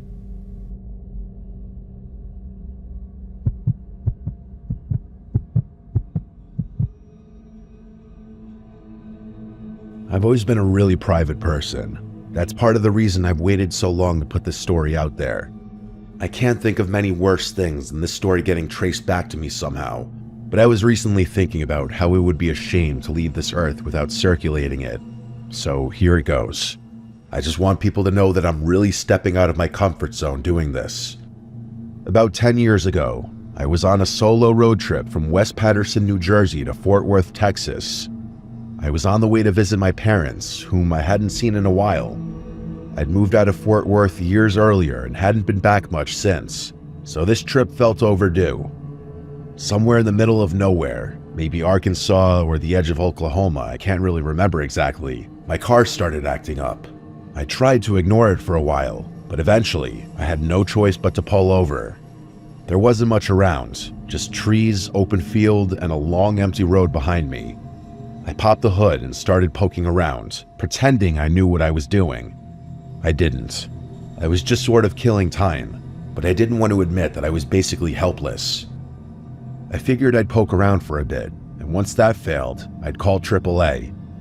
I didn't actually have AAA, so I was really pissed because I knew they'd charge me an arm and a leg. A few minutes later, though, I heard a car pulling up behind me. It was a nondescript, white pickup truck. I remembered noting to myself that it didn't have a front plate, or at least not one I could see. The driver's door opened and a man stepped out. If I had to guess, I'd say he was in his mid-30s, maybe a little older, but worn down in a way that made him seem older than he probably was. He had curly hair and a long, uneven beard that looked like it hadn't been trimmed in years.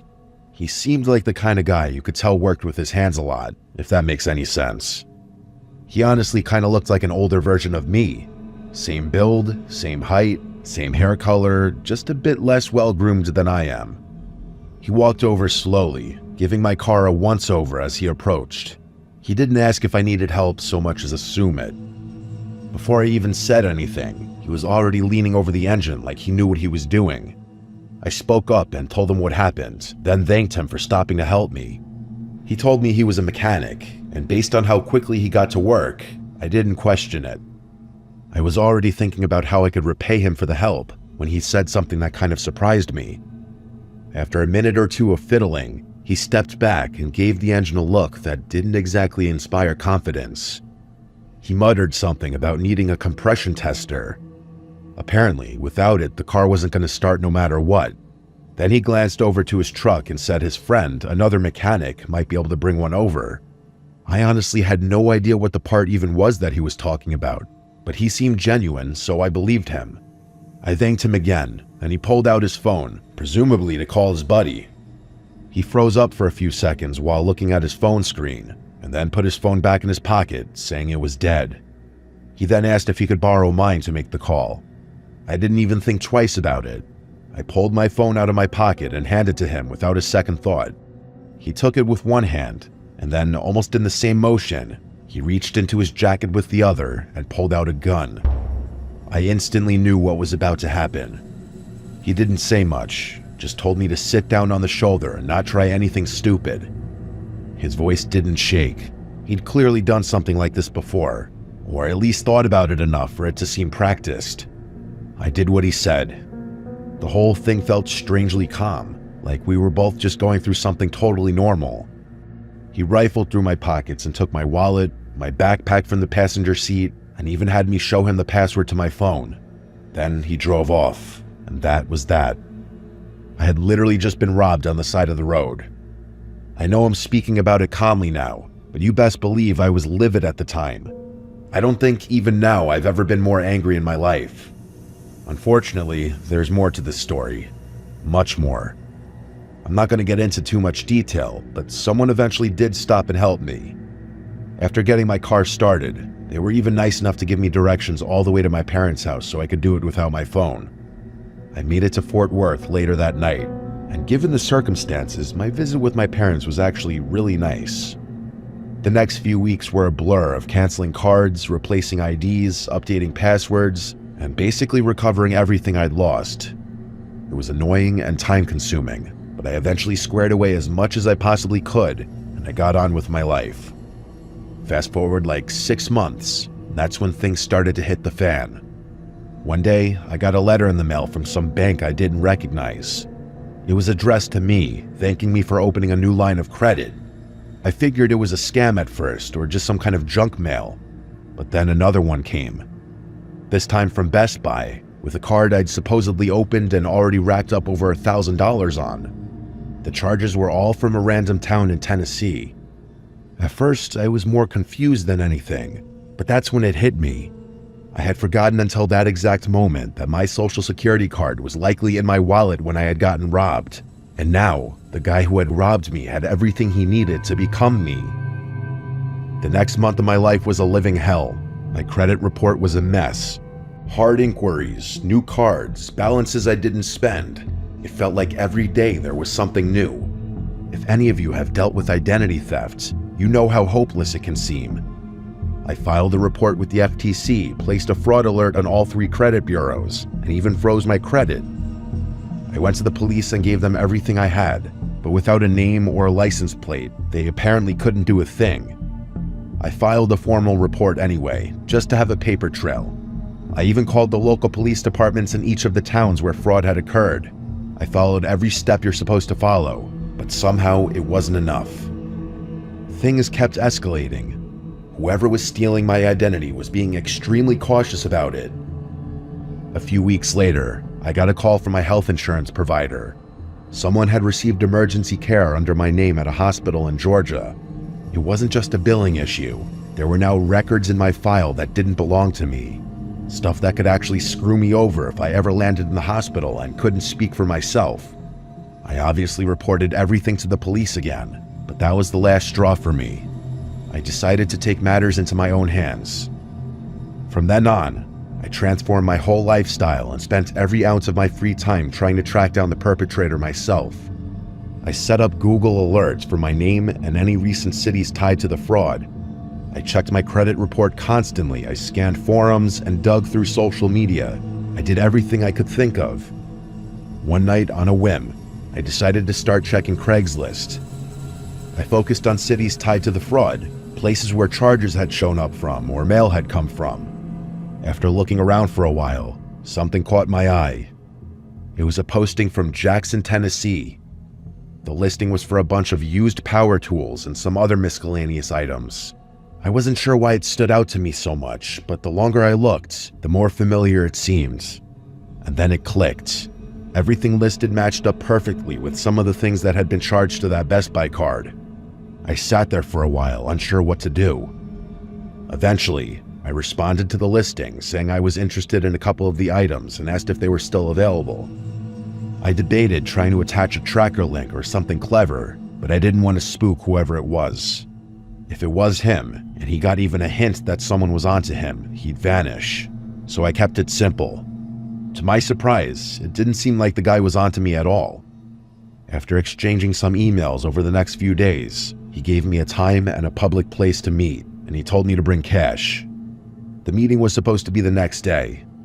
I debated driving all the way to Tennessee myself, but I couldn't bring myself to. There's no telling what I would have done to that guy had I seen him in person a second time. So instead, I called the police department in Jackson to see if they remembered my case.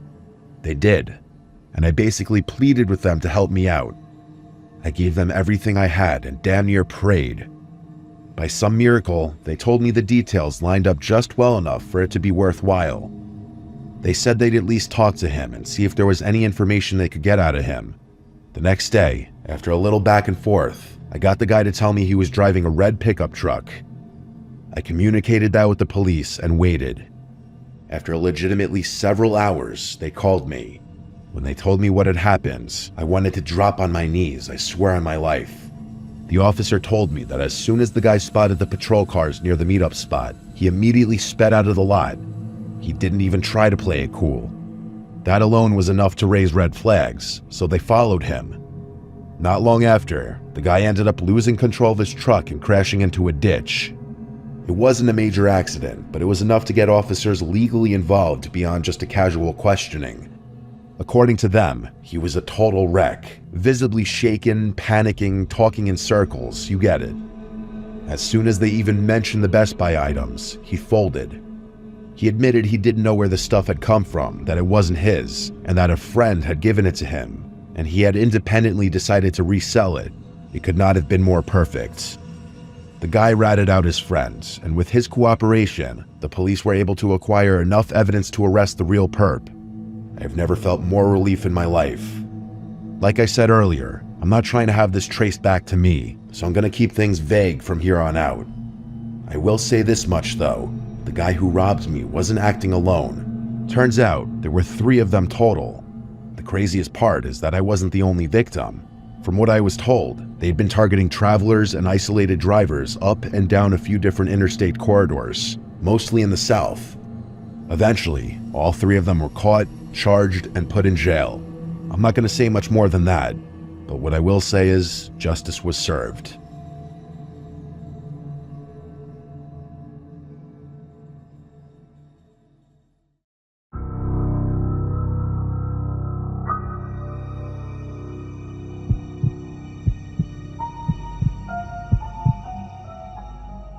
I live in a small, peaceful town.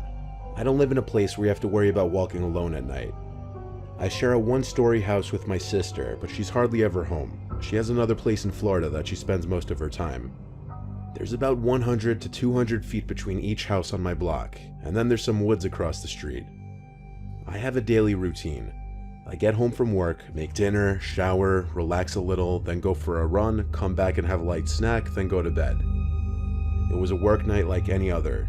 I was going for my nightly run, and when I came back to my house, there was a random white van parked across the street. I took notice of it because hardly ever would random cars park on any of these streets. Our little neighborhood has very little through traffic. I looked at it as I walked backwards to my front door, and I could tell there was someone sitting inside of it, though I couldn't see anything regarding what they were doing. I don't know if the glass was tinted or if it was just because it was dark out. Later that night, I was hearing some weird sounds coming from outside. It was like a scraping sound. I looked out my window and called out, "Hello?" and it stopped. I had no idea what it could be, but my first guess was the neighbor doing something in his yard. I went back to whatever I was doing, and that was the night. The following day was a Friday, the last day in my work week. After work, I did proceed with my regular schedule. I went on my nightly run a little earlier tonight since it was Friday and I had plans with some friends. I got back from my run, imagining the van to be there again, but it wasn't this time. I went out with my friends to a comedy club, and I didn't get back until late. I let myself into the house and locked the door.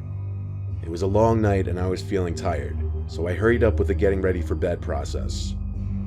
After turning off the bedside light in my room and laying down, that's when things were finally silent enough for me to pick up on some weird thumping and rustling sounds. I felt like they were coming from inside of the walls. It's only a 2-bedroom house, it's not big. I put my ear up to one of the walls, and indeed heard something going on in there. I knocked on the wall and the noises stopped. This was a cause for concern, as I assumed it was a rodent or a wild raccoon. I went out to the living room, and passing by the windows, I looked outside and saw that white van parked outside again. I opened my front door and stepped out to the front stoop to look at the van. I didn't see anyone sitting in it this time. 2 nights in a row of this now, something was going on. I walked barefoot to the side of my house to look for possible holes in the walls for animals to crawl through. Then I came to the outside crawl space door. It was cracked open, and the lock was snapped off. I hadn't paid attention to this door in weeks. I pulled it open a little more, and without a phone or flashlight in my hands, all I could do was lean inside and squint my eyes in the pitch blackness of the crawl space. I heard the faintest little sounds of pebbles scraping against the concrete floor. At first, my naive mind was thinking it was an animal, till the sounds turned more aggressive and more closely resembled human footsteps marching to the crawlspace door. And then, just barely, I could see a person crouch walking towards me. I slammed the door and twisted the knob, but without a lock it wouldn't do anything. I ran back inside my house and called the police. While on the phone, I instantly attributed the crawlspace door to the scraping sounds I heard the night before. The next time I went to the window while on the phone, the van in the street was gone. Police came and I showed them the crawlspace. We had to use flashlights as the crawlspace doesn't have any lights installed. We found something disturbing. In the left corner, there were cut marks in the roof of the crawlspace as if the intruder was trying to saw his way into the house. The only info I could give them was the white van parked in front of the house. We don't have cameras, nor did I see what he or she even looked like. They never came back though. I'd imagine because I caught on to what was probably supposed to be a silent operation.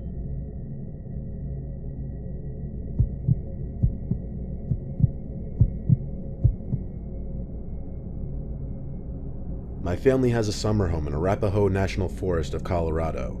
It's a 7-hour drive from my home. I don't often go with my parents or siblings, if ever. I go alone for the purpose of hunting and detoxing. I've probably been up there a total of 40 times in my life. The last time I went was a few months ago, but I don't really like going alone anymore. Here's why. It was 2017. I just pulled my truck up the old dirt road onto the grass of the property. There's no real driveway, we just park wherever on the grass really. The house isn't huge, it's modest but nice for a vacation home. I parked up next to the front deck. This was in the dead of summer, but the breeze there was still nice and cool. I let myself into the house using the keypad lock. We don't use physical keys in fear of losing or forgetting them. I was the first one there in quite some time, so I had to turn on the electricity and water heater. In the meantime, I unpacked and ate the lunch I brought with me. I also threw away any mouse and bug traps that were left out that caught mice and bugs. It's actually quite a problem in the house. After all of this was done, I started setting up my hunting gear, which my dad and I leave in a big back closet. By this point, the sun was on its way down. It was around 6 o'clock. A laughter from outside caught my attention. I marched from the kitchen to the living room to look out the big window that looked into the woods. I looked into the woods and I didn't see anyone, so I cranked the heavy window open and listened. The laughter belonged to multiple children, like a small group. This was our property though. That meant these kids were trespassing, probably up to no good. I went outside through the back door to the woods, trying to follow the laughter. I kept going deeper into the woods, and the laughter stayed the same distance away from me though. Eventually I gave up because it seemed like the kids were running away anyway. The next day, while posted up in the tower that my dad built for deer hunting in the woods, I heard the sound of those kids laughing again. Noting that meant they were once again on our property, I decided to call my dad and ask what to do. He told me to chase them off the property if I saw them, so I shot around into the air. I forfeited any game for the sole purpose of chasing the kids away, but it worked of course. The sound of the laughing stopped right away.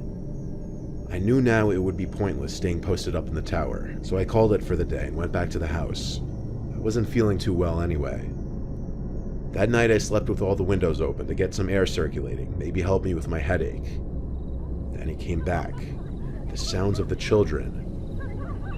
At this crazy hour, it had to be past like 11 at this point. I climbed up the bed to look out the window. Of course, it was too dark out there. I had enough now though. I grabbed my Winchester from the closet and a flashlight as well. I didn't have intentions of shooting kids, just scaring them off with a round or two. I went out the back door towards the woods again, where the laughter was coming from. The laughter was louder than any other time before now. Like it seemed like they were 20 meters away at most. I yelled in a strong, commanding voice to get off my land. I scanned the woods with my flashlight. It wasn't a very powerful one, though.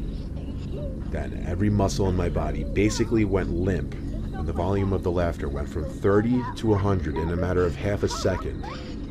Then something landed on the ground next to me. It was an old-looking speaker. The sounds of kids laughing was blasting through it. I picked it up and threw it back in the woods, then aimed the light back in the woods. At one point, I'm still not sure of it though, but I thought I saw a person standing at the edge of my light. I aimed my Winchester into the air and fired, then yelled a threat like, "Come any closer, the next round goes through your skull." I then ran back inside the back door and locked it. I closed every curtain. I considered calling the sheriff's department, but all the way up here, any police call would take at least half an hour to an hour. I was better off fleeing altogether. As I packed my bag, I heard a smudge on the living room window. I waited a few minutes in an idle position before slightly moving the curtains, revealing something written in blood on the glass. I didn't take the time to read it. I finished packing my bag, took my gun, took a deep breath, and went outside. I locked the door with the code as quickly as possible, then ran for the car as if my life depended on it. I turned the car on and put it in drive before it had time to finish with those startup beeps. I spoke with my dad on the way home. He told me I was right to leave. Anything in the house wasn't worth my life. I stayed at a nearby motel that night, and my dad came the next day. I met him at the house. Whatever was written on that window in blood was wiped completely off. The house wasn't broken into, and we couldn't find the speaker type thing that was thrown at me. We stayed a couple nights, then went home. I don't know who was out there or why they were targeting me. I really hope that blood was animal blood, though.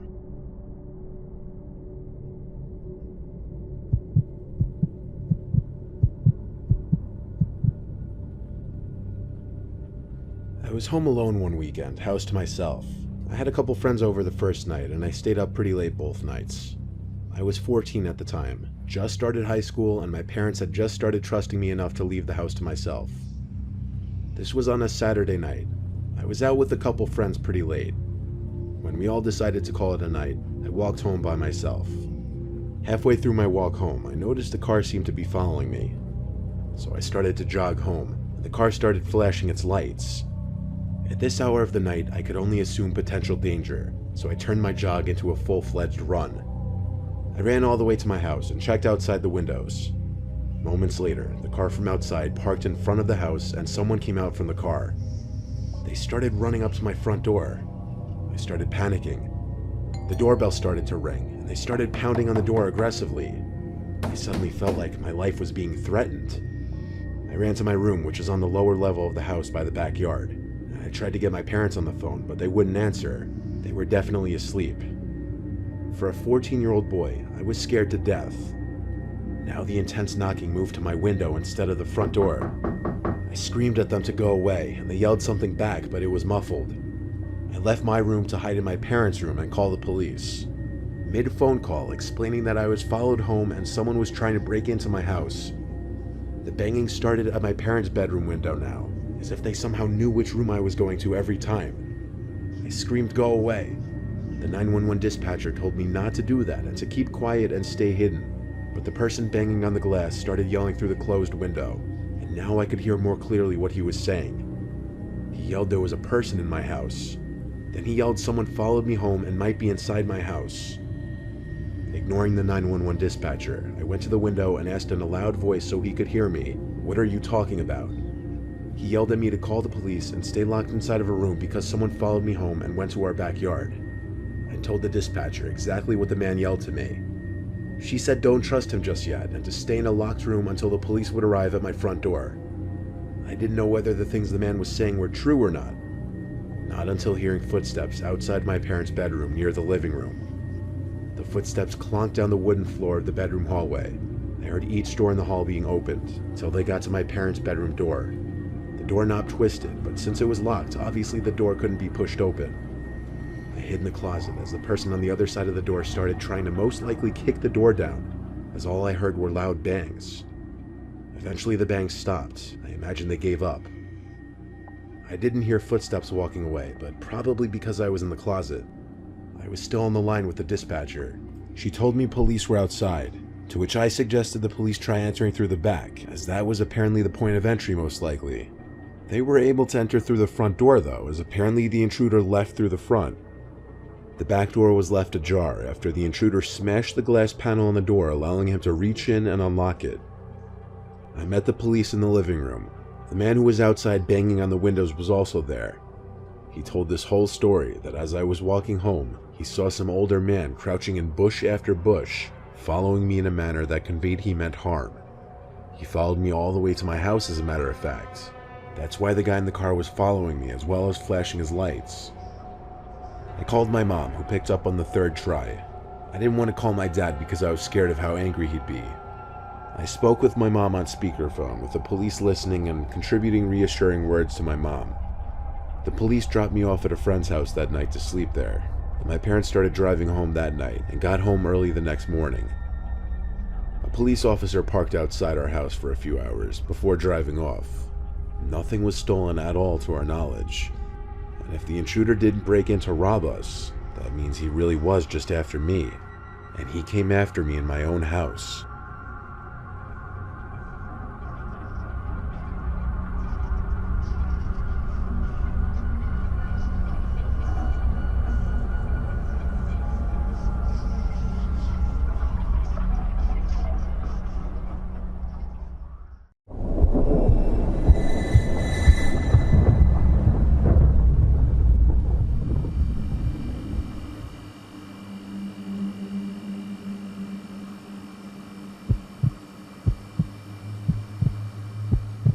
I grew up in a small town in West Virginia. I won't share the name of the college I attended, but it was a small university in a little town about 15 minutes from where I grew up. I was a freshman in 2021, and COVID was still an important factor in my college experience. One of the biggest impacts was on the dorms. Most students didn't stay on campus due to COVID, so they rented apartments nearby. I was poor and didn't have that luxury, so I stayed on campus and drove home for the weekends since I lived so close. Still, I wanted the full college experience in the dorms. On my first day, I met my roommate. We had chatted a little over text because the school had given her my phone number so we could get to know each other, which I thought was a little strange. She messaged me first and seemed nice. Meeting her in person, she was still nice, but didn't say much, and she carried a privileged attitude. One time while talking, she said everyone has their own rooms due to a lack of students. I did last semester and now until you joined. I was a little taken aback and didn't know what to say, so I just changed the topic and continued the conversation. I told her I lived nearby and that I'd leave for the weekend on Friday and be back on Monday morning at 6. She didn't say much during the weekdays. She mostly stayed with her boyfriend in his dorm room. Now for the creepy part. The first Friday, I packed my bag for the weekend and left. I came back Monday morning at 6, just like I said I would. I didn't have class until 10, so I went back to sleep. I had a thick memory foam mattress, and after lying down for about 10 minutes, I felt the edge of the bed indent. I didn't move. I waited a minute, barely processing what was happening because I was so tired. Then the mattress went back up. That's when it hit me. Someone had leaned on my bed. I turned around and saw her facing the wall, presumably sleeping, so I went back to sleep. The next weekend, I left again and returned at the same time. Again, I wanted more sleep. Moments after lying down, I felt the mattress indent again, but this time it wasn't just the edge. The whole side sagged, and someone was sitting next to me. I didn't move. I lay there, frozen, and then I heard them get up. My bed was very high. In fact, I needed a step stool to climb onto it, and I heard them jump off. I held my breath, then looked over. She was again lying on her bed, facing the wall. I didn't know what to think. Was I hallucinating from the lack of sleep? Was it sleep paralysis? It couldn't be. I could still move. Could someone have gotten into my room? Impossible. We were the only ones with keys. I decided I must be extremely tired and just imagining things, so I went back to sleep. When Monday came around, I was really nervous. I walked in and saw her lying down, facing my bed. She was asleep, so I climbed into bed and tried to sleep as well. 5 minutes later, I felt my bed indent again. I squeezed my eyes shut, felt someone sit next to me, and braced myself to turn around. Then I felt a hand on the back of my neck. My heart sank. I thought I was going to pass out. I didn't move a muscle. They didn't squeeze, they just held my neck. What felt like hours later, I felt them finally get off my bed. I still didn't move. I stayed frozen for a few more moments, terrified, then turned around. She was facing the wall, sleeping, but I didn't care. I left the room immediately and called my mom. I didn't go to class.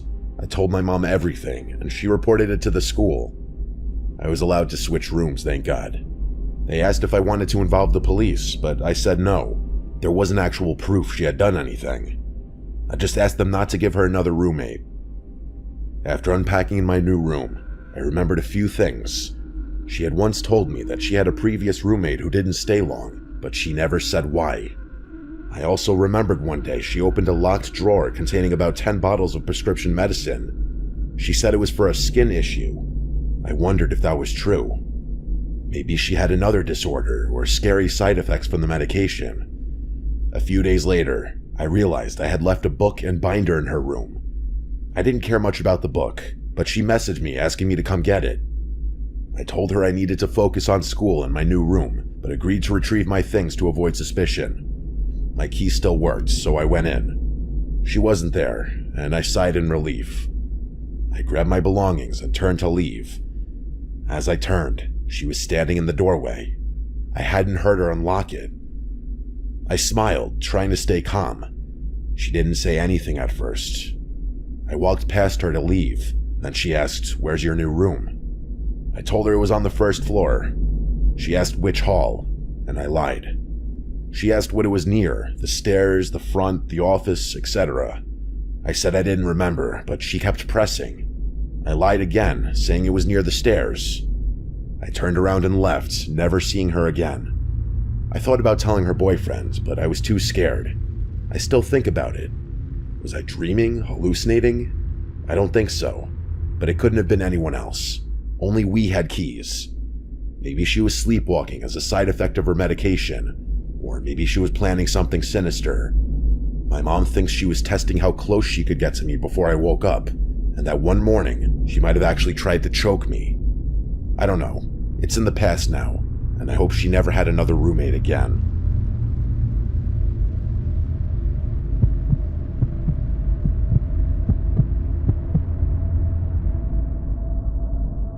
This incident occurred during my time at university.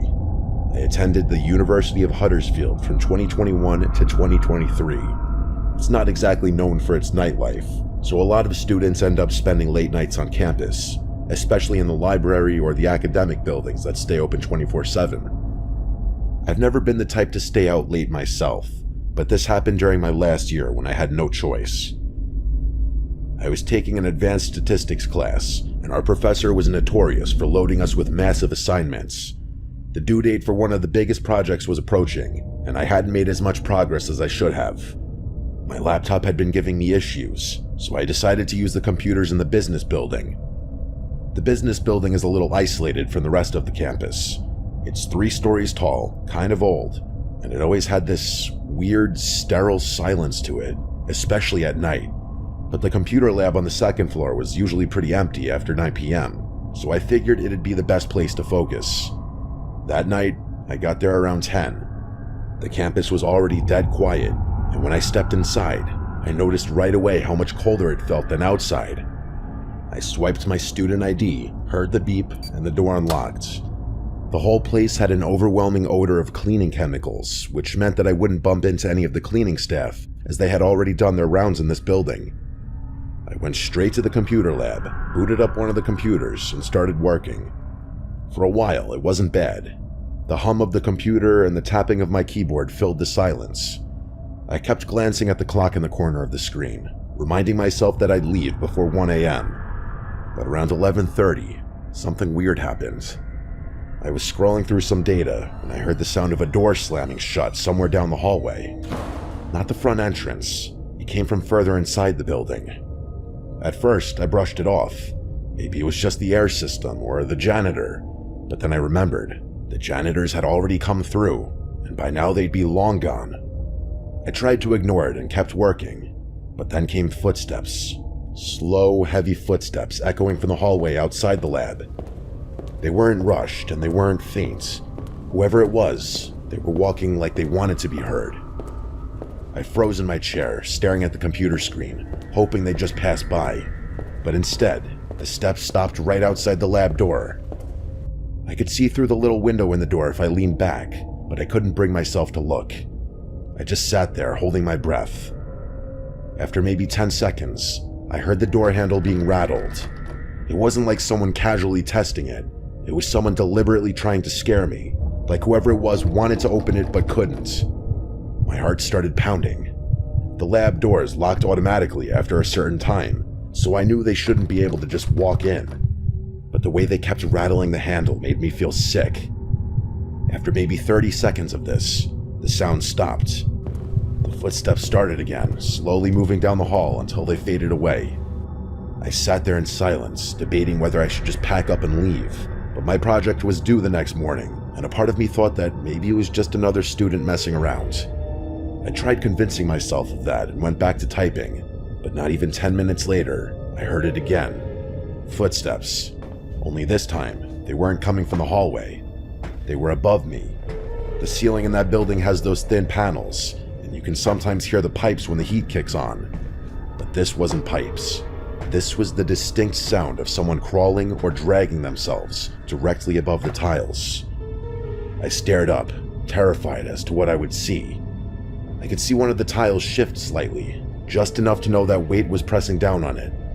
Then came this slow creak, like someone carefully lowering themselves, trying not to be heard. I had enough at this point. I yanked out my flash drive, shoved my notebook into my backpack, and sprinted towards the door. The second I stepped into the hallway, it was like I'd walked into a different world. The hall was dimly lit by those buzzing fluorescent lights, and all I could hear was the sound of my sneakers squeaking against the tiles. I walked fast, trying not to outright run. I got to the stairwell, shoved the door open, and started down. That's when I made the mistake of looking up. On the landing above me, just one floor up, there was a man. He wasn't a student, nor was he a professor. He looked out of place, like his clothes were baggy and torn. His face half shadowed, but I could see his mouth was hanging open, like he was grinning really wide. He didn't move. He just stood there, staring down at me. I bolted. I flew down the stairs so fast I almost tripped. I slammed through the first floor door, and I sprinted for the front entrance. My ID card barely registered fast enough to unlock it, but once it clicked, I shoved it open and ran across campus without looking back. I didn't stop until I was inside my dorm, with my door locked behind me and my back pressed against the door as I tried to catch my breath. The next morning, I went back, only because I had to turn in the projects. When I walked into the business building during daylight, it felt like a completely different place. But I noticed something that made my stomach drop. I saw one of the ceiling tiles was missing. The one directly above from where I had been working, along with the one from the corner, which is the tile I saw moving. It was as though someone had been watching me work, then proceeded to rattle the door handle to deliberately mess with me, and when they found the door to be locked, they proceeded to climb back up into the ceiling and enter from there. I dread to think what his intention was if he entered the lab before I ran. I think it's safe to say I'm going to buy a new laptop, and in the future, complete my assignments from the comfort of my own dorm.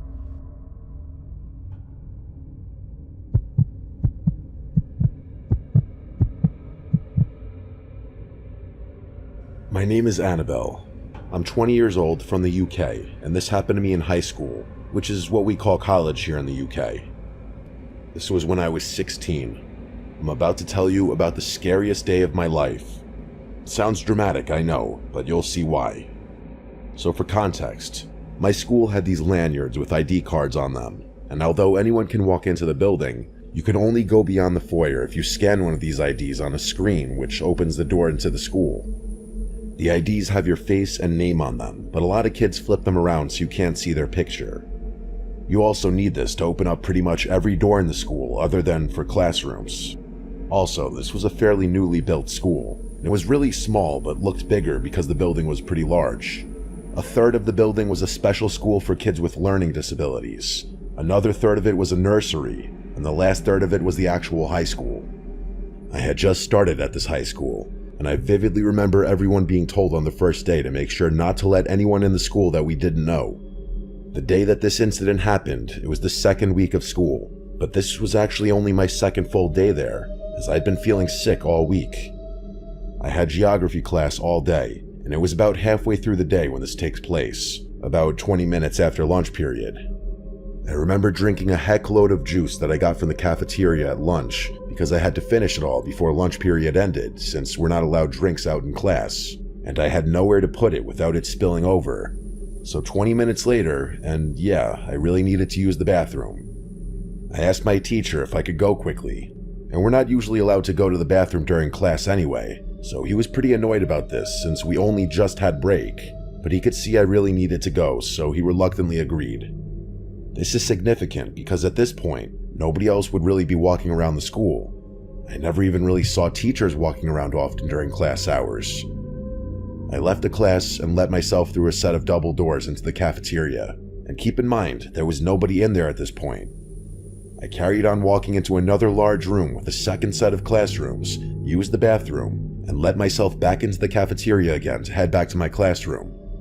When I let myself back through the doors to the cafeteria though, there was a man sitting at one of the tables. It wasn't weird for someone to be in there. Like I said, people aren't usually walking around during class hours, but they still do. I mean, I was too at that time. I didn't know who it was that was sitting there. He was too old to be a student, so I assumed it was either a teacher or a parent, and I just continued walking. But then he said, "Hey," and I let out a squeal because I'm quite a nervous, jumpy person anyway, and I wasn't expecting him to speak to me. I was pretty embarrassed, but he laughed and said, "Sorry, didn't mean to scare you." This is when I realized he actually had a lanyard on, so at this point I was assuming he was a teacher.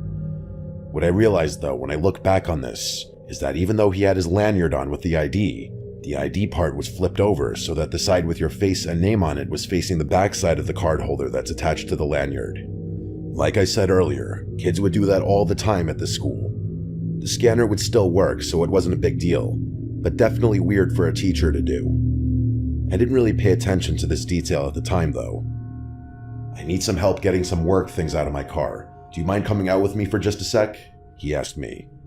I didn't hesitate to reply with, "Yeah, of course," because again, I just assumed this was a teacher.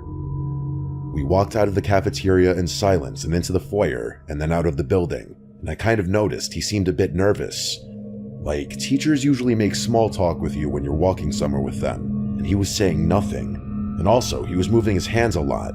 Like at one point, he had his hands in his pockets, and then he'd take them out and kind of hold his hands together. I'm really shy and not too good in social situations, so I didn't make any attempts at small talk either. With the layout of the front of the school, after we left the building, you've got about 50 or so meters, which is about 55 yards, to the car park, which you can't see until you're right next to it because there's a bunch of bushes which obscure it. If you walk straight on without turning into the car park, you'll be off the school property. So we were walking to the car park in silence, and then he suddenly says, "Yeah, my work stuff is in the boot. That's what we call the trunk of a car in the UK. He said, "I have a few bags, so I just need you to help me carry a couple into the school." I said, "Yeah, that's fine." We got to the car park, and he said, "My car is the blue one down at the end." And as we got a few meters from it, I could kind of see something in the back seat. And as we were getting closer to it, I realized there were at least 2 men hiding in the back seat. I froze, and instead of running away, I blanked, and I guess they saw that I could see them because the back door swung open, and all of a sudden, there was a man scrambling out of the car, and the man who I thought was a teacher grabbed my arm as I turned to run back to the school. This guy was pretty tall and large, by the way, and for context, I'm 5'2" and quite underweight, so I don't know how I managed it, rush of adrenaline or whatever, but I used all the strength in my body to yank my arm out of his grip and start running back towards the school.